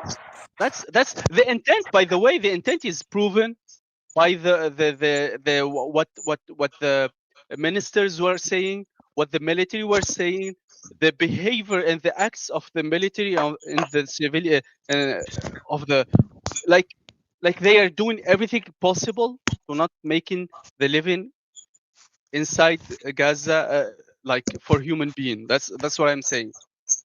I don't see the Russian doing this. The Russian have an objective. It's whatever you agree it with or not, but they are seeking this objective, and they are not like eliminating the population to take the land. They have the most large country of the world. They don't need more land. Guys, do you think that Wyatt has a Putin's picture right in front of him across the whole wall? I think there's a picture of Putin right in front of him, that we don't know about. I rather put some OnlyFans it's the one where they'll put a man face on the wall. It's the one where he's shirtless riding a horse. The Fremen is back. The Fremen from Dune, the Sand People is back. Especially when you cover everything, it looks exactly like the Fremen. My man. I will spill your water. I will spill your water. No, guys, but using the analogy that Wyatt used of the guards, like someone robbing a bank and killing the guards, Russia might be doing that, right? might be entering into the bank and killing the guards and not killing the civilians. Israel is also robbing the bank. You know, they enter into the land and they start robbing people and taking their houses away and taking everything away. But they also kill the civilian. You know, Israel and Ukraine have one thing in common. No, what they do is they go in and they rob the bank, they kill the guards, then they kill the civilians, and then they blow up the bank. Yeah. No, I'll preface it a bit differently. So, no, the Russians, when they try to kill the security guards, they may accidentally kill some of the civilians. Okay?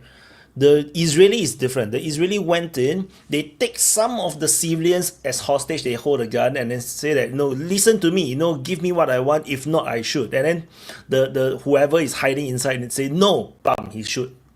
He didn't kill all the civilians. He just took some. He just killed some. You don't need all the civilians to do a massacre. Like they say, there is a genocide toward the Jews, but all the Jews are living here now.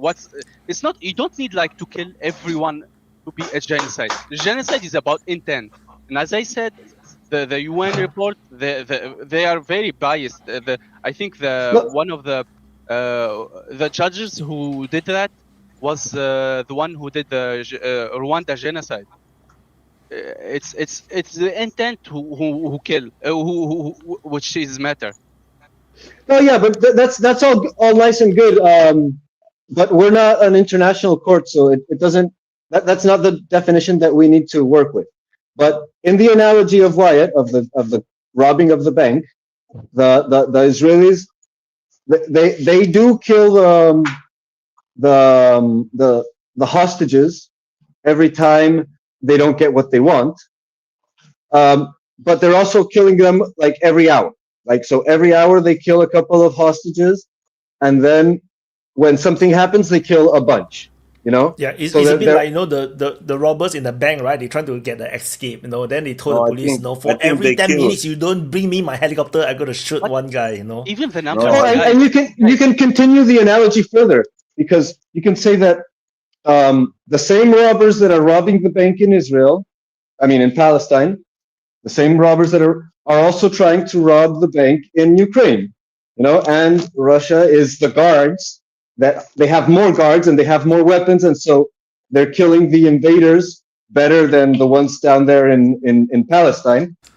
And the robbers keep getting reinforcement. They get more weapons and volunteers and all sorts of stuff, and huge organizations supporting the robbers and the guards. They have a massive stockpiles of weapons, and that would be accurate. That would be very accurate. And the same thing is the police. This one is the case is different. It's the police standing outside of the wall or the fence. They keep throwing the swords and knife and things over. To the robbers. The police don't storm the place. They don't storm the place. They only throw weapons in for the victims to defend themselves. No, give them to the robbers, because we said here the robbers are the Russians are the guards. Yeah, the Russians are the guards. And the robbers keep getting reinforcement, and so the guards kill the robbers, and then more reinforcement. And every time the robbers kill civilians, it's like, oh, look what those evil guards did to the poor civilians, And that's the story of meant mankind. to be simple. You guys make it so complicated. The one thing that we're making it dramatic, not complicated. We're just extending the analysis. The one thing the Ukrainians and Israelis have in common is that they both put their anti-aircraft systems or artillery among the civilian buildings and use that as a cover, and that's that's kind of bullshit, that's so when you want to say there's a civilian casualties, how do you avoid, and there was a video that was with the Ukrainian civilians talking to the soldiers, telling them to move that artillery out of there, and the soldiers were telling them we're gonna shoot you if you don't stop complaining and shit like that. So they had to keep quiet. So basically and and I think they couldn't even move out. Like they were being like used as Yeah, of hostages. course. Stay in the building. Don't get out. We'll shoot you. So, Of course, that's yeah, what martial law is. yeah. But So why there is you that go wrong, Vladislav? about the And war. yeah, fucking- it's the same team. It's clearly the same. Ukraine and Israel are on the same team, just like the United States and Europe and all those. They're all the same. They have the same doctrine. They have the same strategy. You know, Britain did the strategic bombings over The team. Dresden. You know, Yeah. they always do that. The United States carpet bombed Korea. They carpet bombed Japan. You know, that's the way they do war. Okay, it's their strategy. But why is it wrong? Why Yeah, why would we say? Why would you say, Vladislav, that fighting a dirty war is bad? Yeah. Why? I mean, Why is it bad? Or yeah, I anyone? mean, Can anyone say why there's a way you shouldn't fight war, even if it, you know, it might there be should ugly, but if like for example, killing messengers, killing negotiators. Even Mongols didn't do that. Even Mongols were like pissed because their ambassadors and emissaries were killed. Even Mongols who were like ruthless. yeah, but you know Like, who there's did that? some- You know who did that? The Spartans. Didn't you see 300? They killed negotiators of Xerxes. And you see, yeah, See? I was gonna say that. I was gonna say that. Then the kick. and you and if Yeah, you see this the is real history, Sparta.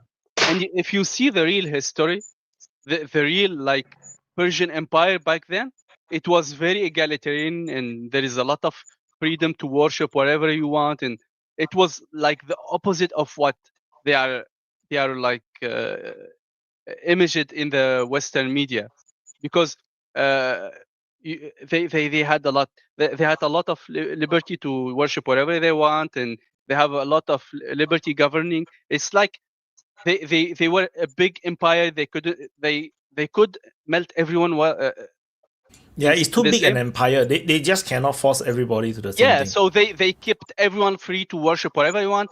But in the movies, in the series, they make them like the weird oppressors, and you see the shit that the Greeks were doing to the slaves and stuff. It's like horrific, and they are twisting it to be like more cool, to kill the emissaries and more cool. It's the West would try to brush their Yeah. history and make it like cleaner. No, Yeah, I this think one this is Greek. No, this Greek problem, Greek problem. Macedonian problem or Greek problem. Yeah, but like I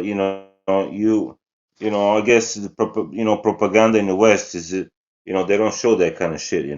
Like why don't they talk about like how can you bomb the negotiating team? Like, well, what the hell? What kind of these people came there to negotiate, and then you bomb them in a neutral country, and then you say hey like we didn't know. It's like what the fuck. Yeah, No, they so said they threatened them, and the thing is, the Israelis are like the major party who asked Qatar to host Hamas before even the 7th of October. The American and the Israelis who asked Qatar to host them, because Qatar was an ally. It is an ally. They have a lot of eyes there, a lot of influence there. So they wanted to have a and nice. Hamas is also in Qatar, right? They're based in Qatar. No, leadership. they wasn't like based in Qatar. They were in Qatar, some leaders, but they weren't based because they were like moving. They could have been in North Korea. They could have been in Iran. They will have more difficulties to communicate with them, to monitor them, to spy on them. Like they bombed them in Tunisia, but they had like they assassinated people in Tunisia back in the 70s or 60s. So they were everywhere. I will explain the assassination is more like they're now entering into mafia tactics. So basically now what you have is both Hamas and the Israel American side both are now mafias. Previously there was like it's like one side is more mafia, one side is more police. Oh, way I I'm not see saying it that. is, No, the- it's No, not but 100%. There one is point. like a 70-30, 60-40 Why? kind of thing. One point Now is, both sides is mafias. Both are mafias. 100%. but no, I Both. think Wyatt, Hamas does it out of it's desperation. no. You know, Listen, it's an old tactic, man. It's not a new killing leadership and assassination. It's not a new tactic. This is back in the day. They killed the crippled Hamas leader. It's the first Hamas leader. They killed him. They killed Yasser Arafat. They killed the first Hezbollah leader. It's a no tactic. They are known by this tactic even from ancient times. So this Yeah, is but something new. it's non-negotiable. You can't negotiate with these people. Then the solution is to kill them. So that No, is how. no. That's not true. That's not true. That's they how they war were works. negotiation. No. War doesn't work by killing leadership. Putin didn't kill. No, I tell you what is the difference. The difference is whether you recognize them as a country or not. So, for example, why Zelenskyy is still alive? Because he's recognized as a country's leader, and Ukraine is a proper country. Is more If you do not beneficial. have Zelenskyy alive, no, any treaty that is No. signed by Ukraine cannot be recognized properly No. unless there's an election. no. Zelensky But is it- I think beneficial to the I Russians. think Russians need a clown like him. Russians need a Exactly. clown He's like more him. beneficial. Like, I think Yeah. he's No, more but the thing beneficial. So, listen, Nika. Listen, Nika. If killing the leadership, doing assassinations and stuff like that brings you your results, if no one punishes you for it because there's no one that's stronger than you, or no one stronger than the one who's backing you, then you can do whatever you want in war. Like, so Russia doesn't kill all of the leadership of Ukraine, not because they're not legitimate, not because they're legitimate. Putin has said plenty times that Zelenskyy is not the legitimate leader of Ukraine. The thing is that they think it's bad for them to kill. They think it's against their own interests. That it's better for them. It's more practical to keep Zelenskyy alive. While Israel thinks that it's more practical to kill the leadership. Yeah, Why? exactly. No one knows, but that's their strategy. That's the way they do war. And when you do war, it doesn't matter if it's good or bad. It matters if it wins or it loses. But every And- time they do this strategy, it doesn't work. No, For example, first when they attacked, they killed the leader of Hezbollah. Hezbollah was a ragtag group. It wasn't as organized as now. If killing is like even Hamas before, when I forgot the name of the founder of Hamas, they killed him. He was crippled on a wheelchair. He cannot run. He cannot hide. Ahmed Yassin, yeah, it's Ahmed Yassin. They killed him. He was on a wheelchair. If that was useful tactic, we will see all those enemies going down. They are even bigger now. No. No, So I will but- explain what's the difference. The difference is that all these people that is killed is not seen as the final leader. It's not the big boss. If you see what Israel do with Iran, they never kill the Ayatollah because that is They the tried. number one leader. They tried. No, they threatened. They threatened. They tried. They pointed the president. They tried. They injured him, but they couldn't kill him. That's the difference. Yeah, but that's not the president. I don't know. That's the Ayatollah. So like, I'm saying yeah, they was looking for him. They were. Look, I'm I sure feel that if they Israel- want to kill the Ayatollah, they could have done it very Right. easily. This is what I think. Okay, so They didn't do it because once you kill that, then there is no negotiation anymore. So there's never going to be diplomacy anymore. they don't want to Everyone negotiate. that was killed in Hezbollah and Hamas, these are all officers. Essentially, in the real, for example, Ukraine war, Russia war situation, they are just military officers. They are at most at very high ranking. Maybe they are generals. If you look at Ukraine war, officers are open targets. They will hit and kill off military officers. So in equivalence, that's what it is. None of these Hamas leaders are real leaders. They are not the final boss. They are not the real leaders at the top. Who's the real like leader? Zelenskyy is. Zelenskyy is the top leader in Ukraine. Who's the real So you don't leader kill him, in you see? Hamas? Who's No, the actually, it's Yermak. Yermak is the leader of Ukraine.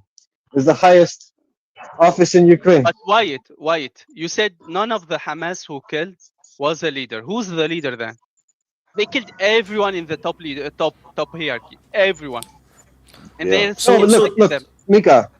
The first time I ever heard of Hamas that I remember was once that like all of the leadership got like airstriked, and then they would elect a new leader, and he would get airstriked again. Like it was like I remember it was like a month or I something remember that it's like every 2003 week, to 2007. every week a new leader of Hamas was elected and killed. You know, and it was over and over and over again.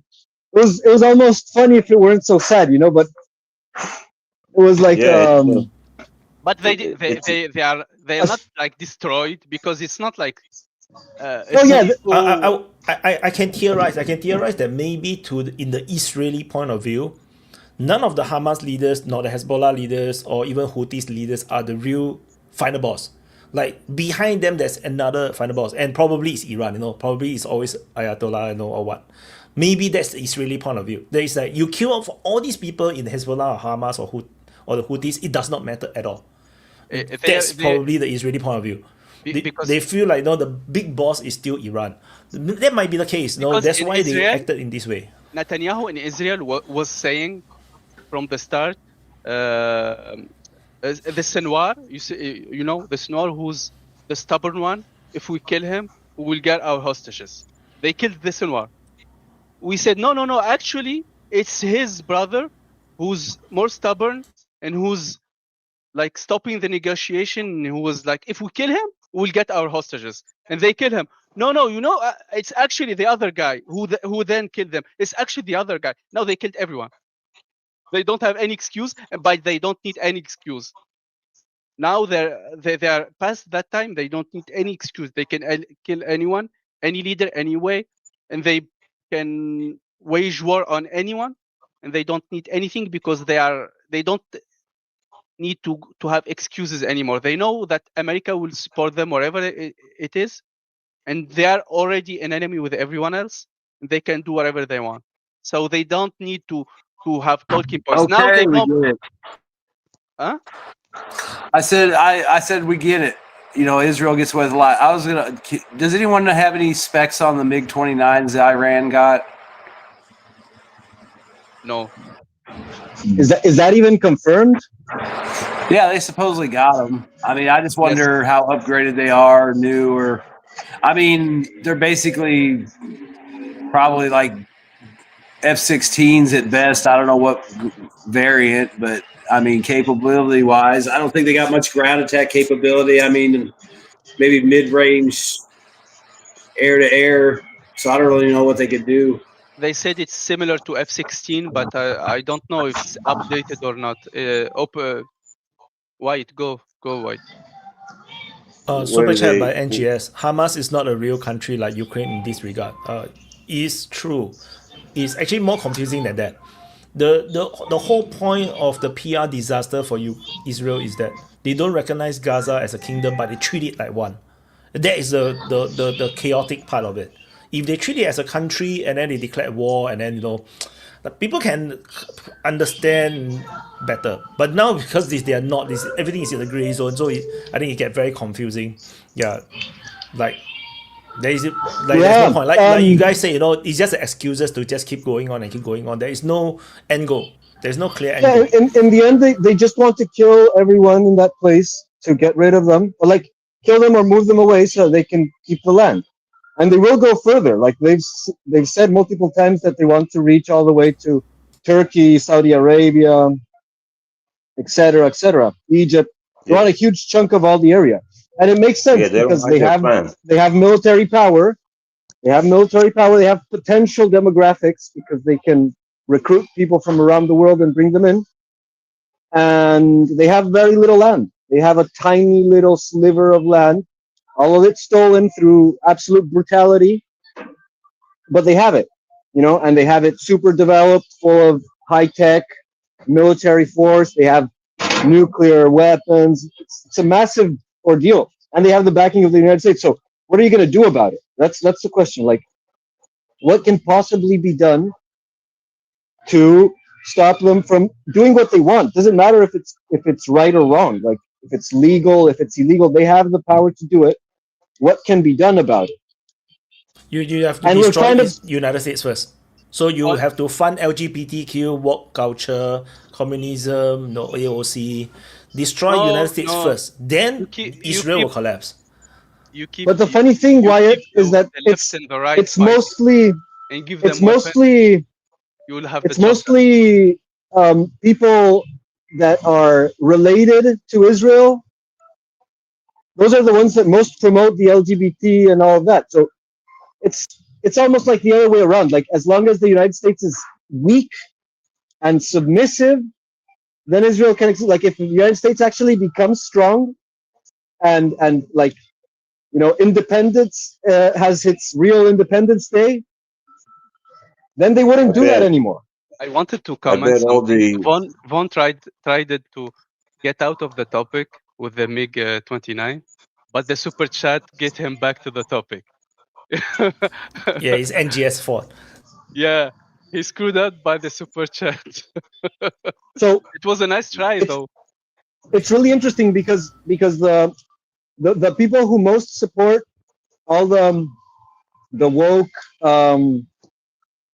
phenomena, most promote it in the United States, it's mostly liberal relatives of Israel. Those are the ones that and yeah, and so it's like they need the United States to be weak, divided, fighting with each other with weak presidents who don't have willpower, so that they can continue to support Israel. It's not even that. It's not even that. They just need the right people in the right places to wield America's power to their benefit when they need to. guys, That's if you know, I mean, they if just you need know to have what a few happened, key people in the right place to set the wheels in motion when they need them, and then stop it when they need to stop. And they have that with all the Congress and dual citizens in the advisory role. So, they're always taken care of first. Their needs are always met, or at least addressed, or their grievances are heard first. No matter what, they're always first in line. Whether they get something out of it or not, it depends. But they always get to go first. Yeah, and that's something that I'm looking at. This whole situation. I've been asking for a while. Why is it bad to do ugly war? Why is it bad to do impolite war or immoral war? And sorry, go on. No, I'll answer it quickly. What Israel doing is ugly but super inefficient. It's okay to do an ugly war if you are very effective and efficient. If you want to genocide, you genocide for real. People will hate you for 5 years and then they'll forget about it. No, but if you drag on the ugly war in this not half, like a partial quarter genocide thingy for 5 years, people are gonna hate you for 20 years. Look at because Rwanda. People have time to look at Rwanda. What happened in Rwanda? Then you got how nice everyone says it is now. Yeah, because what's happening now is that you're marinating this genocide thing, But Rwanda now it becomes very strong. Like Rwanda is a civil war. Rwanda is a civil war. Yeah, that's. I mean, if from a different perspective, what happening between Palestinians and Israelis are a civil war because they are essentially supposed to be one entity. No. They used to be the mandate of Palestine. They used to be together. There is people who were living in New York practically a few months. I know. Few years, and now they are fighting people who are living there for hundreds of years. But the thing is, how it's a civil war.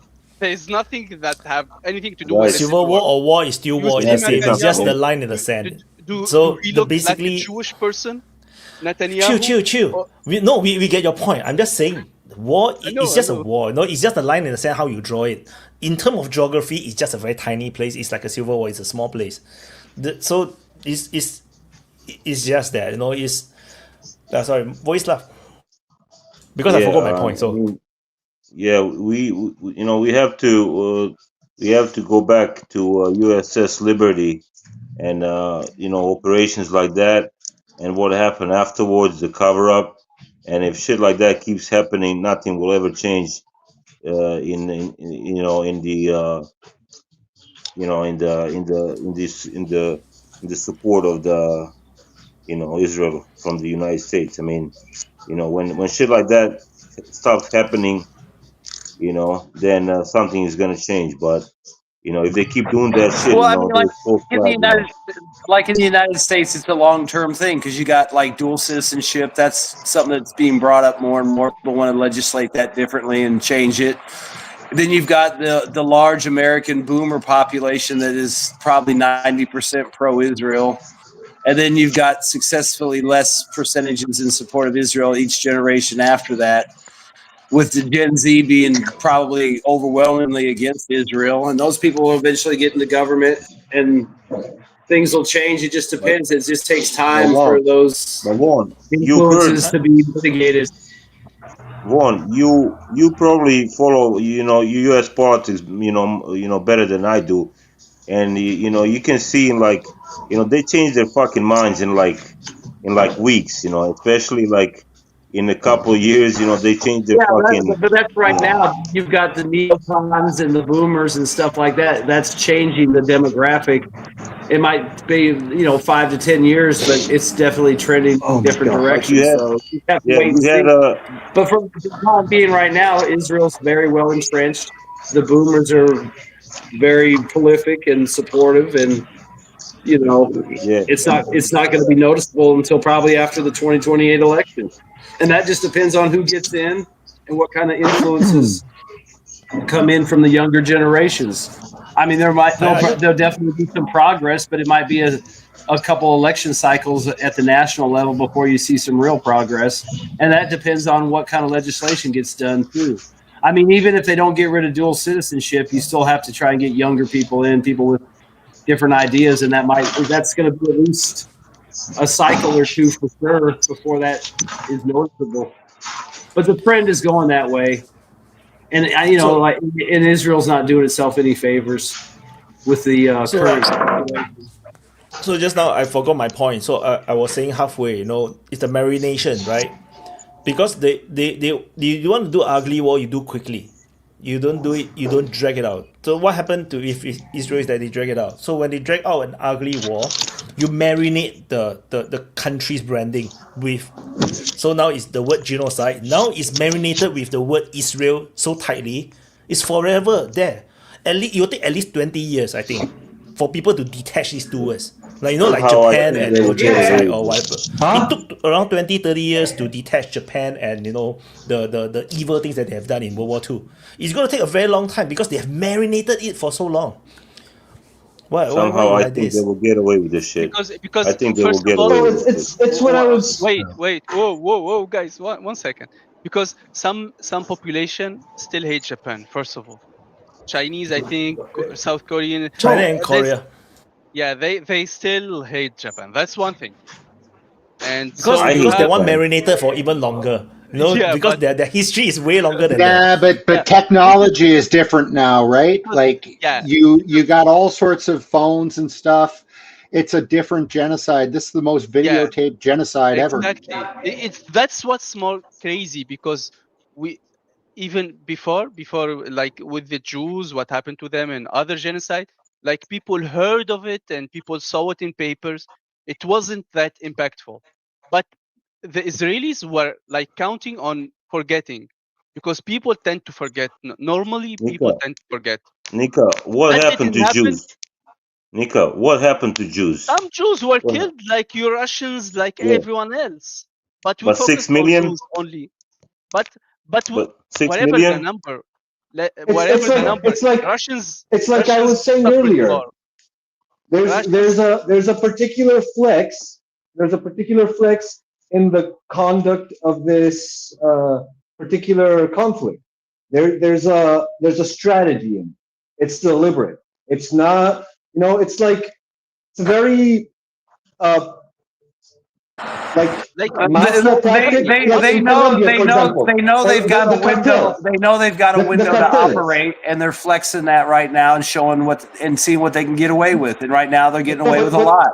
listen, it's a It's crazy like state. the cartels, right? The When Israeli the state is a cartels kill crazy state. someone, when the cartels kill someone, they don't hang him, you know.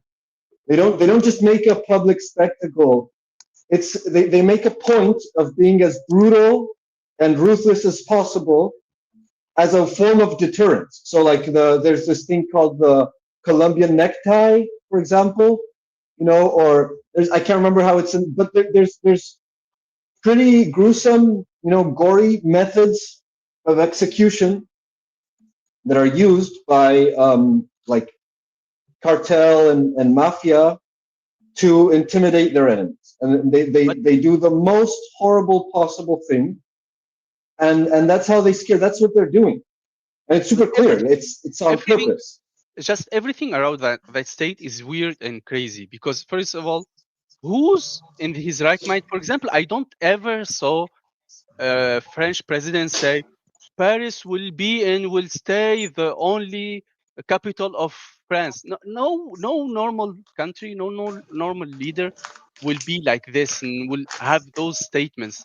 Israel don't have any border. Israel like treat their surrounding like it's everyone is an enemy until proven. And even if you are proven you are not my enemy, you are my slave. It's like the whole state, how it was built, how it's conducting itself. It's crazy. The rhetoric, the even the words that come out of the politician, it's a crazy. Even like a country wise, it's a crazy one. It's like a weird one.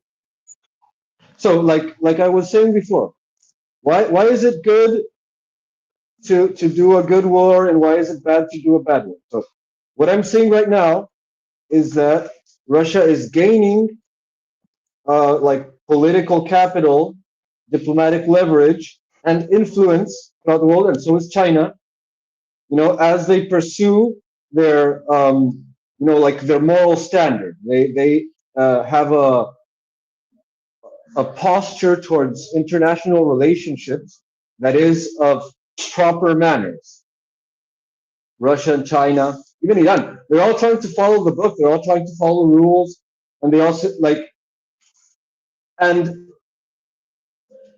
Israel and the United States and Britain and the Western powers, they're doing the opposite. They're lashing out like a rabid dog, like a spoiled brat throwing a fit, trying to warn everyone that we're super dangerous, we're super crazy, like the Mad Doctrine. Remember, we're super dangerous and crazy. We're gonna kill anyone whenever we want, whatever, however we want.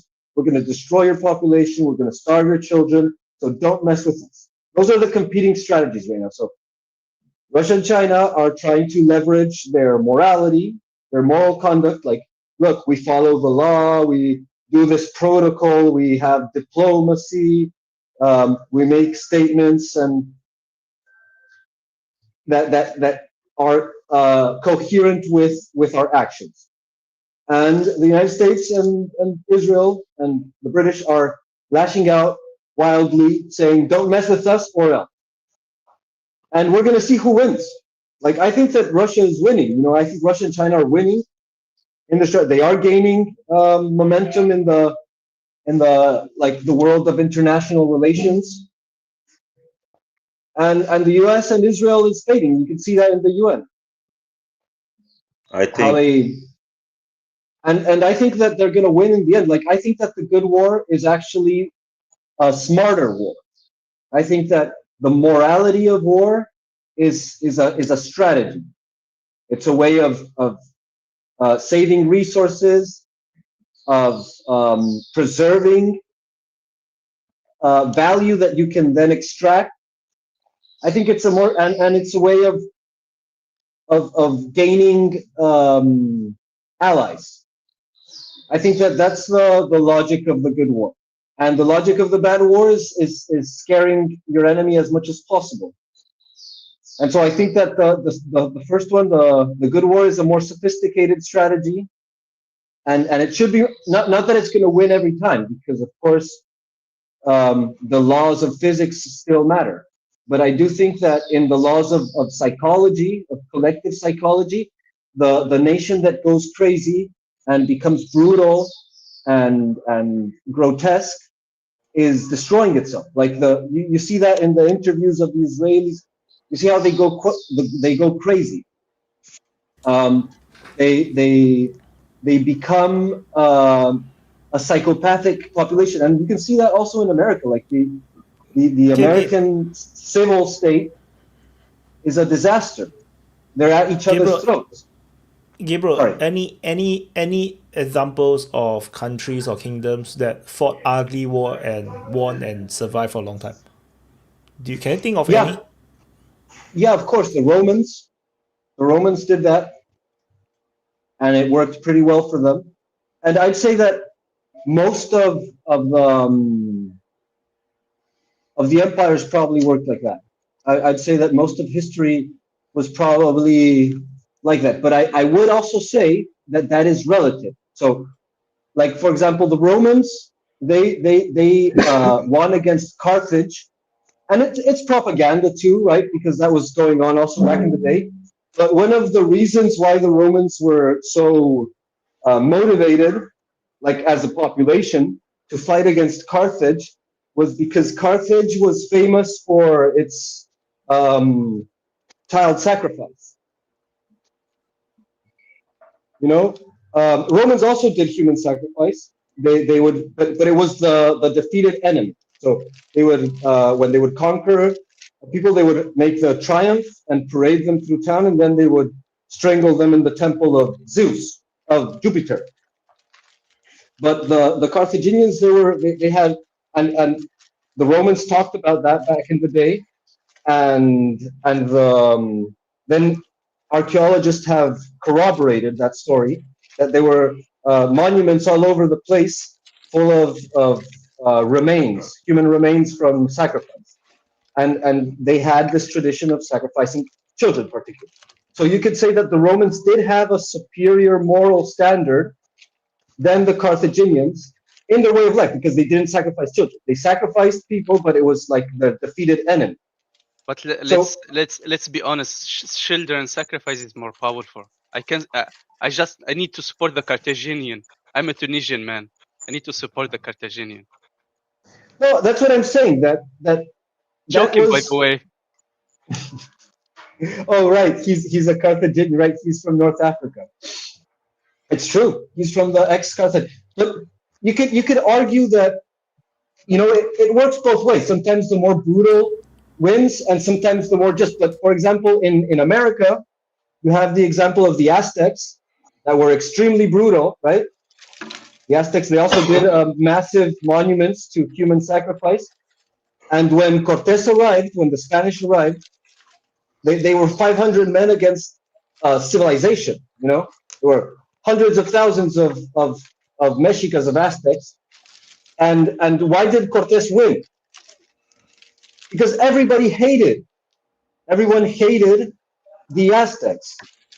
And so they all sided with Cortés. And so basically Cortés led a revolt of all the people who were submitted under... Sorry, I was thinking, you know, it's moral when you do it with your own moral. If you are consistent with your own moral, I think it will be a moral war. But if you contradict yourself and do something and do the opposite, that's not a moral war. Because, for example, the Japanese, they were brutal, but even for themselves, they will kill themselves if they fail. They were applying this for their enemy and for themselves. Even they were moral for everyone. Like they were equally moral for they were them consistent. And the other. Exactly, they were morally consistent. They didn't change based on the person, because Israeli don't like accept anyone like harming their civilians or their children. But the others, they don't give a fuck about them. They are subhuman. You understand the difference? I think that you're wrong.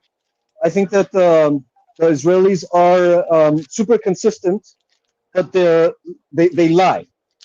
Okay, so they treat themselves with the same brutality, like Hannibal Directive, for example. Hannibal Directive is absolutely brutal.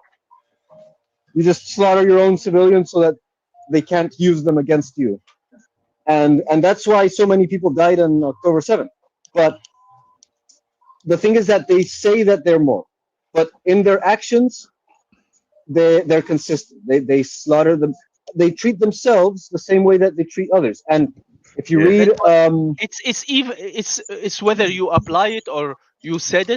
if you read the works of like the founders of Zionism, they were hardcore racists, and they spoke about their own tribe, the all these European Jews that were going to be slaughtered in the Second World War, and they said that it was good because they were inferior, like they were dumb and ugly, like they said it themselves. So it was going to be good because it was going to cleanse their own race, and it was going to bring support to the Zionist cause, and bring migration into Palestine.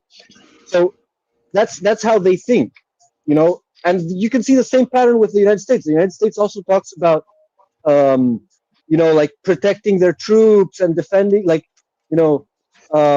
also very stingy about their own losses. They're very casualty averse, right?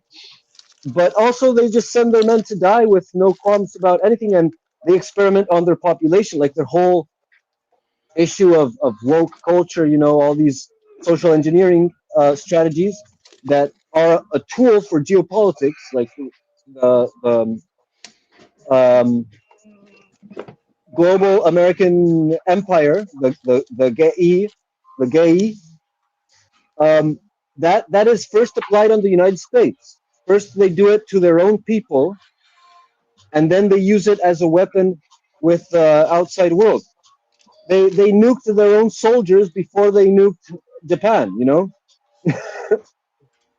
Yeah. Yeah, anyway, they we don't can talk have shit problem about with United the States self-defense. because there's no more Americans here. No, just No, I'm not. I'm not talking shit. I'm talking about. it's true. It's true. Why you say it's true? I agree. Doctrine. I'm not even saying it's a bad thing. I'm just wondering about the causes and the effects of this. It's like a value-free judgment.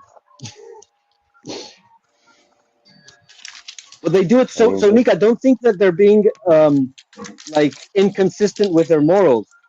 They're being consistent, just that they're being hypocritical. They lie about it. They say, "Oh, we're good, we're moral, we protect the innocent." Yeah, they're not But consistent you shouldn't because they are expect lying. like what Lao Tzu said. No, sorry, Sun Tzu. Sun Tzu said that war is the art of deceit. Why would you expect them to be honest? No, but you can deceit in war. I don't say you need to be honest in a war. No. It's a war. I understand, but you do it with grown-ups, not for against kids. You're not like being deceitful against kids and killing kids and call it war. Guys, remember dancing Israelis. Exactly. Oh no! Those the dancing The rabbit hole Israelis. thickens. Yeah. No. Okay, guys, be careful. I'm not too Remember, free here, even in a Western remember where world. you are. Exactly. I have a job I need to keep, Yeah, be careful, Nika. Take care out there. I've been tough world. in an authoritarian country, and I'm living in a new West who's metamorphing to an authoritarian. So I know my boundaries and I know what to do. Where are you going to move next if Canada go into the authoritarian? I'm used to authoritarian. I can live in it because I have experience, man. Look, the issue isn't if it's authoritarian. I can't play the issue is Nika, you haven't experienced Canadian authoritarianism yet. Oh, you're going full gay by the end of the year. No. You won't have a choice. Never. No, but also, Nika, the thing is it's not a problem if the country is authoritarian. The problem is if you can survive. So, yeah, for an immigrant, it's probably I'm a survivor, man. Easier. Not only because you're you're leaving from a place that's probably worse in a certain sense, but also because it's something that is being incentivized. So like you can adapt because you're in a weird place, in a new place, but it's very difficult when you're in your homeland and that starts to change and becomes hostile to you as a native. And so that's probably similar to what happens to people who immigrate. But the people who stay in the country are the ones that suffer. Like the people who leave, they abandon that country, and they're no longer beholden to that.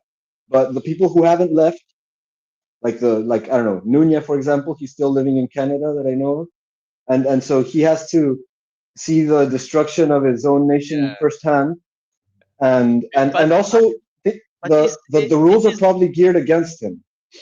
Yes. Because the whole point of mass immigration is to debilitate the position of the locals, so that they. Let me tell you something. There is a lot of like immigrants who are like more locals than the locals, if you know what I mean.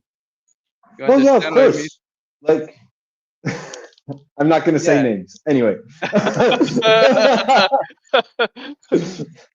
No, but it's a cycle too.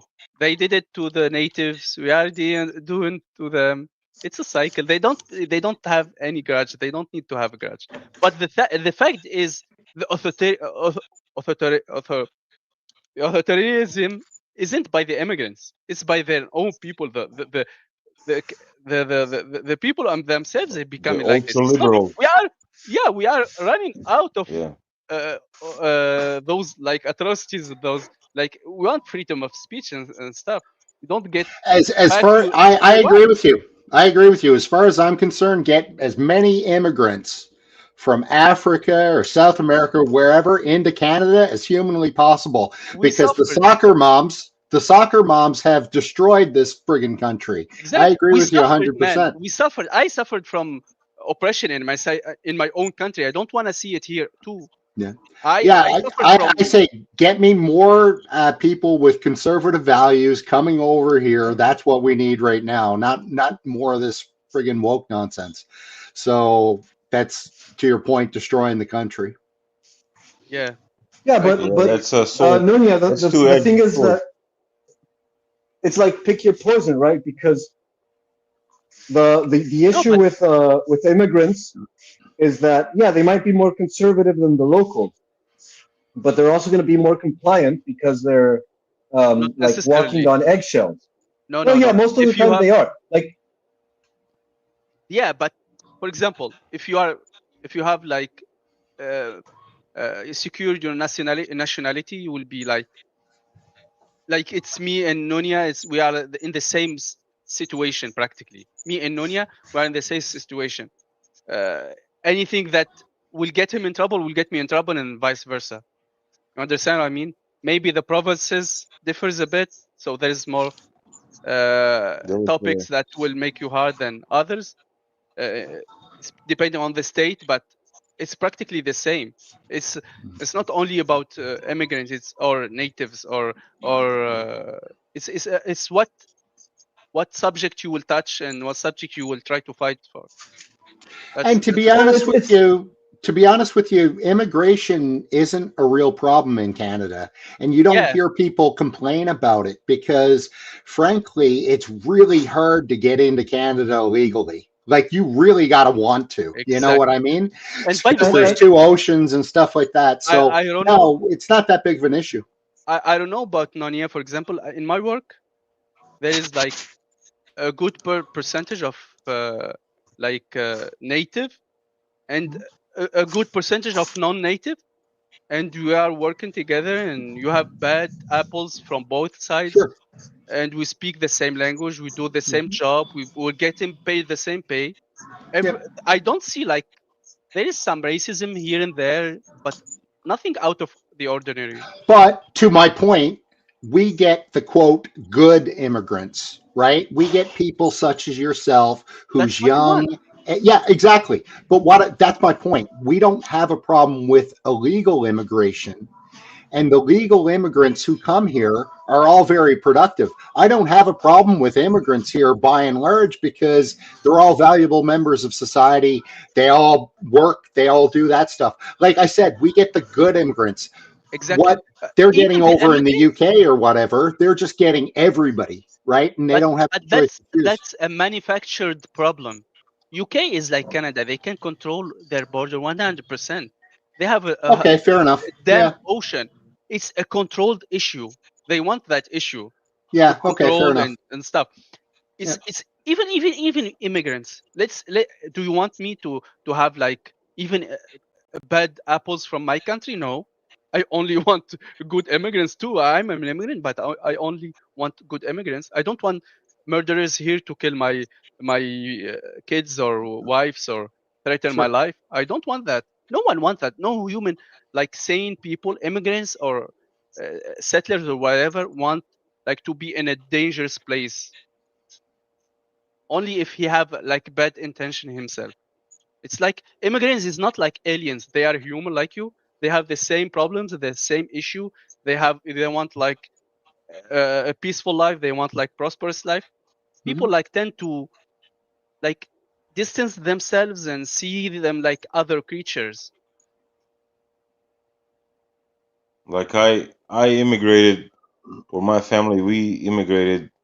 You know, we were, you know, refugees in the United States, and I mean, you can say that we took advantage of that, you know, and but also you know, we came there legally. We were, you know, you can say, you know, models, you know, citizens. We obeyed the law. You know, we did everything right. We paid taxes, you know, and then like we followed our dream to come back to our country, you know. Come So on, Bojislav. Everyone knows, like everyone who grew up in the 90s knows that the Serbians are always the villains.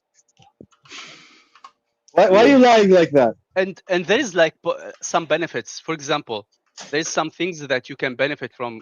For example, if I go to downtown, I can eat Chinese food. I can see Chinese people, listen to Chinese music, culture, and I will not get the bad things. I can like benefit from those beneficial things. For example, Chinese immigrants are one of the most prosperous communities in Canada. You understand? It's not like it's you can get from us like 4 wives. You can pick that up. It's a good thing. My wife will yeah, not but agree look, about it, the but problem, you will you love know, it. like problem that I see, like in England, is like basically, you know, their society is changing, and then you have this, you know, you have this new culture that's taking over, and new people, and like, you know, this country is not what it used to be, and it's not racist, you know. It's just, you know, this is not England anymore. I mean, you know, so what, you know, how do you, you know, in 100 years, you know, how do you show this, you know, like, you know, if you have like new, you know, tourists, and like what you gonna show them, like, you know, I mean, the world is changing, of course. I mean, obviously, you know, and you know, like you have you even have a, you know, migration here in Serbia, you know. And like the other day, there was this conservative politician that was speaking, you know, in parliament about that, and then he got a call from the, I guess, parliament president, like he called him, you know, fascist. You know, they do this kind of shit, you know, like if you try to like protect your own, you know, country, like population change, like if you're against that, you know, and you know, you immediately get attacked like you're a Nazi, like you're, you know, fascist, even though like you're, you know, you normal person trying to protect your, you know, your heritage, you know. So it's fucked up, you know. Like all these people, all these politicians are the same. You know, they all have some kind of, you know, like lucrative, you know, interest in all this, you know, one way or another. Well, yeah. Look, what Nika was saying was interesting about Canada because it explains a particularity that I hadn't noticed. Because, like if Canada is having like Nunya and Mika say, if Canada is having a better immigration policy than UK or even the US for that matter, all of EU, then that means that there is a higher degree, to some level, of sovereignty, right? There is a so like what Nico was saying is true. Like it is true that if the immigrants and the natives can unite, they can have a greater leverage over their like the overlords. No, But for example, I will give an that's example. very rarely the case. Like for example, the Muslims usually have conservative values, right?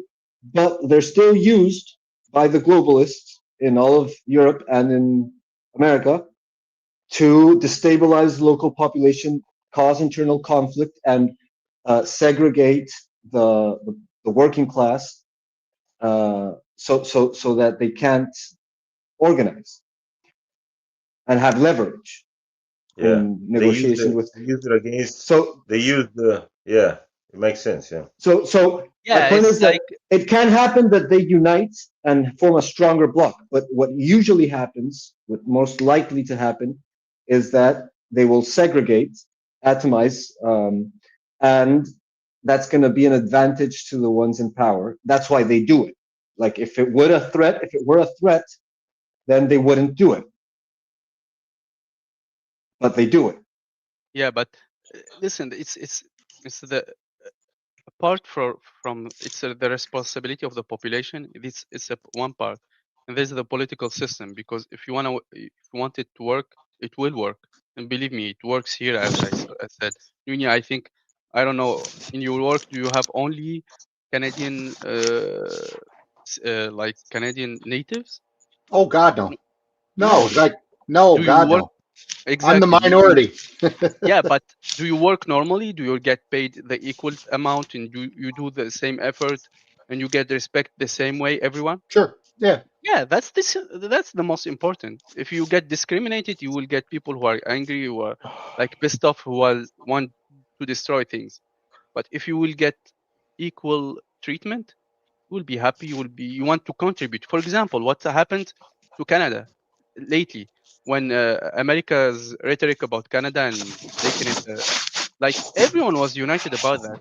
Immigrants, non-immigrants, people boycotted American products. It's like made the Canadian more united, I think. Yeah, same as with Iran. Exactly, the same with Iran.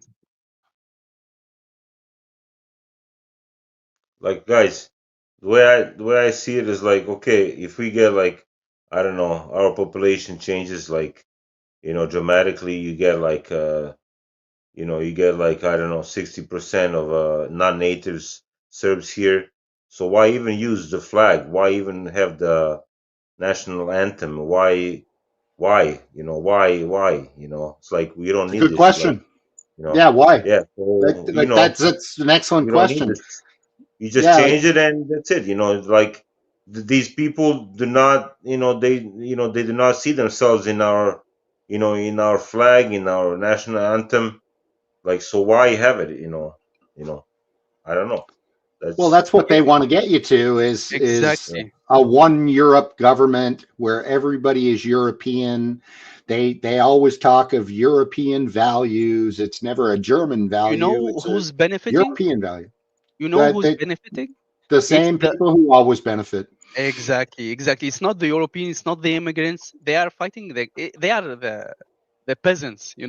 The royalty who's always ruling, man. Super chat. Beto Sida on Rumble. You guys need to stop talking shit about things you don't know just because you see some posts online. Doesn't mean it's true. The UK is still over 80% white. Okay. Even more. So even more. Okay, so in 20 years, so when you have both ways, it's a made up problem. Both ways, it's a made up problem. If they wanted to be fixed, it will be fixed. Yeah. Yeah. It's crazy that okay, they cannot Yeah, you have some. Okay, let's say you have 20%, immigrant population, and then you put them on the welfare and give them benefits and shit, and then now they start having like 10 kids and shit, and in like 20 years it's gonna be like 50%, easily, Not necessarily. For example, here in Canada, both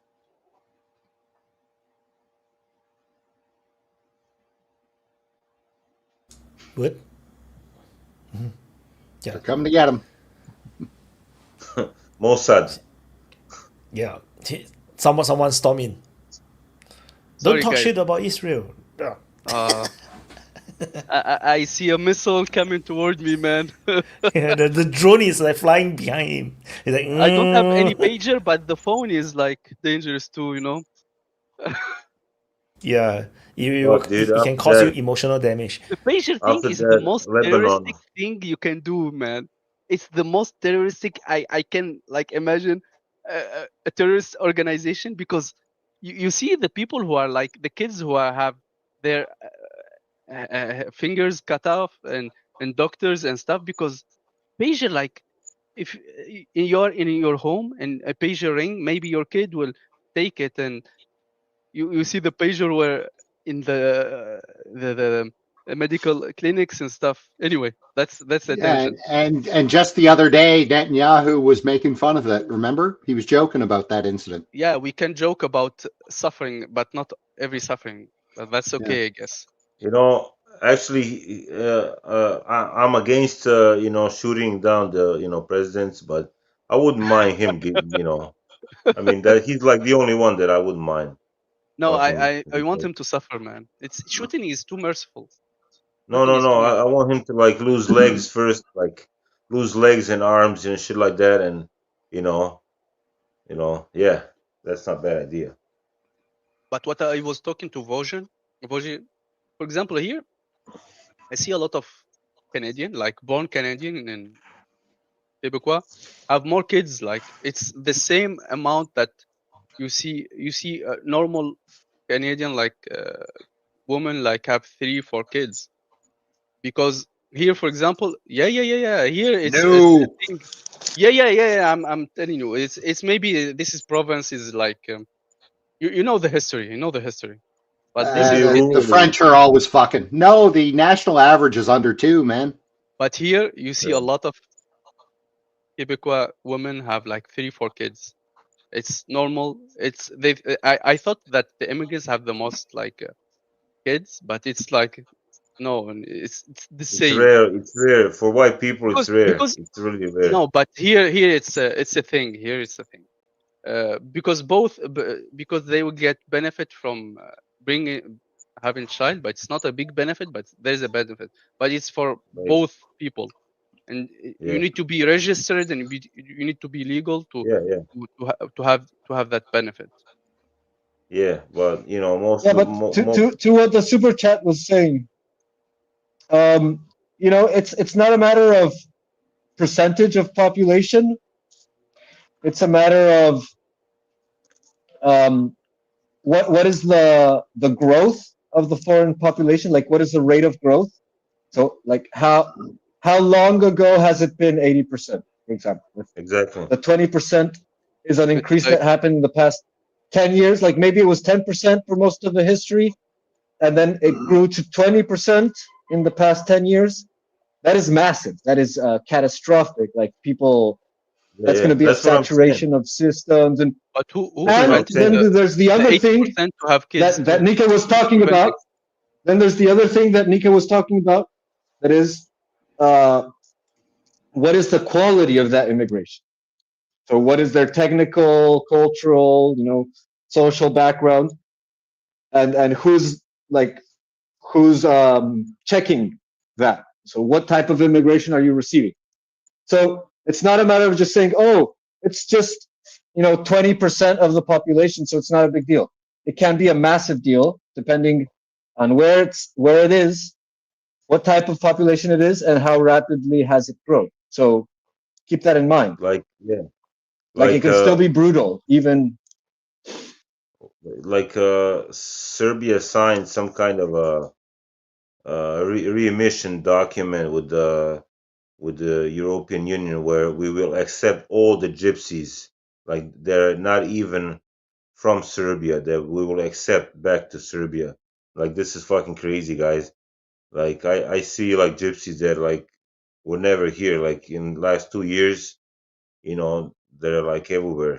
So it's like we do shit that's kind of only few politicians get the money, and then like they do this kind of shit, to their own, so it's bullshit, like we it's all about money, and it's not even about ideology, I think these people are just looking for their interest, and how to get rich, and if some a politician from Europe offer them money, some decent like couple No, but millions or the people, whatever, they they accept are that. So amassing the central power. The European. This is the thing in Europe. They're amassing the power. Even your politician will not do nothing because they have like a bureaucracy now, in as the European Union, and they keeping like getting it more and more, and they getting in excuses from war on Russia, from whatever the situation. They're getting massing that power, that authority, and like they keeping the population distracted about this because they are not elected. Those people are not elected. no. Those exactly. So you cannot do anything about them. They are keeping amassing power and wealth, and they will like Yeah. the new aristocracy in a way. I was attacked, like a couple times on the open mic or maybe in the chat about how Serbia is like officially applying for a European Union membership, and the sentiment here is like totally anti-EU, like people know that EU is a scam. It's like basically like a communist, socialist project, with the fucking gay twist to it, and like nobody wants this. Nobody like see any benefit from it. Like they all, like they're not able to like help us, like with the with our judicial system, like everything is like corrupt, so like we don't see any benefit from European Union, and they're still pushing this shit, like we want to join the European Union, and then it's like they don't even ask people like if they want this. So, Super chat. NGS said, "Have you discussed drones over Denmark, etc.?" Not. No, we really. haven't. Well, Kind of. basically, Kind of. did Kind we? of. Well, I Kind guess we of. did. No, we discussed over Ukraine and Poland. Yeah. Poland, but Not it's not the Denmark. same. Same The story, same. same story. Basically, the Danes are trying to run a false flag. They're all borderline retarded, so they screwed it up. And now they look just as foolish as the other countries, and nobody really believes any of them. That's really the long and short of it. Lion Oh, up but there and is one case. A Singaporean couple got deported, I think, for flying drones in I'm not sure which country, maybe Denmark or something. oh my Like the- god.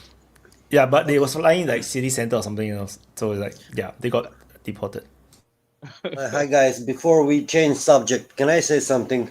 How do you erase a nation without immigration? Well, let me show you. Okay, this is my ID card.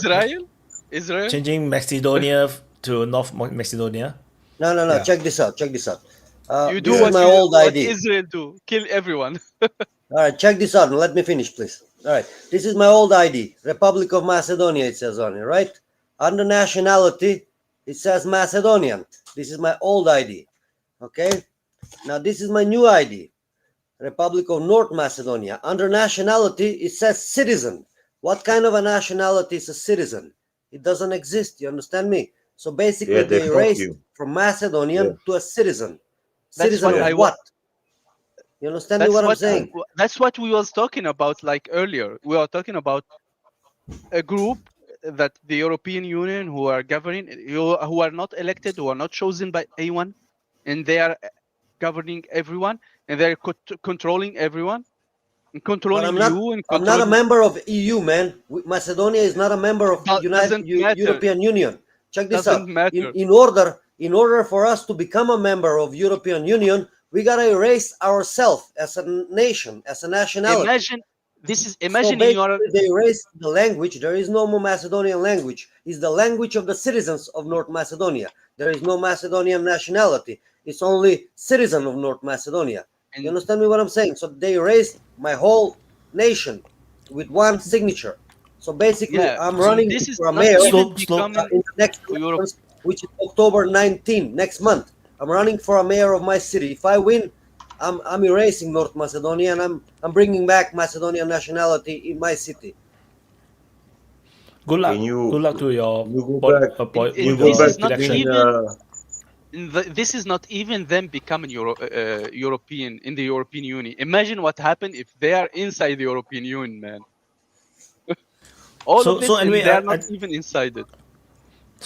I just now I read on Twitter, Slovakia just passed a law with a tremendous high majority vote to put Slovakian law before EU law. So that is a very good development because they don't make sense that EU controls your country. You know, you should you should come first, then the grouping. but they have And also balls, you NGS know. super chatted. The Yeah. Singaporeans were arrested in Norway. Wyatt.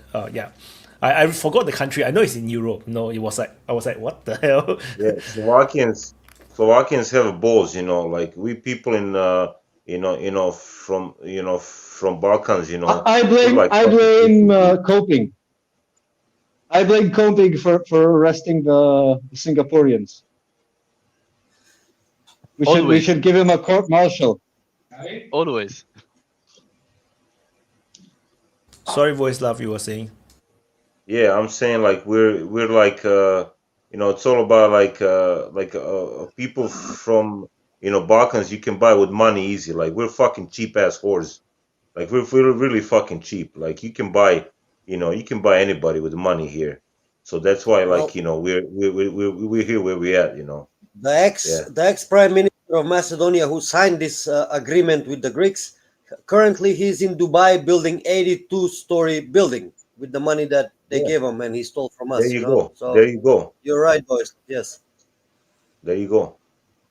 Our politicians too. Like I was, I don't know if you were, listening like 10 minutes ago. I said like there is this politician. He's conservative, and in Parliament he was asking, he was announcing or he was speaking to the Parliament, and he was saying, how we have a problem with our own, natality rate. They call it the white plague. Whatever but and then like we have all these migrants that we bring in, like how what's up with that. And he was called they call him a fascist, because of this statement. And the guy is just trying to say like like you guys are changing the population, like you bringing in like 500,000 migrants to work here, like we cannot handle that. Like that's going to be like really dramatic, you know, like dramatic change in The demographics. Yes. yeah. Well, if I would bring somebody, I would bring Nepalese people so they can burn the motherfucker down. You know what I'm saying? From Nepal. They can do. Anyway, I call them political horse, as the same as the media horse. You know, they prostitutes for money. So they do not care about our well-being. They care about the money. The god is green for them, and the sun rises on the west. So that's why they do what they do. Otherwise, our country is rich, man. We can live and prosper here. All we need is somebody with integrity, politicians who have common sense and they care about their own nation, not only about the money. So currently we have all corrupt politicians. That's why I decided to run for a mayor, and the fight will start from my city. If I win, it will be totally different story. I had a Which city is meeting that? last week with the OPSE, the observers for the elections, and I told them all of this, and they said, complain. I said, complain to who? To the wolf for eating the lambs? Make a deal with the wolf to stop eating the lambs and the sheep. You cannot do that, man. You're the wolf. Who I'm gonna complain to? To you? You did this to us with your money and Soros and all of that bullshit that you bringing in here with the Vogue and everything else. Everybody's moving out because of the politics, and the politics it is doing this for like 20 years now. They keep changing the same people in the power, and it's like two political parties but the same narrative. Yes, Mike. Exactly. Super chat by Beto Sida. Let's make Macedonia a communist nation again. There is no nation in communism, man. Communism doesn't recognize church or nation. You understand me? So if you make Macedonia communist again, we do not gain anything. We still remain no What nation. city? What city you What from? city? Where are City. you? What is it? Ohrid, Ohrid. Okay. the oldest Okay, lake in Ohrid. Europe. Ohrid, my city. Ohrid to jezero. Yeah. Yeah, brother, the lake. So I'm the only independent, by the way. Nice. I Good I luck. wish you luck, man. It's going to be a difficult fight though as an independent. It'll be difficult. Hey, but Ghost, listen. What do you think is more of a country? China or Macedonia, or China or Germany, or China or the United States for that matter? No, or Vietnam or Macedonia? Like, what's more of a Check this out, country? man. Macedonia is the oldest country nation in Europe. You can find me in the Bible. None of these other countries around me, you cannot find them in the Bible. They're modern creation, artificial states, nation state created in 18th century compared to Macedonia. We've been existing you didn't get what before Jesus. You understand me what I'm saying? He was referring to another thing. He was meaning another thing. He said I I was think meaning referring that to the nation you state. said that you said that the communists don't have a nation, but I'm telling you that there are nations that are communist that are more of a nation than nations that call themselves capitalist or liberal. So it's not a rule like you say. It's not a strict Yeah, rule. it's not a It rule. depends on what is the real. For example, many people talk about how that it's not ideology, but it's money that motivates people, About and that society, is like true. communist. But that is an ideology. So like if you prioritize money over anything else, that is an ideology, and you do that because of following that ideology. So if a country like values honor above anything else, that's a different ideology. If it values the people, if it values the history, it depends on what the country values. And so that's going to be the ideology that motivates the actions. And it can be communism, and it can have a higher sovereignty than a country that calls itself a monarchy, a democracy, capitalist, liberal democracy, whatever. I don't know if you can call China communist. Like they might look communist. Yes, you can, but because whatever they call themselves they call communists. themselves. So Yeah, they identify themselves as communists, and they have a state-planned economy. So you can say that they're not communist, but that's just what you're trying to frame communism as being, because in essence, communism is they might be fascist. Whatever a They might be communist fascist. country does. Yeah, they took everything. Yeah, I think it's But societal. the fascist, it's the same thing. The fascist government is the government that says, I am fascist. Because that's the only thing that fascism is. It's a guy took over Italy and said, we're going to do fascism. And so that's why fascism exists, because that guy said, this thing that we are doing, taking over power in Italy, is fascism. So if a country calls themselves fascist, then they are. If not, because that's the thing with political labels, that they're all theories that are not applied until a country grabs them. Like communism doesn't exist unless a country says, "Look, I am communist, and this is what I do." Then communism exists. Before that, it's just an idea. It's floating in the ether. It doesn't exist. The same thing with fascism and with capitalism, like all of these things. So China is a communist country because they say we are communists, and what we do is for the people of China. Whereas Just that the they are not capitalist practicing countries say, communism. That's all. They're not This really kind of practicing communism, they but they are kind of communists. Yeah. yeah, that kind of ideology works for their society. You know, not every society is is up for that. Like we, we're susceptible to corruption, like all the way, like in whatever system you put us in. Like we value money before anything. Like Ghost said, no, but again, green, Vojislav, like that the is an God is green ideology. for us. Yeah. The people who value money over everything else value money, but it's not everyone. They call The monk that lives in the mountains, That's their god. the monk that lives in the mountains doesn't value money. He has another god. Exactly. That's their god. We say even in Islam, everyone worship its own god. Some people worship money, some people worship women, some people worship power. It depends on what you worship. It's your religion.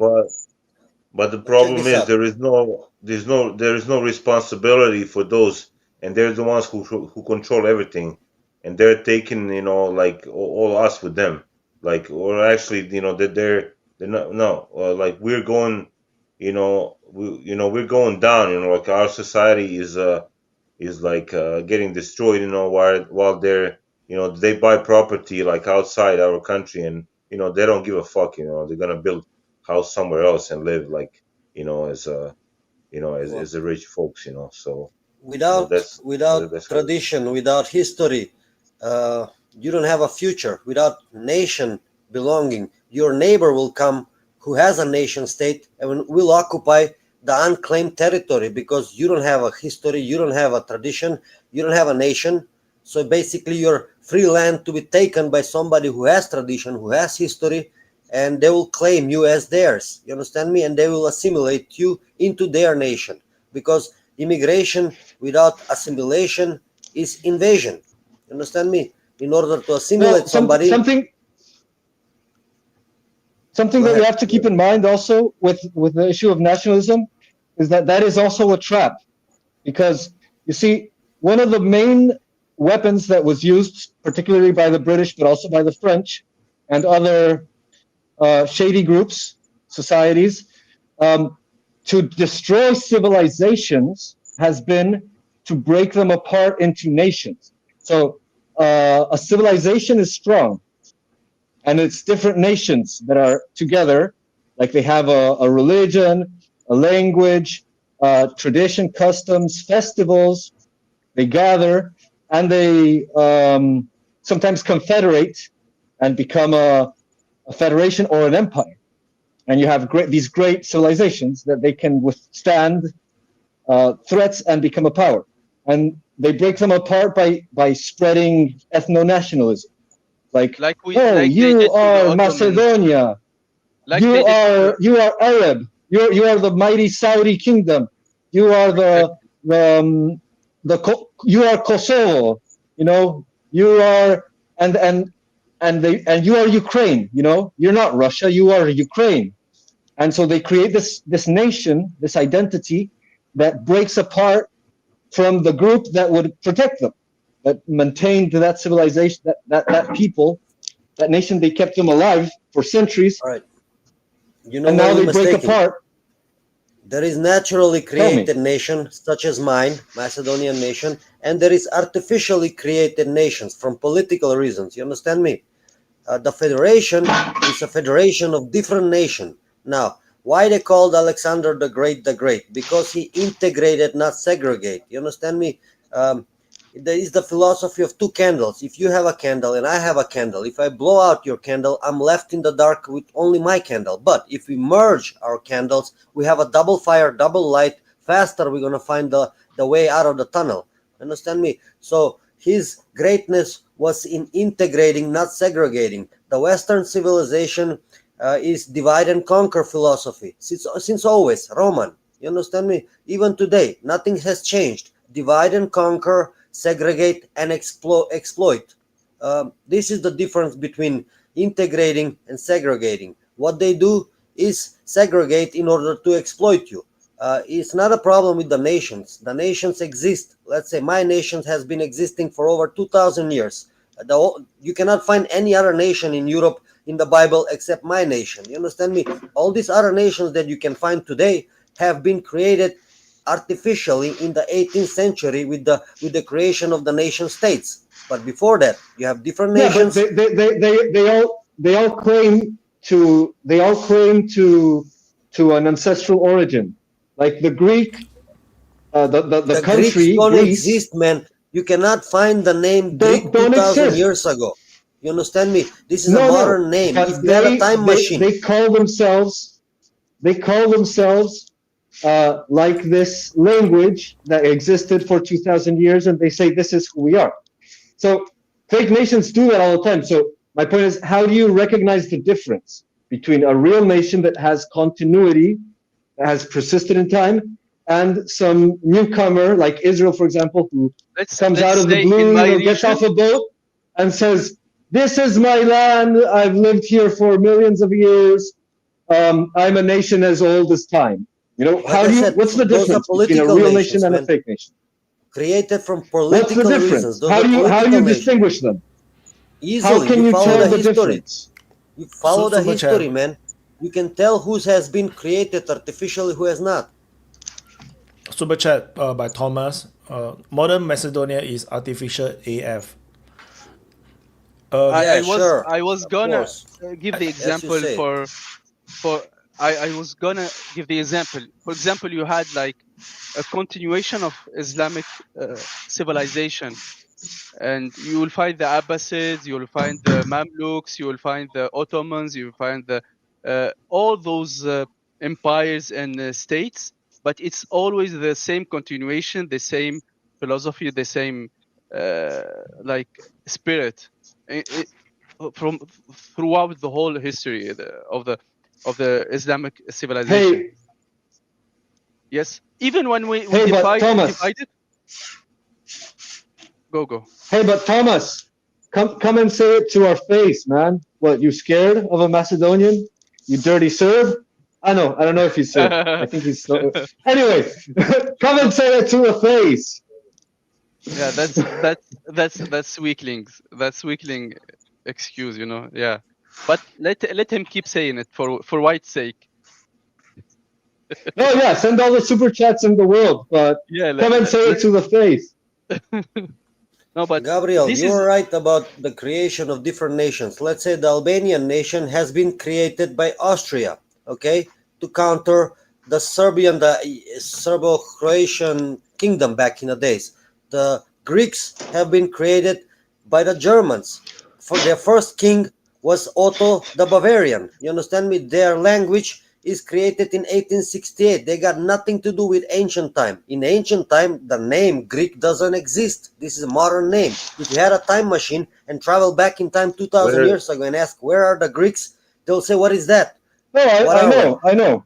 Give me one artifact, one single coin on which you can find the name Greek from ancient time. There is no such a thing. No artifact on which the name Greek exists, because it didn't exist. Okay, what were they? They were Hellenes. But Hellen, it's a religious group. You understand me? It's not a nation. They have Athenians, Athens, city-state, Sparta, city-state, Thebes, city-state. They spoke different languages, but they were no Greeks. You understand me? Serbia was created by the French. You understand me what I'm saying? What were the Serbians before they called themselves Serbians? Bulgaria were created by the Russians as a counter to the Ottomans. You understand me what I'm saying? These are all artificial nations created in 18th century, and they all take a bite of Macedonia. Now today, they all claim Macedonia as their own. They try to deny my existence, and they even succeeded. As you can see on my ID, I was Macedonian. Now I'm not Macedonian by nationality. I'm a citizen by Super chat. nationality. But you see, Super Ghost, chat by Thomas. You see- I'm in bed already. what a baby, Thomas. I'm ashamed of you. Anyways, Ghost, Wait, Ghost no, of I have a Macedonian. question for Ghost. I have a question for Ghost. Wait. Let me When you talk let me about say something Serbia, real are you quick. talking about modern He's gonna go on Serbian forever. state or Let me medieval? answer him real quick. What you say might be true. I mean, like the Ukrainians say the same thing. The Israelis say the same thing. Like it might be true, but you're not the only one who has that claim. Like Ukraine says, "Oh, It's Russia not a didn't claim, exist." man. It's a fact. We have a continuation of language, culture, that's tradition. the same. That's for the over same thing that 2,000 they years. say. It's the same thing. It's the same thing that they say. It's exactly the same thing that It's they not say. what you say. So it's what it the has to- facts support. Do you have the facts to Yeah, to but they support your have claim? they have their own facts. Like they also say the same They're thing. They not. say we have They're the not facts. the own facts. This is made out of plastic. Facts. You know, we can have a. You can Fact say is more claim than it's a a word. wood, but it's not. You understand me? I cannot So the facts agree don't with you care there. about your opinion or my opinion. The fact is a fact. I don't agree with Yeah, you but the that fact we is were not a piece of created wood. by the French. You know, I cannot agree with that shit, dude. I mean, sorry. Okay, let Like, me ask you: since when you're Serbian, and what were you before you became Serbian? What is the Well, earliest data for you that you know in your history that you are Serbian? I Since don't when? know. It's What like century? 12th century, like at least. What were you before that? There is Roman transcripts that we actually it goes to like 7, maybe like Okay, 7th, 8th maybe century. like What were you before that? something like that. The I earliest don't know. mention of serf. You don't know? I know. You were tribal. Tribal is one of the rays of this flag here. One of the 16 tribes of Macedonia. So basically, serf. It's a Roman name given to you as a slave. You understand me? That's what serf means. No. Serving somebody. You understand me? Well, No. that's Yes. no. What language do you speak today? You speak dialect of Macedonian, man. Before that, what were Okay, you dude. speaking? The same language. What Okay, dude. you? No. Yeah, it's not okay. It's a fact, man.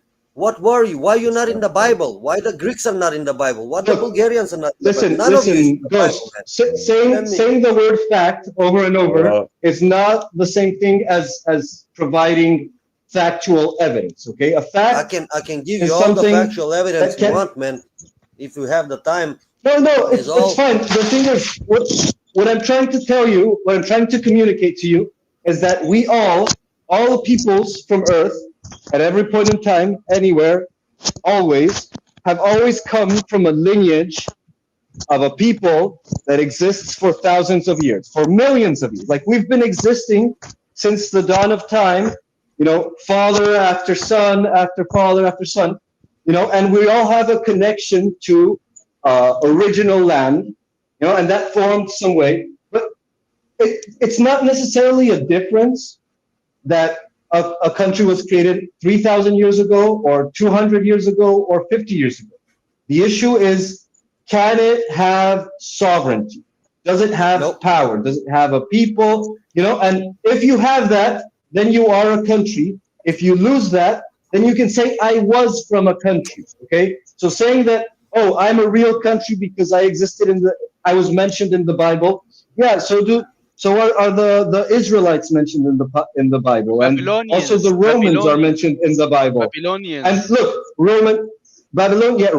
Rome still exists. There's people in a city called Rome that are born there and called Romans, and so they exist since the Bible, even though Italy was made in the 1800s. So you can always make this claim to the past, but what matters is how strong is your nation today. Egyptians? Yes, they still are. exist. Are Italians Romans? They don't speak Roman. Egyptians still exist. Yes.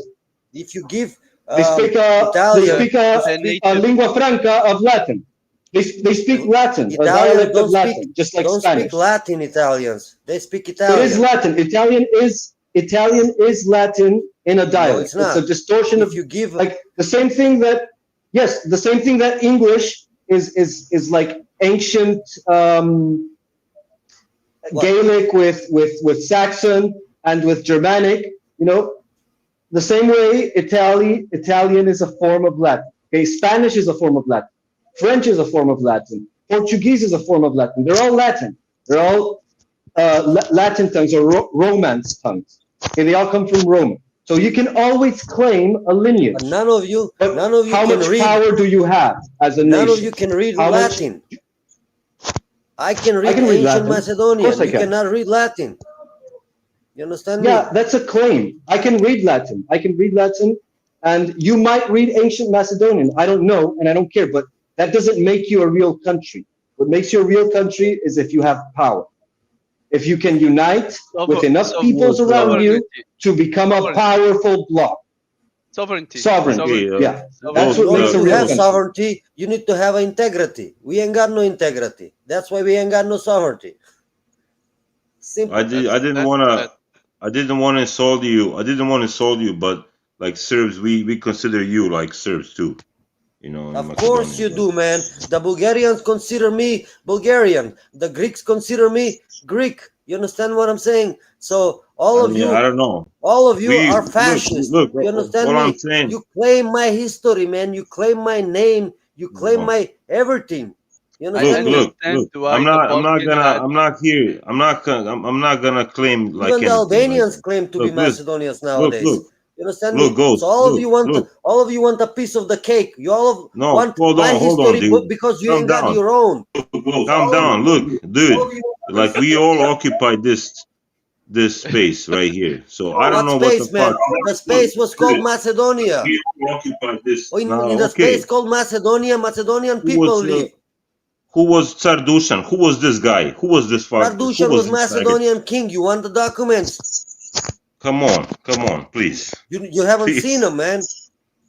Please. Look at Dushanov Zakonik. Look at his laws. He says, I'm Macedonian king, and after that he claims you are other Serbian, Bosnian, Bulgarian, all of the other are after. First he says, I'm Macedonian king. Read Dushanov Zakonik, man. VDP. You're making stuff They up, don't- dude.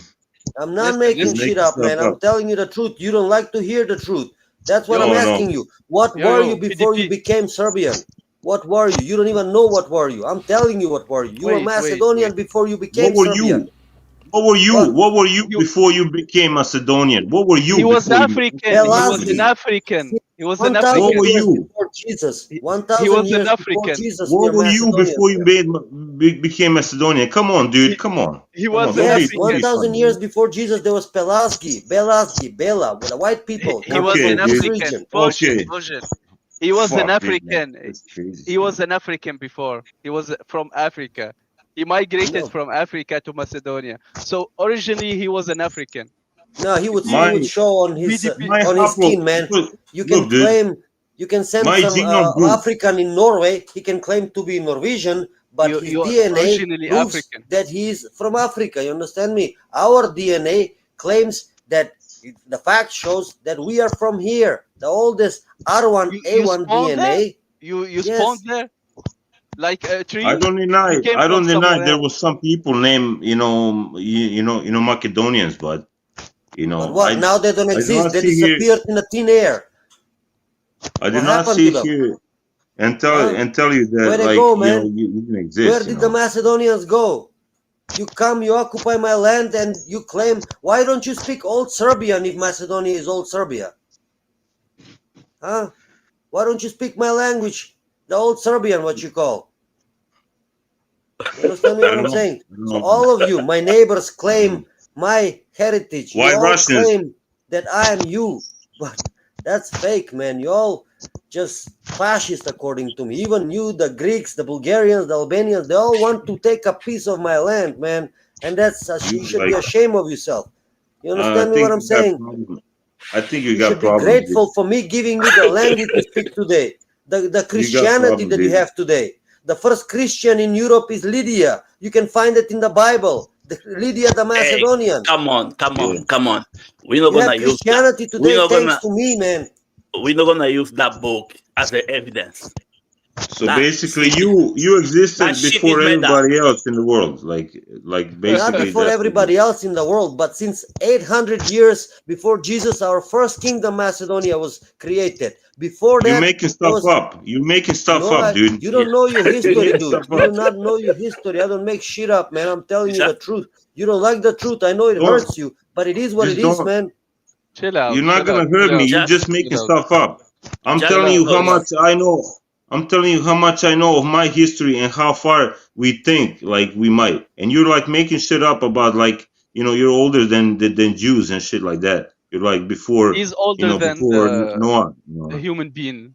They are No, they I'm are saying older that than human Macedonia beings. kingdom exists since 814 before Who? Jesus. Before What that, kind of people pamphlet? on this What kind of pamphlet peninsula did were you read called this from? Pelasgi.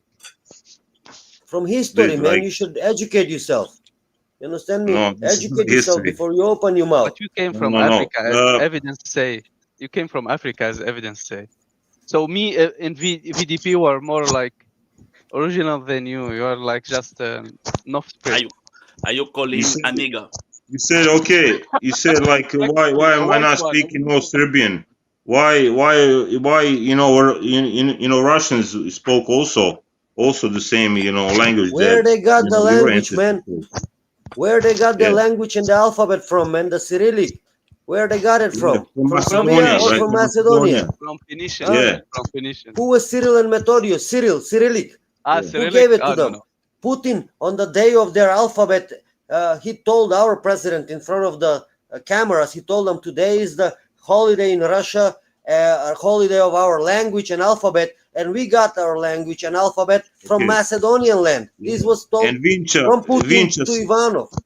yeah, Vincha civilization was also Macedonian, right? Vincha is couple of thousand years before Jesus, not 1,000. Vincha is Pelasgi people, man. Pelasgi. This you're talking about 5,000 years before Jesus. This is no nation's Okay. time. This is no nation. This is hunter-gatherers time. The Yeah, first civilization. and the artifacts that are found on our our national clothing. The artifacts Yes, that they are are. found. Of course. Yeah, and You've that's been there since Macedonian that too, time. right? It was Come no on, you're funny, nation dude. 4,000 years ago, man. There was no You're nation funny. time. I'm telling you, the nations, as my nation, exist since 800 years before Jesus. I'm telling you the exact date. Traditions. Before that, there was no nations. It was hunter-gatherers. So It was what? just But the So what? artifacts. I don't know what's the issue. Yeah. So what? So what? You existed. Humanity existed like thousands and thousands of years before. Yeah. yeah, So but what? this is about Yeah. destruction of the You oldest nation in Europe, about destruction Babylonian of the were like oldest civilization in you Europe. don't see We gave them everything Iraqis they like got, and today they peace on us, man. You know what? They deny my existence in 21st century. That's why I call I them don't deny fascist, you, man. dude. I don't deny you anything, dude. Like our church gave your church like right to separate. So what For the fuck are real. you talking about? Hey, Yeah, look at the like Bible, man. Paul came to Macedonia because Macedonia called them sent Paul to come in yeah. Macedonia. The first Christian in Why did you Europe need? is Lydia the Macedonian, not Lydia the Serbian. So who gave the Christianity to who, man? You understand Macedonia me? is a province. Macedonia is a province. What are you You talking see, about? denial again. Province. What Jew, province? Who lives in a that Jew. province? Martians? Mexicans lives Serbs. in the Macedonia province. Who lives in Serbs. Macedonia? Serbs. Serbs lives in Macedonia. That's what I'm saying, Yeah. man. You We deny my occupied existence. we occupied space all the way to the all the way to the Greece, to the Yes, Aegean you did Sea. occupy space, but that doesn't mean that we are Serbians. You understand me? On the other hand, You are. you You are Serbian. You are Serb. sure, there we go. Be The proud. Bulgarian, if we had a Bulgarian in the chat, he would say I'm Bulgarian. If we had a Greek, he would say I'm Greek. You They're cannot be Serb possible too. that all of you is right, man. You understand me? You all try to take piece of the cake You called are Macedonia you are because of our repeating. rich culture, heritage, You and are history. Because you hello ain't What do you got think your hello about own, man. Ukrainians? yo Okay, I got a question for you. yo What do you think about Ukrainians? Like who you are are Ukrainians? repeating the same What words like 10 times. Can Ukrainians you are something similar to the Croats. They got influenced by the West. You understand me? So Okay. Croats basically are brothers with the Serbs. But what happened? They got Catholicism. You got Orthodox Christianity. And that's where the war begins. Divide and conquer, like I said earlier. That's why you fight with the Croats. But you're the same lookalike, the same people, man. The same language, too. Okay, so how similar are Ukrainians to the Russians? They're not the same people, right? For real, they are the same people. What are you talking about? The So same what the DNA. fuck are you talking about? What the fuck are you talking about? Hold on, they're not Mexicans or Indians. They're the same white They're people, Russian. man. The same DNA. They are Russian. You cannot They make are a Russian difference to between change. Ukrainian and Russian. Put them one next to another. Tell me who is who without knowing who is who. They They are look the Russian. same. They just change their alphabet and the language. I a little look bit. like a Russian That's And it. the man, church. and I'm not Divide even and conquer strategy. from Europe. The same with you I and the look Croats, like a man. Russian. Divide and conquer. To be honest, you look Russian. Like I I look don't like a deny. Russian man. I don't deny. Not you, him. I do not deny the Croats didn't exist at the same period as we Deny did. me, the We were just, Macedonian. Imagine. Wait, You look Russian. wait. I don't know. BDP. Maybe Imagine you he were do a. maybe Imagine you he were do. maybe our tribe. Listen. Maybe you were maybe Listen, you were listen. That I one is don't know. definitely Russia. You can Imagine. see. Well, he is Imagine he Russia. did Your Look at a him. tribe didn't exist DNA. before 9th century, man. Imagine. That's what you I said do not yourself. deny existence, dude. Like I don't know why you're tripping. Like I don't deny Imagine your he's. existence. Why are you tripping? You just said I'm Serbian. That means automatically you deny my existence, man. Imagine. No, you do exist. You do exist. You're just Serbian, That's what I'm talking about, man.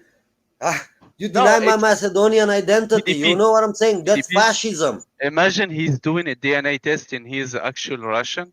He is It will Russia. be a Look at blood. him. It will be a plot twist, It will Like be did a plot you twist. All of did the you white exist? people that you see, most of the white people in Europe, they have the R1A1 DNA. The oldest sample of the R1A1 DNA is coming from Macedonia. Just so you know, it's a factual. It's science. Yeah, You cannot deny fucking science. world's coming This is to I the am denaric. glass. UN. It's not plastic. I It's am Fuck glass. yeah. Hey, Ghost, I I don't have Ghost, I don't have anything against you, man. I don't know you. I think you might be a cool guy.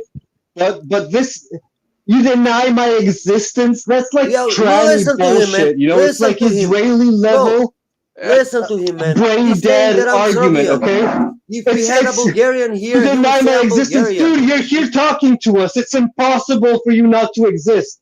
Your claims are up for debate all day long. If anyone cares enough to give a fuck about it, okay, you can say whatever you want, and we're gonna discuss it. And it's not denying my existence. Don't be a pussy, I man. don't. Come In order on, for get somebody some don't to deny balls. occupy existence. you, first step is saying that you are me. You understand me? Like the Russians do with the Ma che Ukrainians. In cosa? order somebody to occupy you, it's the first stage. You are me. Macedonia is Serbia. So they come and they occupy you and they make you Serbian. You understand What? me? Or the Greeks. They say Macedonia is I Greek. So they I come and could they not occupy resist you. The same to shit with the come up. Bulgarians. You Come understand me? on. What kind of issue we have with our fascist neighbors but around me? They all Pumpkin. try to occupy my land You, and you're make you're me all dumb. fascists. You're all transphobic. You're all homophobic and Like anti-Semites as I well. did not My say God, anything, how can man. you even Wait, exist? super Borislav chat, said super that. chat. Thomas He's said saying, the ancient Macedonians were Greeks. Yeah, yeah, I've heard that controversial statement. before. How we will have such World War One and Two, and what's Your proceeding yeah, without you guys those have guys? yeah, Without you guys those have to guys. stop denying the fact that we are all Ukrainians. And I just want to say, you are forming Yugoslavia again, at this rate, forming, all the different It's an countries, the artificial people from country, different man. parts. What is Yeah, the all, country? all, It's all not the Don't you family know? reunion. Don't you know The that old the family Greeks reunion. have dug Yeah. up the Black Sea? They are the origin, the Alpha and the Omega. Bring Uh, Yugoslavia back. jokes aside, I couldn't Or avoid is it me that's cutting out? jumping on because of this comedy show. It's really fun. It's funny. Yeah, sure, it's funny. It is I ask funny. you too. What were you before you become? What are you? Serbian, Croatian? You were What were you African, before no? you became that? I have been always Serbian since the Since beginning when? of time. Since the Since beginning when? of time. What is the earliest mentions of Serbian in the history? Since the beginning of time. Okay, archaeology. When is the first Since the beginning of mentioning time, of the simple. of the When time simple? started, we have been You're just Serbians. talking nonsense, man. I don't want to Yeah, watch I that have all the movie. facts, man. I have all the facts because I say so. I don't want to Super watch that chat. movie. Don't want to Void watch that and movie. Voislav are going to tag team the Macedon. Please keep that to yourself. I don't want to watch that shit. No, jokes aside, we in the Balkans are very mixed culturally and ethnically. We are very mixed because, like everywhere in Europe and basically all over the world, there have been migrations and stuff. And if some superior is probably the wrong word, superior culture comes along, then a lot of the local people change to the new culture. Like most of the Turks are basically of Greek origin, in Turkey themselves, because the Turkish invaders, they came in and occupied a lot, but most of the people stayed there, and they just adopted, So this has been going on for centuries, for What thousands Greek of origin, years. man? The Greeks didn't exist in ancient history, man. What are you talking about? Yeah. You can Find me choose one your name. artifact with the name Greek on I it. don't care. I don't care about that. They have mothers and fathers since ever. Every The born Greeks come from every Egypt. born person They're had a gypsies, mother you and a understand father. me? Doesn't Greeks are matter. gypsies, man. They come from Egypt. They have not killed. No, but seriously, you like all this come is from this is Africa. You I all thought this is from Gypsy this come is from Africa. a India. great You are all this is a from great Africa case for study. us. You're all like Egyptians for us because you're all coming from Africa. Your point of No, origin but is this is Africa. a So you're great all case of study. So Could we like move on people to get another taught topic? thus. People are taught this type of things. They teach them that. They fill them with this sense of pride. They tie their name to some ancient civilization. They did it to the Germans. They did it to the Ukrainians. But there was To no the ancient Ashkenazi Germans, Jews, man. There was no ancient Ukrainians, and but then there they was ancient Macedonians, and we and still and here, then and like it then or not, and man. then We they still here. and then So they what break are you? apart. So what And then are they you? break apart. He's not even a Macedonia. He's a ghost. He's talking to us from Yes, 1,000 because they years ago, erased me. I and he came back doesn't exist anymore from the because past. they denied his existence, and now he's Even just they a ghost. erased my No, but nation. I'm a seriously, citizen now. they teach because they people can. this, and so they splinter apart. Like, watchers, beware. The MI6 and the MI5 and the CIA, they're gonna get you. They're gonna get your textbooks. They're gonna teach you to be like this guy, and you're gonna end up being a citizen of nowhere, splintering away endlessly until you're like a tiny unit of an amorphous mass of non-nations that all have this massive nationalistic That's coming sentiment to you next, man. That's coming that breaks to you them guys. apart from all of their. Yeah, it's coming to you. So don't fall for it. Like, this is how you end up It's not me not falling belonging for it. to any They bought country. the politicians, Gabriel. They bought all of the fucking politicians, let me man. tell me one thing. Super Just chat. short, and then I'd like to change topic. Go on, Wyatt. Super chat by Slav. Slav said, Montenegro tea on Macedon. Well, the issue is everybody is taking away your supposed, history because everybody can, because you can't do anything about it, because your history is history and you don't have the power to do anything against it, if it's true, your claims. But I very much doubt that most of the claims are true. So That hurts. I'd like to move to another more interesting topic. What have you guys already done? Just what do you want to talk about? I want to talk about this. This one is more interesting. Is it interesting or not, Bojin? Yeah, I This think one is much Macedonia better. issue is more interesting, more important. Yeah. Okay, next okay. time, We need to right? find our roots. I can contribute. Next time, bring a Bulgarian, a Greek, Serbian, and Albanian in a chat here, and you will see them all deny my existence. Always. Fascist, I don't like man. that. Fucking fascist. You denied They all mine. deny my You denied existence. mine first. You denied I mine don't first. deny you. Then I I just hit asked back. you You know. since when you're Serbian. Gotcha. Since what time? Just a short comment. You sound like a very woke person who denies your gender. Yeah,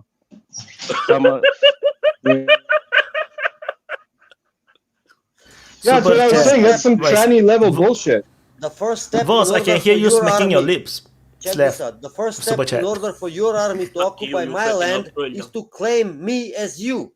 So let's go liberate No, our no, own it people. doesn't work That's like how it it begins. doesn't work We're like gonna that come way. liberate South Serbia, which is Macedonia. You know, because Yeah, those are you our can Serbian try. brothers. We gotta liberate them, and that's You how can occupation try. begins. You understand me? We Yeah. killed your fucking king, man, because he denied Yeah. Macedonia. You remember Okay. that? King Alexander? We shot I him in the don't care. fucking face because Yeah, he said the yeah. same You, thing. Though as Macedonian you said, exist, in 1934, we shot him and he died because of that word. internationalists did assassinate the Serbian king indeed, yes. DPA Open Mic viewers, now you know why Yugoslavia has disintegrated. No, this is the, this Don't the deny my reason. existence, man. I'm not denying you. I'm just asking you. Since Oh, when you're you are denying what you are? everybody's existence except Macedonian. Everybody else has the right to exist except Macedonians. You This understand is all me? Tito's. You paid a This lot is of all money Tito's to erase creation. from this to No, this. but no one has the right to exist. Everybody has to fight for his right to exist. Yeah, There I'm is fighting no. for my existence, man. Yeah, And that's go what I'm and telling you. fight. Stop denying my existence, man. I am what I No, am. You're You're not gonna no. tell me what I You am. have to crying fight. about You can it. ask I'll me do what what I I am. want. You know, Dude, I'll do what I want. crying You can ask me about what I am. You your cannot tell me what I inexistence am. is not the same thing as fighting for your existence. Okay, crying and ask like you sound like a feminist. Seriously, you're like a Bro, we fought the Serbs, we fought 100% the Greeks, we fought the radical. Bulgarians Like and the Albanians. They're all You trying know, to you take a must it piece sounds of me, like man. recognize you that. sound like a feminist, like a Ukrainian Nazi, like a Israeli, like a tranny, all crammed together.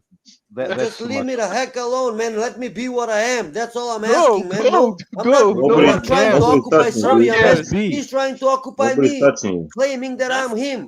just come out Just be what whatever you you are. want. That sounds very I wrong, you don't know. He care. want to occupy you. I don't know what that sounds really weird to me. Like The- Tito, no, Tito nobody's denying gave you you what statehood, you right? are. Oh yeah, I Like remember gave Tito you. was fighting on the mountain here. No, it was my grandfather fighting the fascists, man. He gave me the freedom, not fucking Tito. Tito stayed in Croatia and Serbia. He did not come in Macedonia in the Second World War. We were He the stayed in first to Croatia. Actually, liberate the ourselves Gotcha. Indians from the give you fucking freedom. fascists. No, he gave you the Actually, statehood. Indians, He gave me shit, He man, made. nothing. He Indians put Yeah. give my you first freedom. president of Macedonia, he put him on Goliotok in the jail. You remember Actually, Cento? He ended up the first and president of Russians give you Macedonia, freedom. the general of the Macedonian army who fought the fascists. He ended up in jail from Tito. Tito did not fought on the Yeah. mountains around me here with the I, fascists. I, He was in How did Serbia want to ask. I fighting want to for ask. you, not for Is me. is Macedonian an ethnic group, or is it not? yeah? Ethnic Is group, it? ethnicity, Because I look. nationality, the oldest nation in Europe, man. We gave the fucking No, name to Europe. no. Because I was looking. I'm You know looking at who the is map of Europe? Yugoslavia in Europe was the 1921. princess. So I was Europe looking was at the the map of princess Yugoslavia in Zeus 1921, the Polar. ethnic map. The Macedonia What do you have think? majority Bulgarians, How about? What do you think about and then there Bosnia? is some Turks Bosnians. and then some What Albanians. Bosnia? They are Muslimized. They are Islamized. Macedonians. Yes. It's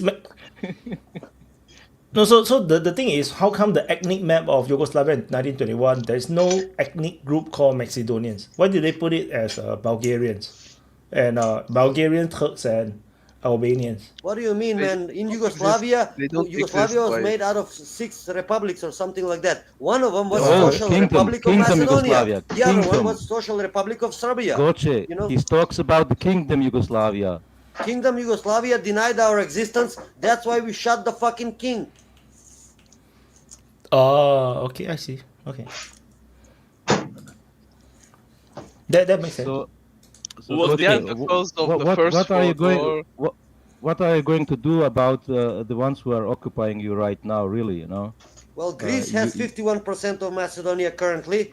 The free part of Macedonia was part of Yugoslavia, which is 32%, which was given to Serbia in the when they split the cake. Serbia, Kingdom of Serbia and Croats took 32%. Bulgaria took 16%, Greece took 51%, and they give, check this out, 1% to Albania for staying neutral in the deal. That's like 2 cities and 20 How much villages. do you have left? The ghost thinks that the Serbians say Macedonians are Serbs and that's how they conquer them, but actually how they conquer them is they say, you are Macedonians, you need to stay away from the Serbs so you can never unite and be a strong people. You are the real nation. All the other nations around you are fake. And so stay away from them, and that way they will not conquer you.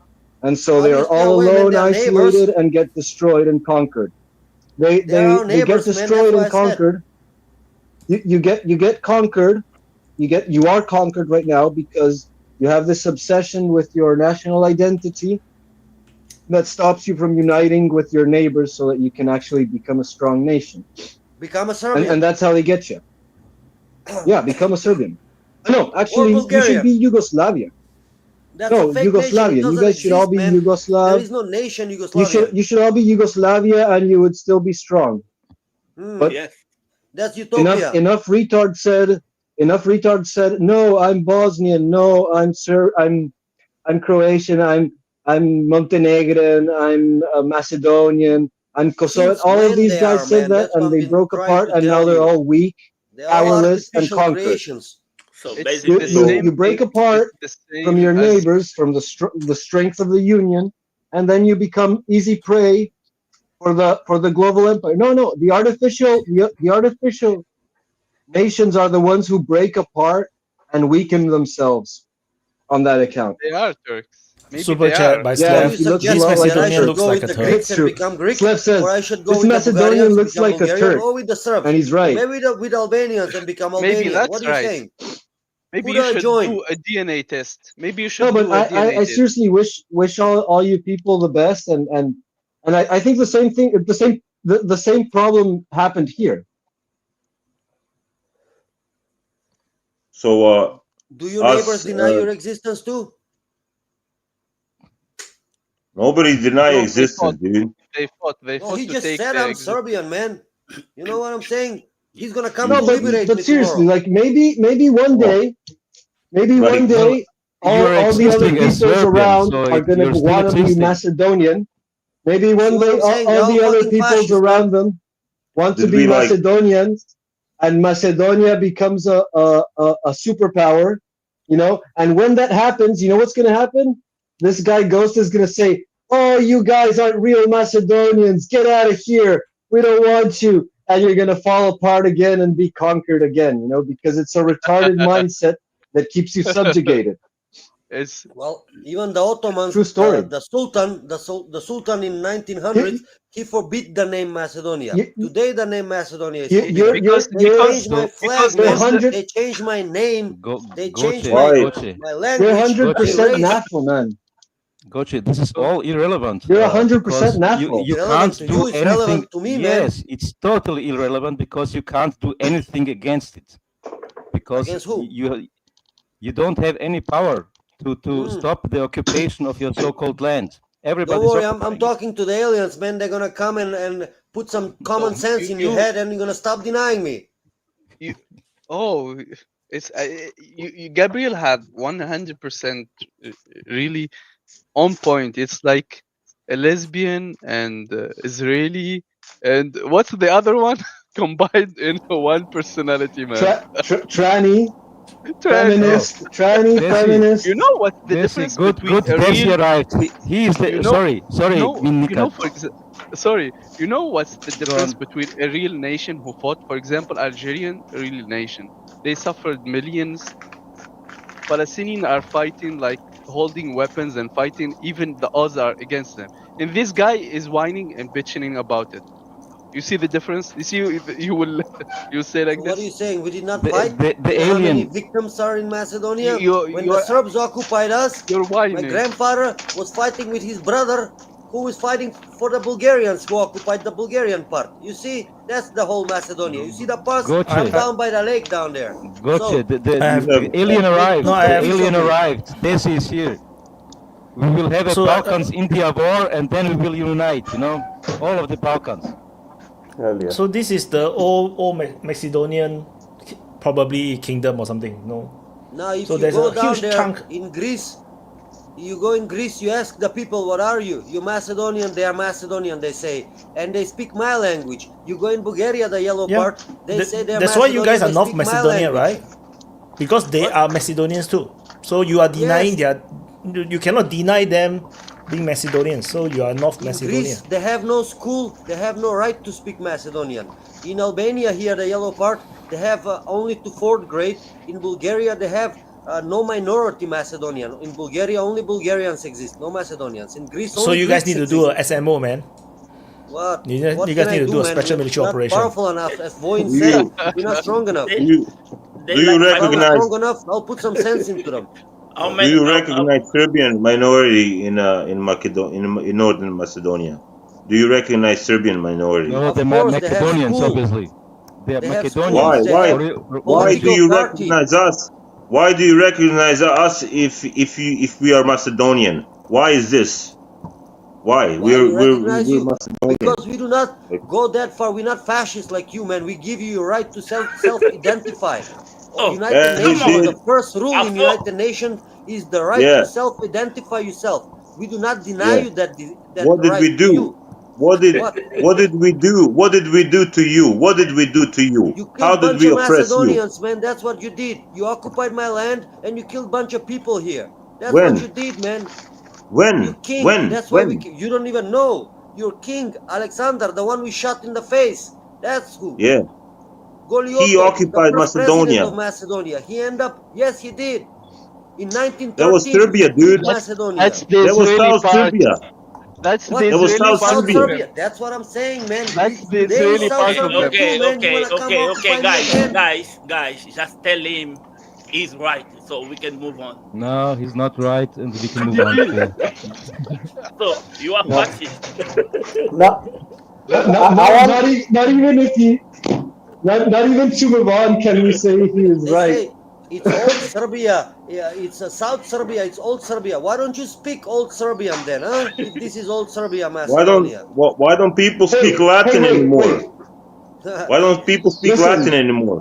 Ghost. So Because you the admit that your Macedonians roots come Why from don't here. occupied them. Spelling is too why don't difficult. Italians speak Latin? I do speak Why Latin. don't Italians Look, speak Latin language? I speak Latin. Because their look, language was Ghost. made in the 18th If century, man, Macedonia by is the Garibaldi. original nation there, Okay, so if there you go. Macedonia is the original nation, if Macedonia is the original nation, then everyone around is also Macedonian, just that they don't know it. So every time the Serbs conquer Macedonia, it's Macedonians conquering Macedonians. Okay, so it's Yeah, all but they're fair gonna and call it good. Serbia. You You know, understand me? They call it Serbia, doesn't not matter. They're Macedonia still anymore. Macedonians. Macedonians can call themselves whatever they want. No, So they Macedonians cannot. can call themselves Macedonians, No. and they can also When they call occupy themselves me, Serbs, I gotta and they change can my name, conquer my other last name. Macedonians. I But gotta don't speak mess, their dialect. I mean, don't the you dare Macedonian mess dialect. with Israel, okay? You have to understand You from can a conquer Chinese point of yourself. view, it makes zero sense because there's no such thing called China before before like the 100 years ago. There's no such thing called China ever in history. You know, I'm Chinese, so you know this concept of like the name must match. You know, don't make any sense. But Not check this even out, the guys. Yeah, the porcelain. magical name. In every century, The in every magical name century that since makes you Jesus real. till today, in every century from It's Jesus till today, there is a Macedonian writing, there is Macedonian people until today.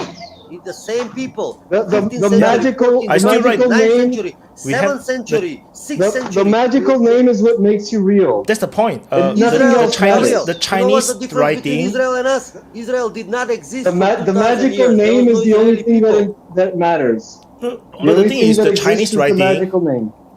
the Chinese writing, Is there though, have been more than 5,000 years in history, is there a and we can possibility? literally see the evolution of the wordings. You know, and like the current modern Chinese that we write is very very similar to the 2,000 years ago Chinese. But the thing is, again, Chinese don't exist. The word Chinese don't exist. So we are just arguing about the name Macedonia. But the thing is, there's everything else everybody shares. The whole of the Baltic, No. the Balkan regions, you all share the like very close history. You know, You know you're what? just You know arguing what is about the Balkan? name. Check this out. Balkan is honey and blood on Turkish. This name was given in 1447 by the Turks. Before it was called Balkan, it was called Macedonian Peninsula. You understand me? This is Oh no, new name. By the Roman Empire. Macedonians.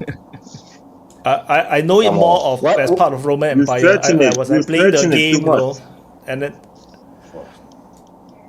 I was You're conquering everybody. all those land as Venice, so I'm not sure, but that's like my experience of that area. Yeah, Wyatt, you're a fascist. You're conquering those poor Macedonians, man. Why do you like Come that? on, I'm Venice, I'm very weak, Because they got they don't have their own culture and history, man. Then they want to claim me. Fucking fascist. Like you have problem with like emotional damage, dude. Like somebody hurt your feelings, and it wasn't us. Emotional damage. Like you exited Yugoslavia in '91, right? And we didn't fight you. So what the fuck is your problem? You did not fight me. What are you talking about, man? You did not recognize me. Feminists always need to be the victim, right? We didn't recognize you. No, one thing that we recognized your sovereignty in '91, right?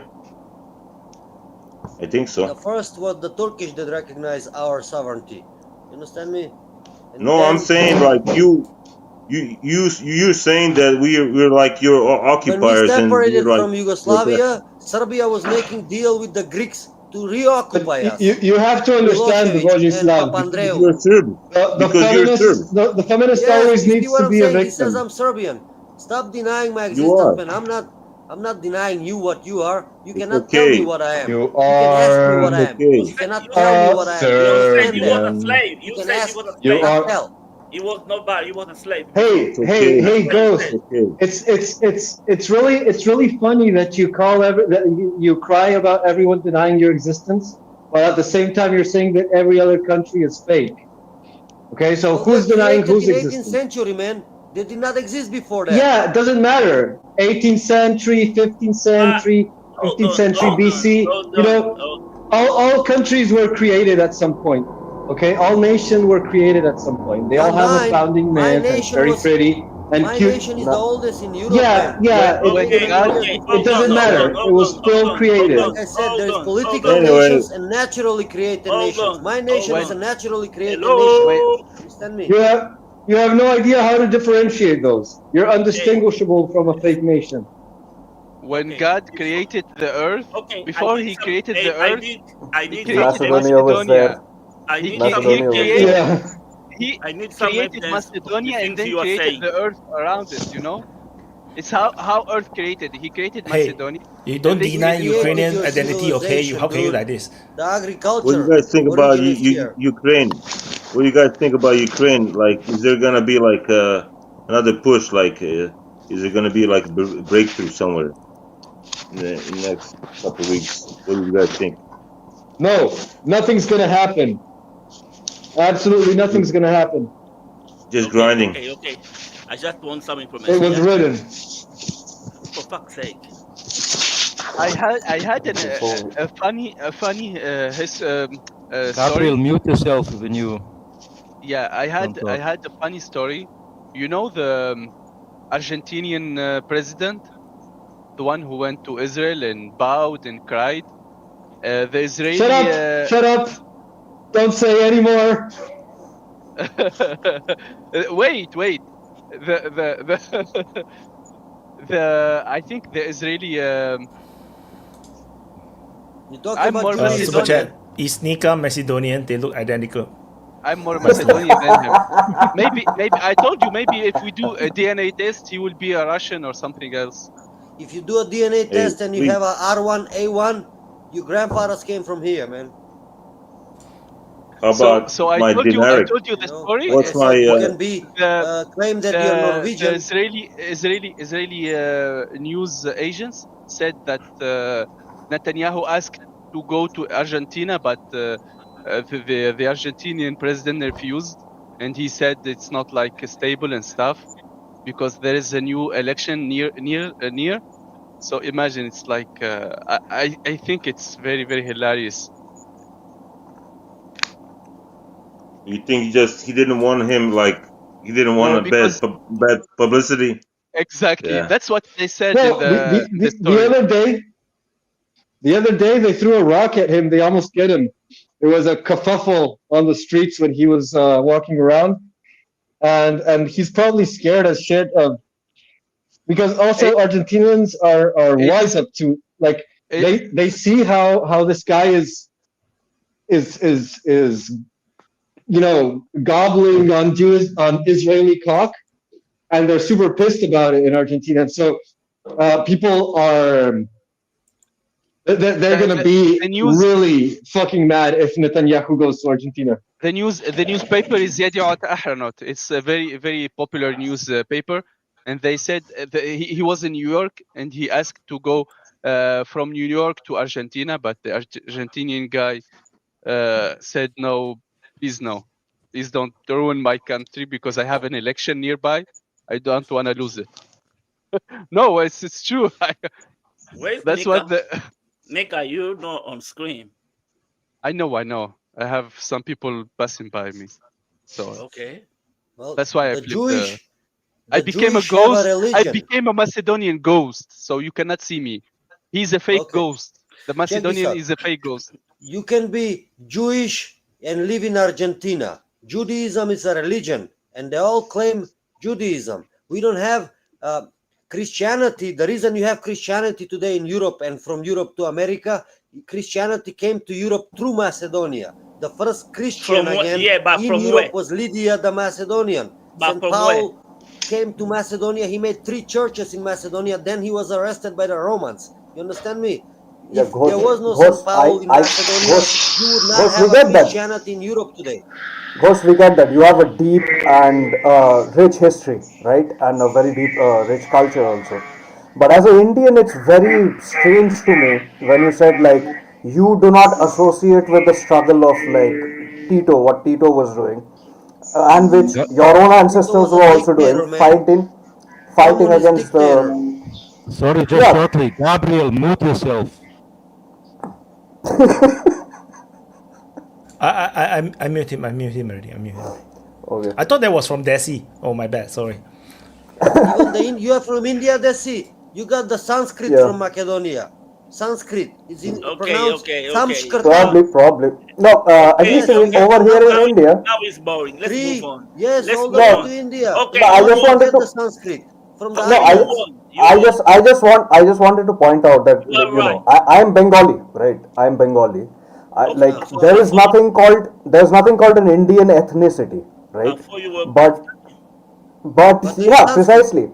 Like, Pakistanis are more ethnically and culturally similar to me. Like, there's a Bengal, there's a Bangladesh. Bangladeshis are more ethnically and culturally more similar to me than the other cultures within my nation. But I can say this, like, The leading caste in universally. India. The leading caste in Universally. India are the white people over there. The R1A1. You understand me? The H1 DNA that you have Regardless is of who, caste. I get it. But regardless of, like, we are upper caste and lower caste, the caste system and all the problems considering, still most, if not all, almost all Indians will claim to be 10%. proud of being Indian. I mean, regardless of how much they have genetic connections to, you know, or historic connection, or even cultural connections, or even cultural. Like, we have Anglo-Indians, we have Parsi people from, you know, old Persia, who came in and resides over here, but they're just as Indian as us. They are, like, you know, an integral part of, like, our cultural identity. Even in Bollywood, they dominate, right? So it's not necessary, essentially, basically, you know, because, like, to have some kind of legitimate natural connection. An artificial connection, if it is, you know, watered, if it is grown like, you know, like a plant or by a farmer, an artificial form of nationalism can also form, essentially, and it can be multicultural. That's what I'm saying. Like, India is a good example, Indonesia is a good example, because there are several, you know, religions as well as cultures in Indonesia, but they coexist and have a national identity. And yeah, like, look, Bengali identity is much older, thousands of years older than Indian identity. But like, what Gabriel was trying to tell you is, like, strong nations do not try to balkanize. They do not, like, try to, like, I won't view myself as Bengali first, I'll view myself as Indian first, right? Despite, like, I have a ethno state right next to me, right? Religious ethno state called Bangladesh right across the border. I will still associate myself with India first. So this other side of the spectrum also exists. Basically, that's what I'm trying to tell you. Well, Ghost. they invented these terms like Balkanize and Slavonize. Those are these derogatory terms, okay? Just to make us feel small. But the first civilization you got, the first kingdoms that you got over there was from Alexander the Great. Before that, you were tribes. After Alexander, you made the kingdoms. You understand me? That's how it worked out over there. The What first the nation states fuck? were created by the What kings. the The first hell? kings united Well, your tribes. I will disagree with that, but regardless, you will agree at least in the medieval age, like there was no thing as India, right? We were several polities fighting amongst each other, whether the same religion or different religion, right? We had like mini jihads and crusades over here too. But at the end of the day, it's also a common vision. Like, what is America? Right? What is the cultural heritage of America? What's the historical heritage of America? Is just to the Declaration of Independence, right? There is no, if you look at it, culture, but not is fundamental to America, but not the parent culture. It's the American culture that's fundamental to America, right? There were several ethnic groups, some Irish, some from various parts of England, basically 16th and 17th century England, who came and settled into America. But it's the culture that they formulated themselves, right? That came about as a result of their new experiences in the new world, that eventually led to the American identity, right? And what you are talking about. Yes, but what you are also talking about, the Macedonian identity, is also a national identity, right? Yes. It is, and your viewpoint of it is also like a modern viewpoint of what a national Macedonian state should be, which is also quite distinct from what Alexander had during his when he went and conquered the known world, essentially. But I am the same nationality, the same identity as Alexander. We did not create nothing new. But it is modernized. You are living in a modern setting, and what you are trying to achieve is to set up a nation state of Macedonia, right? Not the kingdom of Macedonia, not to wage war like Macedonia, like Alexander did, or Alexander's empire. We had a but nation state, modern brother. Martian state. We had a So modern in nation that state regard, until a couple of years it ago. is. Until they erased me a couple of years ago. We had a modern nation state with a Macedonian language, with a Macedonian nation. Today, by nationality, according to this ID given to me, I am a citizen by nationality. Citizen by nationality doesn't exist. You understand me? They erased my nationality. They erased my language also. There is no more Macedonian language. There is the language of the citizens of North Macedonia. There is no Macedonian language. So this is what European Union and Soros does to us. They erase my whole nation, my whole culture, my whole tradition. Now I am a citizen, and yesterday I was Macedonian. What happened there? That's what I'm trying to tell you. This is coming to you guys. It's gonna be no nation state on this planet. If I am the test subject, if I am the But none of them care because they don't exist. Like there's no such thing as an Indian thing. There's no Indian, so they don't care.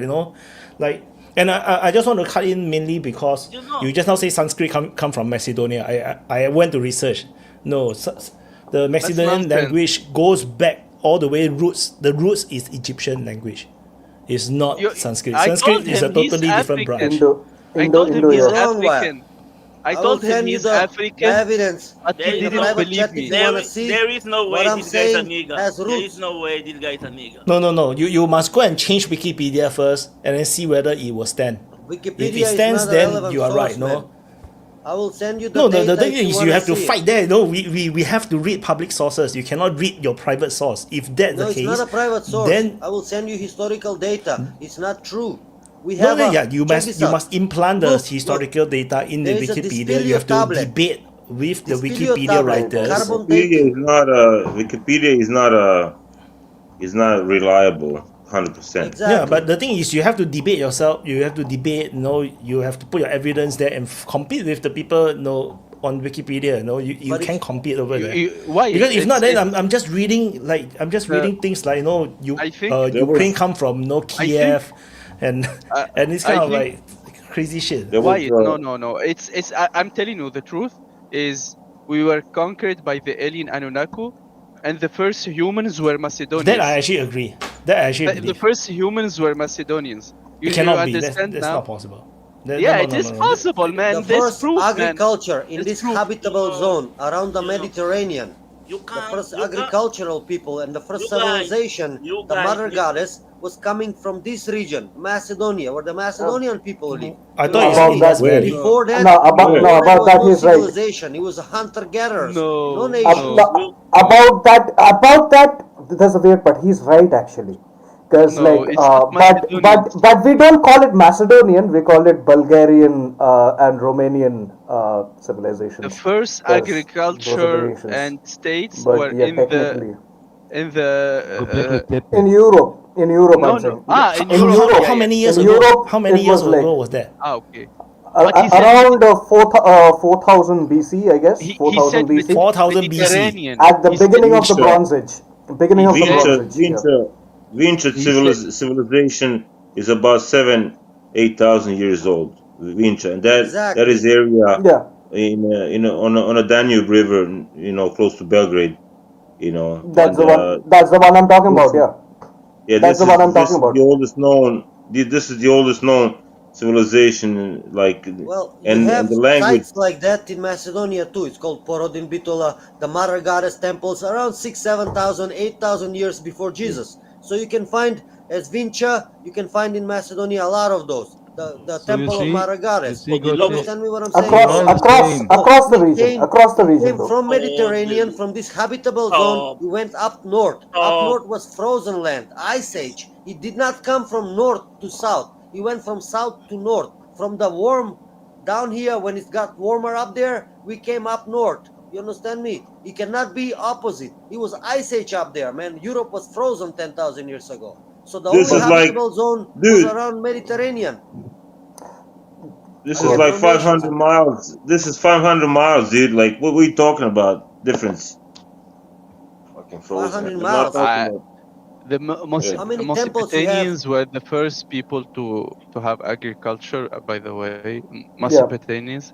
And there, I think the oldest city is,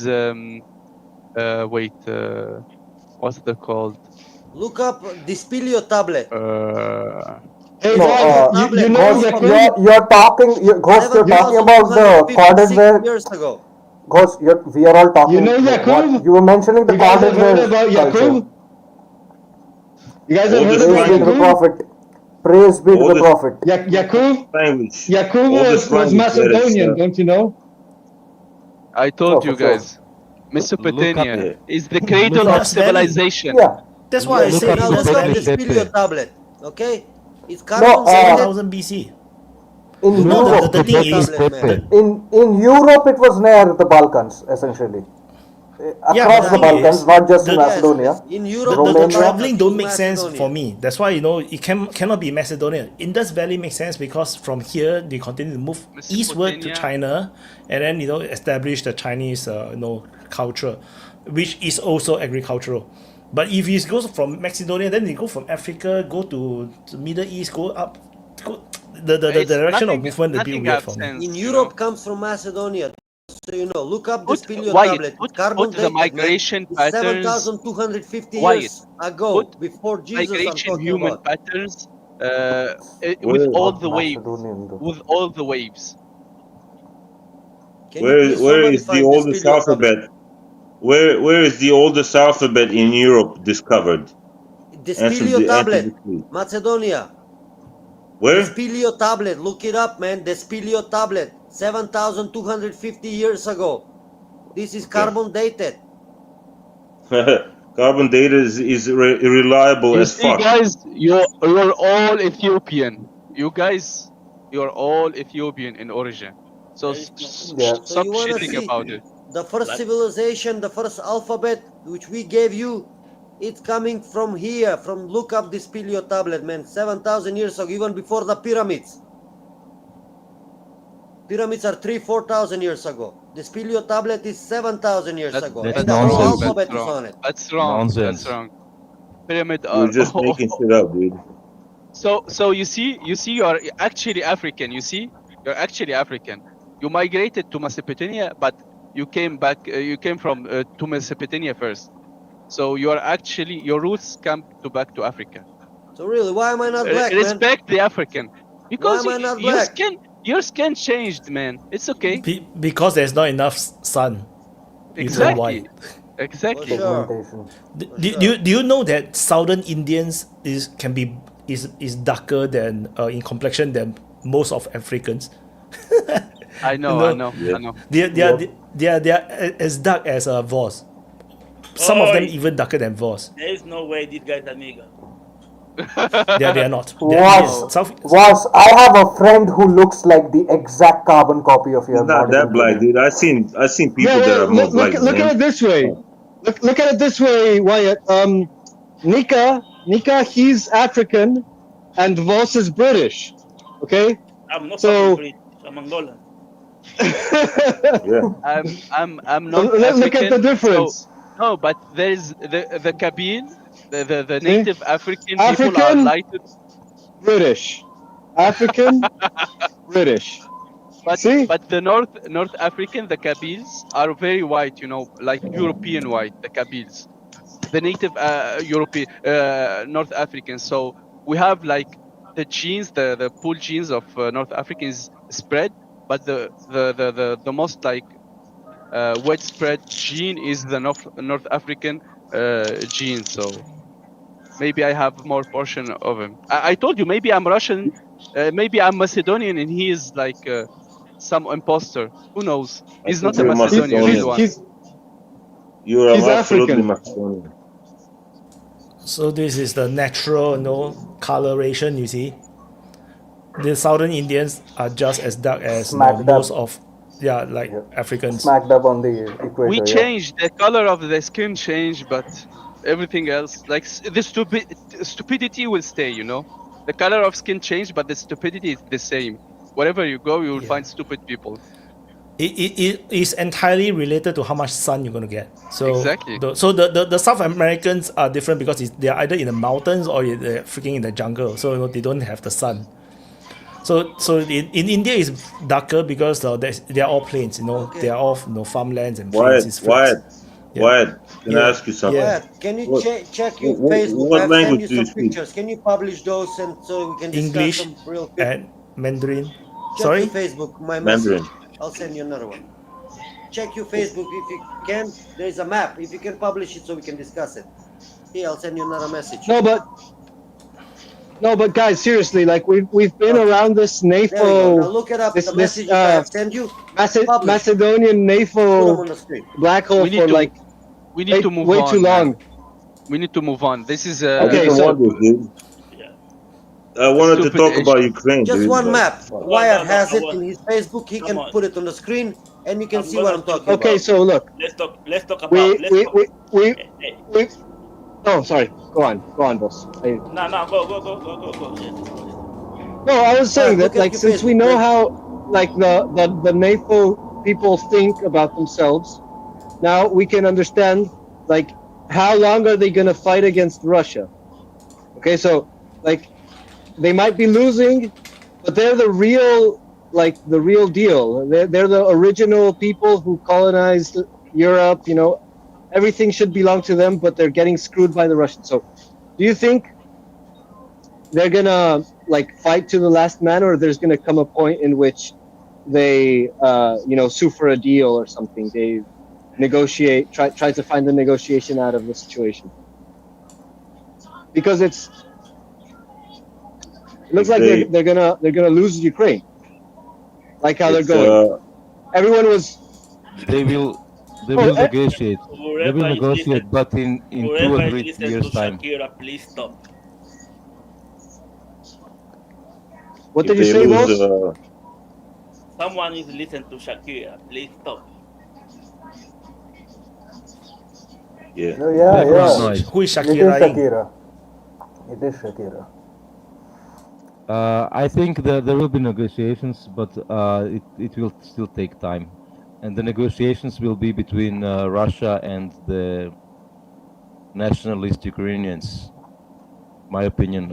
Once they realize they lose the war, they might do a deal with the Russians and abandon the European and Anglo-Saxon push to more war. But it will take time. Do you think that the nationalists or the Nazis are gonna want to talk to Russians? Like what are they gonna talk about? Like are they gonna bring back Russian language? I mean, really? No, I don't think so. I think there will be a dismemberment of Ukraine, and some parts Russia will keep, and there will be something like ethnic cleansing. Russian speakers will move from mostly Ukrainian part and Ukrainians as well. Like after every war where new borders are drawn, there is ethnic movement. So if anyone wants to speak Russian in this remaining Ukraine, then he will have to move. If he wants to speak Russian. I think they can stay. A lot of those regions they speak Russian too. It's there. A lot of those regions, like east of the Dnipro river, east of the river Dnipro, is Yeah, I'm talking about. I think Oh. Russia will take most of this I think, territory in the end. yeah, but I think the population will stay Russian as since like they need the population to stay because they need that population and they can like use it to buffer. You can't- God. They won't You allow see? you to speak Russian in the other side, brother. Not in the Ukrainian side. Not after everything No, if they I remain in power. But if there's a Please, the map, diplomatic settlement, yeah, I saw that map. I was laughing out loud because Read what it says, you know, man. Can like you read? yeah, I knew you had a Nazi, tendency somewhere. I was wondering if it was Praise this, but Yakub. anyways, the Yakub, yeah, it's funny because the Indo-European, like the Aryan invasions, however debated they were like pastoral peoples who Just read the text, man, without interpretation. Read the text. Who destroyed all the agricultural civilizations that were Including the in the area. Yeah. There was no Nazis 10,000 years superior. ago, man. You see how with they their put superior Iran 1000 BCE and India 1500 The BCE. years are wrong. Yeah. Just So read this the is text, man. Read the text. No, it doesn't before the matter the math. text. Yeah, this is It doesn't matter the official. text Read it, because man. in Indian culture, Indian history go It's back not the culture, at it's least the 10,000 years. R1A1 DNA. Yeah, but the thing is not your all map the, is not every retarded it doesn't and it mean makes no anything. sense. Because not everybody have that DNA. So Yeah, Yes, we not are talking about everybody. I'm saying agricultural. about this DNA. Particularly Yeah, we are talking about R1A1. Read the text for yeah, a we are talking minute. about Just 2 sentences. we are talking about culture, agriculture, right? Agriculture. India is at least at minimum 10,000 years or even 20,000 years old, based on the Hinduism text. And the Chinese empire, the Chinese history went back at least 5,000 years ago. So this timing is already off. So if it's just DNA spreading, people from this region moving This is the out white from this people region. DNA. Yeah, So then how I mean, about this how about my DNA possible. from Dinaric, in a mountain range? We're not the same as Man, read as the one text, disease. man. It's not so hard. It's just 2 sentences, man. Guys, So is that seriously, official? this is too unserious. Is that This official? is too unserious. document? We're going full on Yakub now. This makes no sense. We need to talk about something else. Okay, this is stupid. Like seriously, Ghost, stop it. It's enough. Okay, we've had enough of it. There is one more about the Slavic language. If you can post that, Wyatt, please. No. We've had enough. It's enough. Oh, you got Cut triggered, it out. Gabriel. All It's too Slavic much. languages. No, Listen, it's listen. boring. No, It's boring. All Slavic You've been languages going come around from in circles, Macedonian. making no sense whatsoever. You're Okay, throwing show 'em. like Wyatt, the most post the picture, retarded man. propaganda. Ukrainian You're history. throwing the Look most about retarded Ukrainian history, propaganda man. since Wyatt, Yakub, post it, please. feminism, and NAFO. Okay, cut it out, drop it. We're gonna talk Read about this, what something it else. says, Okay, man. Read what it we're says. talking Originally about based of Macedonia. What is Ukraine. outdated Cut medieval it aspect out, of the Russian dude. regime? Your history, It's not is my, it's bullshit. Ukrainian You need history, to man. you need to learn how This is to book in history in Ukraine. discard garbage history. Okay, this is propaganda. Okay, they're What are you talking about? brainwashing They you so study that you this in believe Ukraine, man. bullshit, so Look you what can it lose says. your nation, and You don't want to read it, and close be your eyes, man. useless and be Truth hurts. conquered. Okay, you're You being can go blind, man. you're being brainwashed. You All need to right, let sure. go of this bullshit, man. Seriously, I was listening to they're this eating you Ukrainian. out. I was listening to this Ukrainian. She's an older lady, and she's from the Western Ukraine, and she speak Russian. Look, I mean, so like not only like eastern part of Ukraine, you know, there I would say like majority of the central and even western part of Ukraine were also, you know, Russian speakers. Even like They speak Slavic, man. They speak Slavic, and Slavic No, is based on old Macedonian. We're Yes, you, if talking you about the read them. Ukraine conflict, not anymore about Macedonian fantasy. But the thing about referencing books or research is that, like, if anyone can take a book and research, and then if you believe in this writer Peter Navarro, you know, China is a massive threat to the United States, then I can like just quote, and it will be the same problem, you know, the and it's the same problem I face when we are, you know, looking at Ukraine war, right? How the AI is, you know, reporting rubbish because they are quoting off mainstream media, and the mainstream media information is wrong. Having a quote doesn't mean it's facts, you know. If you quote rubbish, you will have a rubbish quote. It's nothing. Yeah. So the thing is, all you can say is that yes, I have a reference to these claims, but it's a claim. And nobody have scrutinized his research of the DNAs. No, who knows, man, whether he actually made it up or. I have. Yeah. I already send you the links. If you bother to read it, you'll know more. Yeah, but I didn't read it because I'm not interested in the racial problems. I am, and I dug deep into it. And I'm telling you now. You need to shut the fuck up for a while, okay? It's You're making a fool of yourself, and you keep on going. Just cut it out, man. It's because It's of the over. Anunnaki. It's because of the alien, man. Can we go on to the Ukraine future discussion? I would like that more. I think that like Warren was saying, like you know, negotiations between Nazis and Russians. I don't know if that's gonna happen, but you know, I think the Russians are gonna have to go to the Western Ukraine. Like they're not gonna risk you know, having this Nazi state, you know, being able to shoot, you know, drones and you know, rockets into the, you know. But Vojislav, if you took the east Dnipro, so you control practically the Dnipro, and you control Odessa and its regions, so you practically have a dependent state, whether it's Nazi or not. It will be dependent on its surrounding. It will be weak, so there will be no threat from that area. You know, that's what I'm talking about. Yeah, I don't know. I mean, I don't know. I think Russians would be crazy if there was a Nazi Ukrainian state left. You know, like if there was not regime change Those will fight and sometime. will die. Those will fight and will die or will flee, and the population will stay. Will be like subservient. I don't think they will. I don't think so. Like I don't see. agree. Yeah, I there's think there will indoctrination be. of the. Go ahead. I don't agree that there will be the Ukrainian state cancelled. It will not be cancelled, even if it loses access to the sea.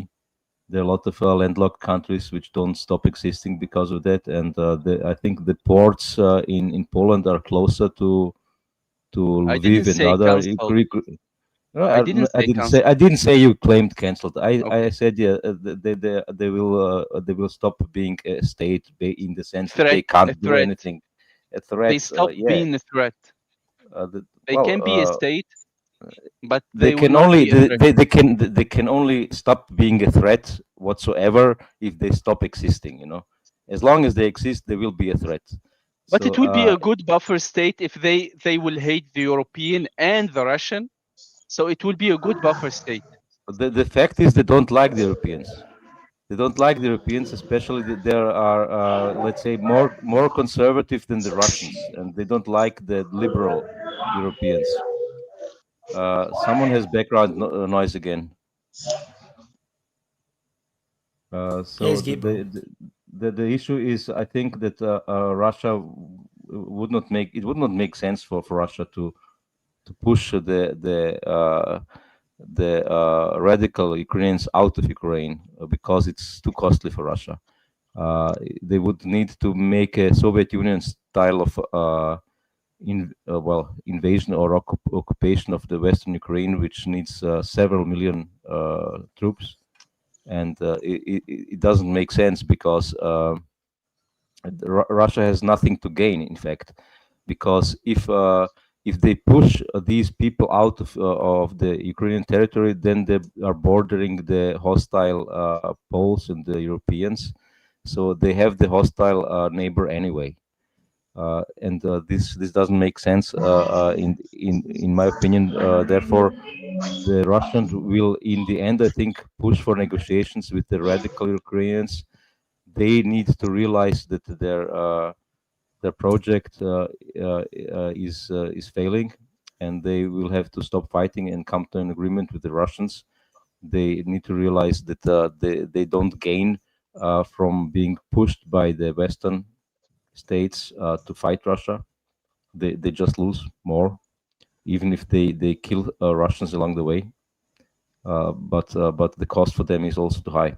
So this is the only sensible solution, in my opinion. It will not be a Russian total victory with all, let's say, so-called Nazis abandoning ship and moving to Canada.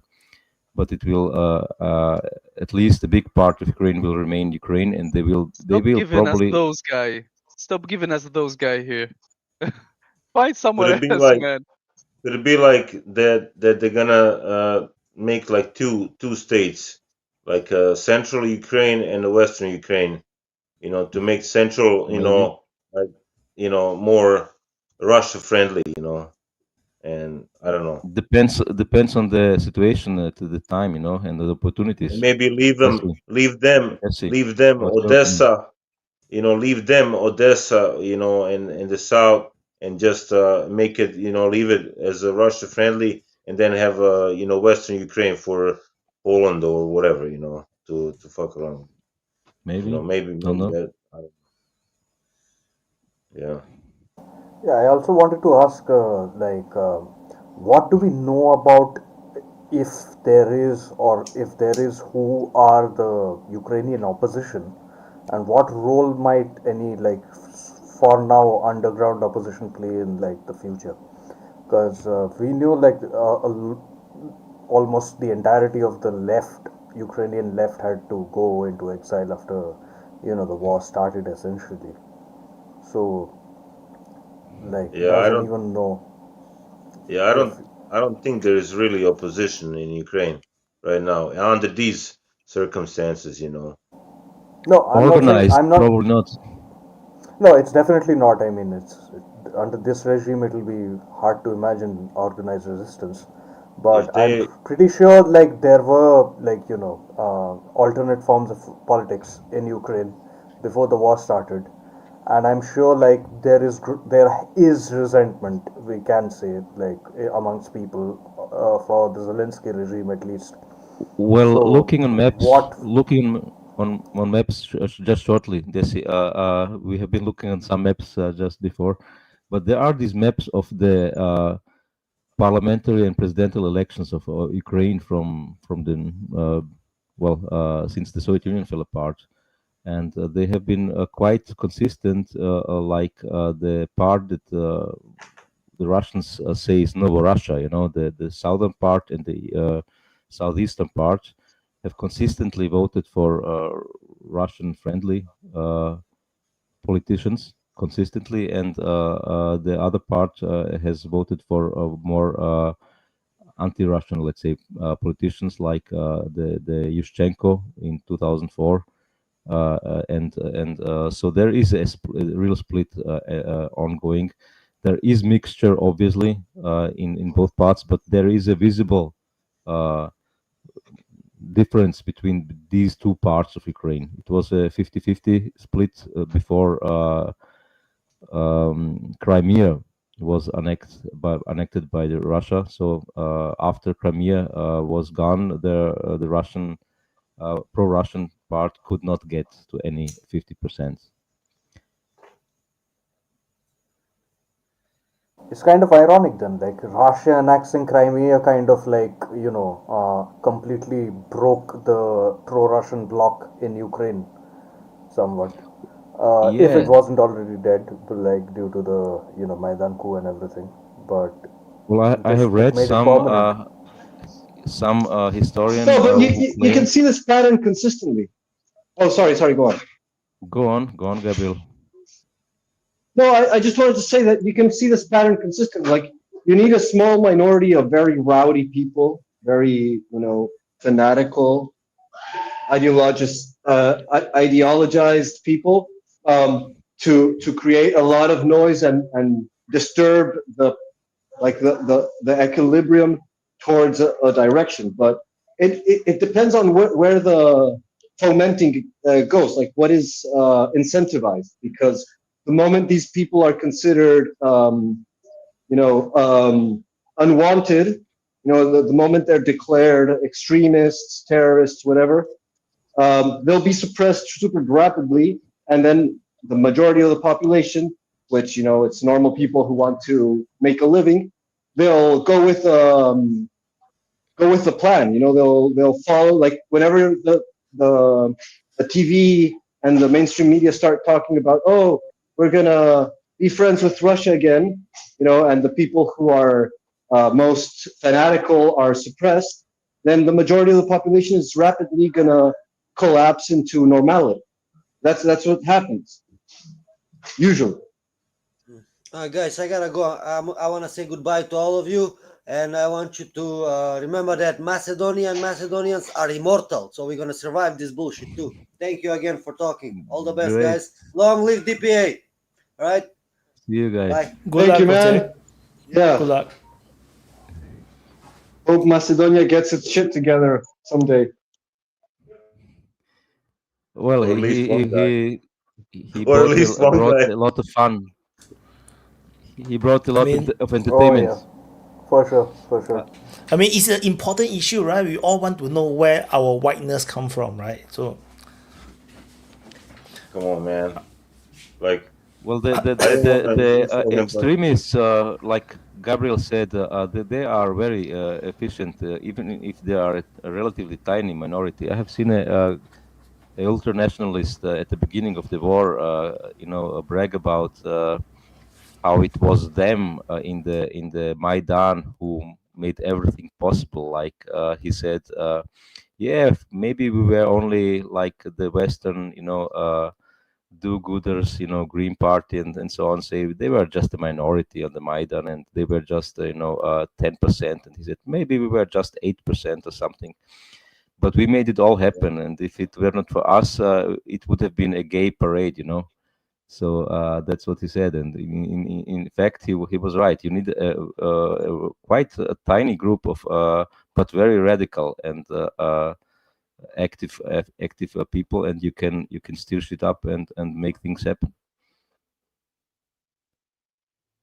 yeah, I Yeah, mean, for sure. that's basically that's still what's going on. They're keeping the Ukrainians, people as a hostage. Like I spoke to this Yeah, girl my point. from. Go on. Sorry. I spoke to this girl from Kiev, and she was like, at first this was like when the special military operation started, and she was like all anti, Russia and shit like that, because that was the narrative, in Ukraine. So you couldn't really, talk objectively, and then like I kind of asked her, like, after a couple years, I asked her, like, do you like, this guy, Zelensky? I mean, what do you think about him? And she's like, yeah, he's bad. And I'm like, yeah, he basically like fucked you guys up, So she agreed with me, like, but they cannot speak about it, they have to, they have to be, that's the narrative Yeah, they she have was to like, follow, you know. Yeah, go ahead. yeah, she was like, I can't complain. I literally can't complain. But yeah, like at first it's propaganda. Like everyone tells you everywhere, everyone's saying the same thing, all the TV, and they know what the angle to come to you. Like our friend here, the ghost. He was filled with pride. They had told him this wonderful story about how he was the survivor of, like, he was the last Macedonian, and his race was ancient and powerful, and they've been cheated, and now they're screwed, and all of this, and so they fill with pride. But then by the time that you realize that it's all fake, that it's a lie, that you're getting screwed, now it's force. Now you'll go to jail. You'll be sent to the front lines if you complain, and so most people are held hostage in this way by a group of a very few, very fanatical people who are led by very cynical and very calculating manipulators. And so my point is that it's not so difficult to find a peaceful settlement eventually. It's a matter of political will. Like if tomorrow Ukraine changes management and some realist, it doesn't even have to be like a pro-Russian, just someone who is realist and who's coherent and who has a functioning mind, and all of this can be put away pretty quickly, because it's being sustained artificially by a massive machinery of state repression and propaganda. So it's not so hard to bring it down or to reverse it. I don't. Yeah, like it you could said, happen.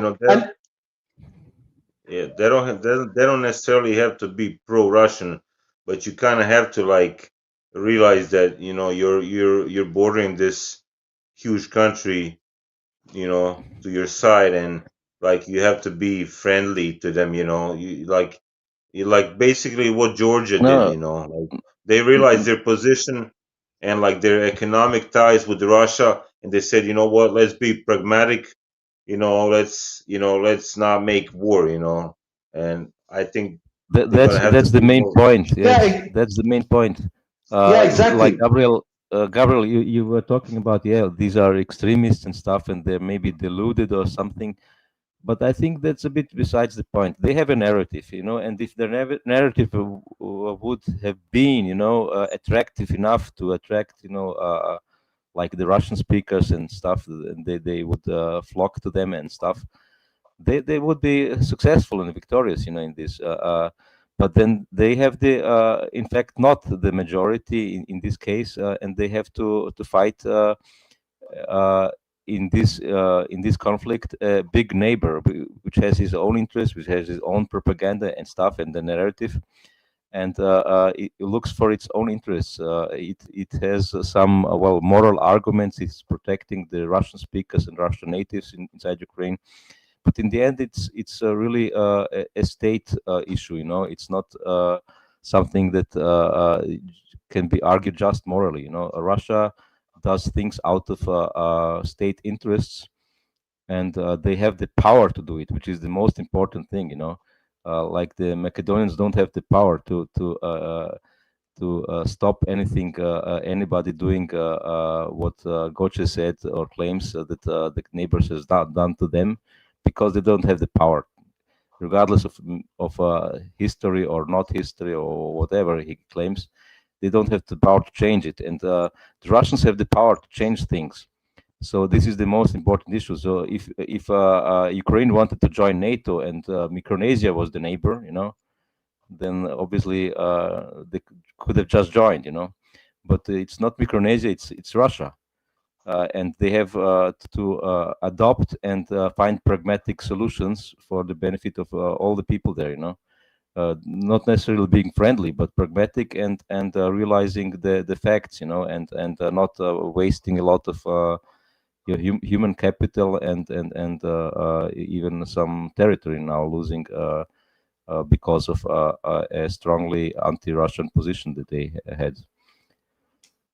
Yeah, but how do you go from war mentality to that kind of mentality or pragmatism? That's the tricky part for the Ukrainians. Well, like I said, it's not really that hard. It's just changing the people who are in power, and that means, I mean, it is really hard because the people who are in power have the backing of the entire EU, the Five Eyes, and so on and so forth, and so it's they have all this infrastructure that's holding them. It's not just a particular set of elites, a clique that's ruling over Ukraine. They have the backing of the entire globalized world order, and so yeah, that's why that's what has to be undermined. Yeah. So that's why Russia is fighting this again. Like we go to why is Russia fighting in this particular way? Like Russia can probably control or change, influence Ukraine to its will. If they really wanted to change Ukraine, they could probably do it one way or another. Eliminating the top or anything. But as long as you have like this massive Western bloc of economic, financial, and social political powerhouse, that it's always going to be so. Like the real threat isn't Ukraine. The real threat is who is sponsoring Ukraine, who is filling it with resources, with weapons, with tools. And if you don't defeat that, then you cannot win. Like Russia is always going to be under threat as long as the West has a preponderance of power. And so that's why it makes sense to me that the real objective isn't to destroy Ukraine or to take this much territory or to put this leader in Ukraine. All of that is irrelevant. The only thing that is important right now for Russia, should be important if you want to win this war, is to weaken the West as much as you possibly can, to drain Europe economically and socially, to drain and stress the USA enough so that it retreats back into its own hemisphere or whatever. But as long as they are invested in Ukraine, you're always going to be under threat. Go on, Vojislav or Wyatt. I don't know. Wyatt is holding a finger. I'm just gonna say one thing shortly. That's why I think it's more feasible to create like two states out of Ukraine, the western part and the central part. The western part, you're gonna allow those Nazis to exist, and the central part that's gonna be more of a pragmatic part and buffer state. be kind of yeah. So I don't see how how the Nazis can make that switch from the war mentality to we lost the war, because if you look at the Second World War, Hitler didn't like they fought, they didn't, they saw they were losing the war, so they fought to the fucking Hitler's bunker basically, so we're looking at the same kind of people, I mean that's I don't think so. They're not the original Nazis, and they are big still a big difference there. The Nazis were a total different category, in my opinion. There are these neo-Nazis who have some symbols and stuff, but if you think they're deluded or not, they are not. They are different kind of people. The Germans were very different in mentally and discipline and stuff, and they had a lot of intrinsic capability. That they made things happen by mostly themselves and not by the support of superpower Western basically world. So there is a big difference. There's a big difference. And the issue is, I think, whether they exist or not. There will be deluded people in every country, and the threat that will exist for Russia will always be there, whether it's these radicals in Ukraine or the next door, the Poles or whatever. So a big power game in the realist terms. They will look for some stable boundaries like rivers and stuff, but in the end they will have to look for a balance of power. The Russia needs, if it wants to keep existing as a power, they will need to stay strong, and it will always need to be able to protect herself and her interests. And once they fail, like the Russian Empire failed and the Soviet Union failed, they lost territory. That's it. Okay. One question for you guys: if Russia allows Ukraine to exist to the Dnieper River, would they still allow West to give them security guarantees? No, I mean they can't. It's just not feasible, right? Security Yeah, of course not. guarantees has it has weight, right? It's not just a few dozen troops, boots on the ground, or a few equipment. The larger implication of Western security guarantees, the collective West giving security guarantees even to a rump Ukrainian state, can be a major problem, because along comes the possibility of permanently stationing troops in Ukraine, setting up military bases, air bases, missile facilities. We can get into whether or what things might cause if that escalates. But on top of that, there also lingers the legitimacy of a unified Ukrainian state, the legitimacy of the Western cause, the cause which led to this bloody war, that led to thousands of Russian deaths to achieve victory. I think that cause has to be like defeated essentially. And on top of that, like there shouldn't be like any questions of essentially legitimacy, or like there should be like regardless of what the borders are, it should be the final borders that will be the victory for Russia, right? It shouldn't be any frozen borders. It shouldn't be any disputed borders by Ukraine, but it should be finalized essentially. Thus, if there is like ultimate total Gabriel, surrender. noise. Yeah. So total surrender, I would think if Ukraine does totally surrender, Russia will be able to come up with the terms, and that's the what I would ask. What terms would it be? If Russia could present whatever terms it could present to Ukraine, what terms do you think Russia should be presenting to Ukraine for its own national safekeeping? Yeah. So basically, they're not gonna allow whatever is left of the Ukraine. They're not gonna allow them to be able to build up an army or a threat, for the future. I mean, that would be crazy, right? I would think so.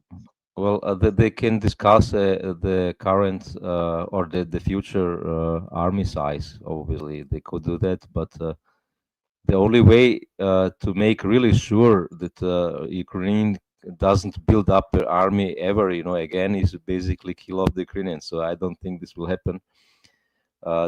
If the Ukrainian state continues to exist, it's potentially always, a danger.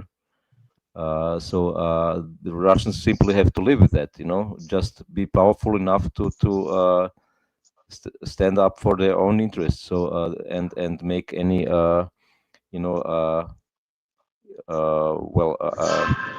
attacks or disturbance of their interests too costly for the other side. That's what the Russians need to convince mostly the Ukrainians, because the Ukrainians still have by propaganda or by the money flow and whatever, they still have a lot of them the hope that they can win, and that they can achieve maximalist goals. And once the Ukrainians lose this outlook as realistic, I think they will come to an agreement. And the offer in Istanbul was basically it. They offered them, I think, 150,000 army size and similar stuff. Most likely, the territory issues will be discussed with the then current territory held by Russia. Will stay Russian. Yeah, it seems very good. Yeah, I don't. On.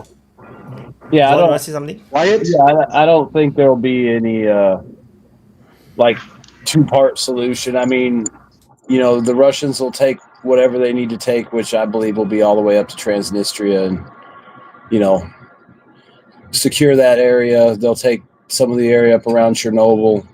Even if they don't take Kharkov and Sumy and all that, I still think they'll create buffers around that. But I mean, the Nazis will exist, but that is only as long as the Russians allow it. I assume that they're going to purge people out of the territories. They're going to vet people that come back, and they're going to have a very active behind the scenes, you know, program of eliminating Nazis and nationalists and anyone that's going to be a problem to the, you know, whatever the status quo is at the end of the security agreements, the borders and all that. So, I mean, it may be a messy process and it may take decades, but I mean, once I think it's over, the Russians will secure the territory they want and the way they want, and then they will actively keep whatever's left of Ukraine neutral and make sure they clean up the leftovers. You know, pretty much like the Israelis did after World War II. You know, it might be decades, but, you know, they'll get rid of all the problems, I would assume, over time as best they can. Wyatt? Closing. So I want to do closing because it's 7 hours 40 minutes. So yeah, it's been pretty long. Yeah. I was gonna I was gonna say something, but I was gonna use it as a closing because it's kind of late. Yeah, Gabriel, go first. Closing statement. All right, fuck yeah! Get ready for a half an hour closing. No, like I've been holding a response for what Vojislav was asking for a while.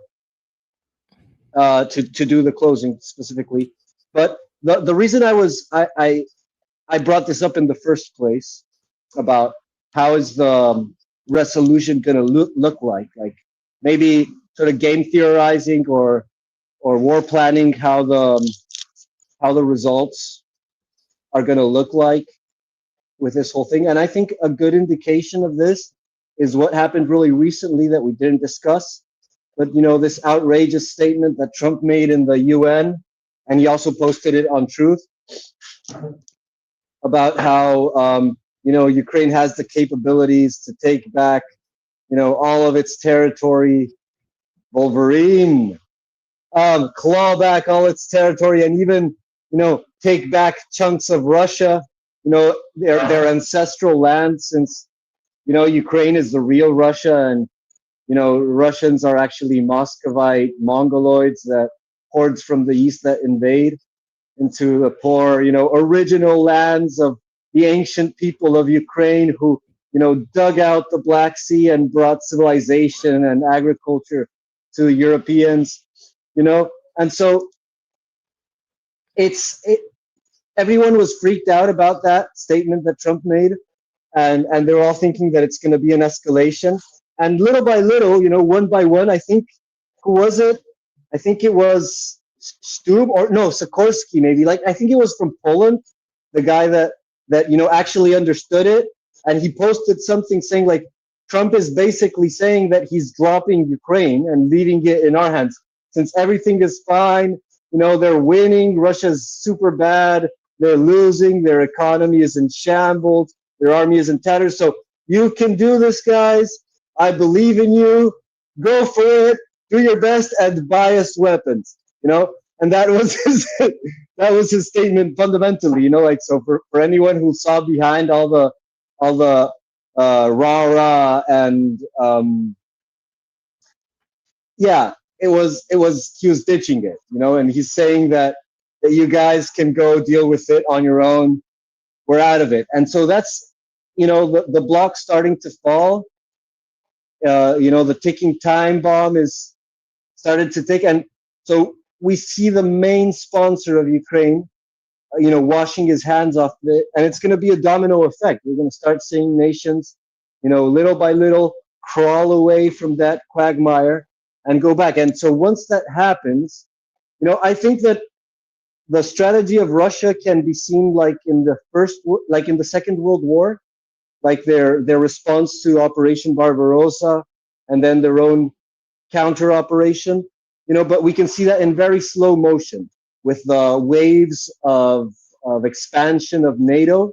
That was like the Wehrmacht, blitzkrieging through the steppes before the Urals, and it got to a certain point, right? Very similar to, a little bit less than last time, but it was very close. And now we're going to see the reverse, but in the same methodical system. Like Russia is going to strangle step by step their opponents, both in Ukraine and especially outside of Ukraine. And they're going to gain political and diplomatic influence and economic influence little by little. And as the support for Ukraine crumbles, also the nations that are aligned with NATO will start to peel away very slowly, in a sort of Hungarian and Slovakian model. You're going to start to see other nations little by little, with the changes of elections, when the administration changes. It's going to be very unnoticeable at first, but eventually we're going to realize how like a massive chunk of Eastern Europe is bending over back towards Russia. That's going to probably go on up until Germany, until something severe can happen, or there's like an extreme backlash against it. That's the way I see things unfolding. It's going to be a slow process, but the influence of Russia is going to grow as United States presence in the East is going to wane. And they've already been talking about that, about diminishing their investment in Eastern Europe. And I think that's the real Russian aim in all of this.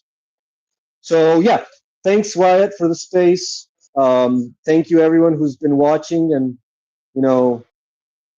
tolerating all these ramblings, and remember to share it, because you need to share the suffering and also the enlightenment and knowledge and all of this.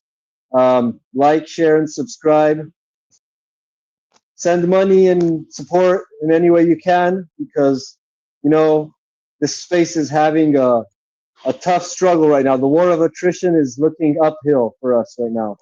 But with your support, a lot of grit, and the ancient power of Macedonia, we're going to be able to surpass this storm. So, Slava Ukraini, Anjisrechai, Trans Life Matters, and don't censor the channel anymore, YouTube, or we'll all boycott your platform. We're going to all move to Rumble, and then you'll see what's good. Anyway, thank you. Goodbye. Thank you, Gabriel. Go on, closing. Yeah, first of all, I want to say thanks to Wyatt, as always, for providing the platform every week, despite the struggles.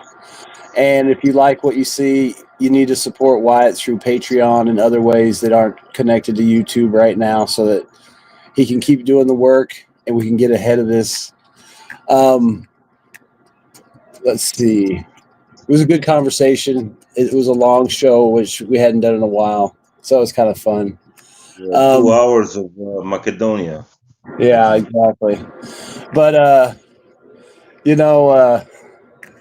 I think this week's going to be interesting. I think you should keep an eye on like the Lehman Yampel Seversk axis. I think there's going to be a lot happening there. Obviously Kupiansk is, I think, 65%, occupied by the Russians to one degree or another. So, something might happen there. Then obviously anywhere else, you got Pokrovsk and Komar and, Orkiv area. So, but I think the Seversk Lehman Yampel axis is the one to watch this week. I think it's going to be interesting. And, I think as far as the things Trump says, it doesn't really matter to the Russian army. I mean, you can see if you watch, which you should be watching, Wyatt's situation reports and frontline changes. I mean, there are some slow days, it's at 10 kilometer days, but I mean, really, I'd say through the week, they're averaging 20 to 30 kilometers a day, just depending on where they're at. And this is key terrain being taken. It's not just random stuff. The Ukrainians are throwing everything they got. We'll see what happens over the next few weeks. But like I said, just watch that sector. Obviously stuff can happen anywhere else. There's always opportunity for surprise, but I think that's the area to watch, just to see what happens around Sevastopol and Lehman. So y'all have a good week. Take it easy. Thank you, Vaughn. The voice left closing. Yeah, so yeah, it was nice nice talking to you guys. I just hope that we didn't waste like fucking hour talking about, some, unrelated topics, we should all be aware of our or knowledge, have a knowledge of our history, but also lack thereof. And just keep an open mind. Like I try to keep an open mind about everybody's existence, I guess. So yeah, I will try to contribute to the channel if I can. I've been having trouble. I think I told you about that, Wyatt. I couldn't get my I couldn't get on the YouTube. uh I don't know, I'll try to figure that out. So yeah, I just hope that channel stays. It's a great platform. And yeah, I just hope someday that we will organize the tour bus across the Ukraine. And I think you should find out the route that how we should go through all the cities, and post that on your war channel or something. So till next time, guys. Thanks. Thank you, Voislav. Voin. Oh, yeah. Okay, never No mind. problem. Voin. No problem. Well, just like my namesake said, probably a meeting sometime in future of the DPA talkers would be interesting. Would be difficult to agree upon a spot on Earth where we would meet best. Maybe Singapore. That's the origin of all of it. Thanks, Wyatt, for the platform. I think you're doing a good service to us talkers, but also to listeners. I see that we have lost some numbers of viewers, at least live viewers. I'm not sure if these were bots who didn't transition to the new channel yet, or just random viewers who get the video in their feed, and then now they don't get it yet, maybe. But I think that the regular viewers are loyal people who like to listen for random rambling of strangers for hours. I think they got the gist of it, and they are still on. Hopefully the numbers will get back or better even. So what else to say? Yeah, support Wyatt any way you can. Like, subscribe, and share. And I think we have a lot of different topics and a lot of entertainment, and also some current topics that are always discussed. And the interesting part is also that everybody can join. So please join and make us a bigger crowd. Thanks and good night. See you again next week, maybe. Good week to everybody. Thank you, Voin. Desi, closing. Yeah, thank you, Wine. I'll just bounce off of what Wine said. Is like, this is a very special community. DPA, there really is no other channel or group out there that discusses the current events, the current relevant events that happen in the world. In voice chat and Telegram, we keep discussing, at the very least, DPA in the coming years, it will be like a good time capsule of what the collective zeitgeist, our collective zeitgeist of that particular week, of that particular year would be like. And so I would say, support us in any way that you can, whether it's becoming part of Wyatt's Patreon. As you know,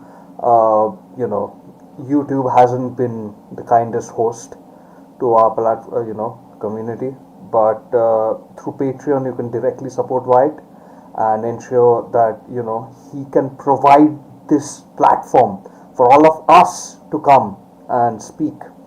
And talking of which, do come on, come over and speak your mind. Especially the ones who are only chat in in chat, come over, speak to us, and after you're done talking in the open mic, come over to our Telegram channel or the WhatsApp group channel that is there for all us speakers. It's a wild ride. It's a bit more wild, but we keep discussing. It's a good community, believe me. So yeah, help us in any way you can. It's been a relatively milder week than some of the previous ones in terms of the news broadcast. I don't know if you guys discussed this or not, or I missed it. A relevant thing also happened in the Gulf where Turkey and Egypt, recently they were rivals, but then they have joined hands to support the Freedom Flotilla, and they are going to provide warships. So interesting things are happening everywhere, and as Juan had already said, including in the Ukrainian front. So yeah, just keep watching, keep arriving to DPA to discuss what you watch, and keep being awesome. So yeah, take care. Thank you, Thank you, Desi. Thank you. So it's my turn to do closing. So thank you everyone for watching this super long session of the DPA Open Mic, episode 147, where we do not only have drama in the United Nations, but we also have drama on the DPA Open Mic. And I don't have much to add. I'm running very low on energy, so I need to quickly go and do the frontline changes report. I haven't do the mapping yet, so need to quickly go and do that before I die. And you guys are all Macedonians. So anyway, thank you for watching, and I'll see you guys. And also thank you for all the super chats, for all the support for to keep this show running. And I think I found a good formula, by the way. For bringing the old channel subscribers over, which is I will start the stream on the old channel maybe 1 hour, 2 hours in, and let it run for 2 hours, and then I'll end the stream, but then I can redirect and rate the new channel so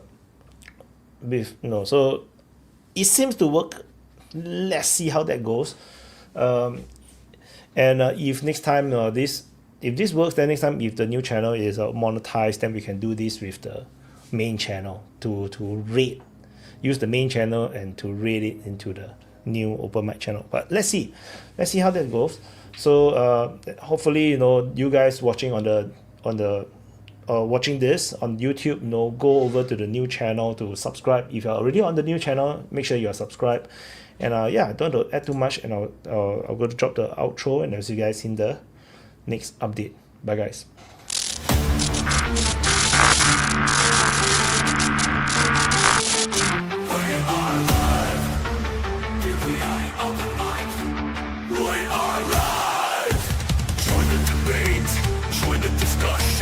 Share your voice, share your opinion, swallow your ego, expand your mind. DPA Open Mic, free speech zone. DPA Open Mic, we are live.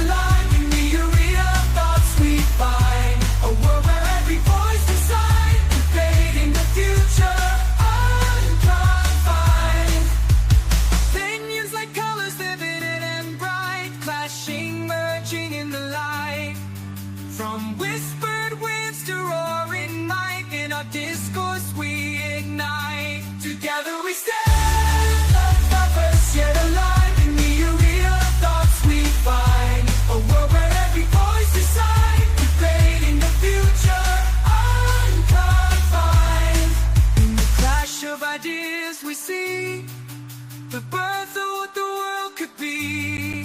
From conflict we find the key to unlock our collective destiny. Round the table the world convenes, every culture, every scene. In the marketplace of dreams, we chart the course of unseen streams. Together we stand.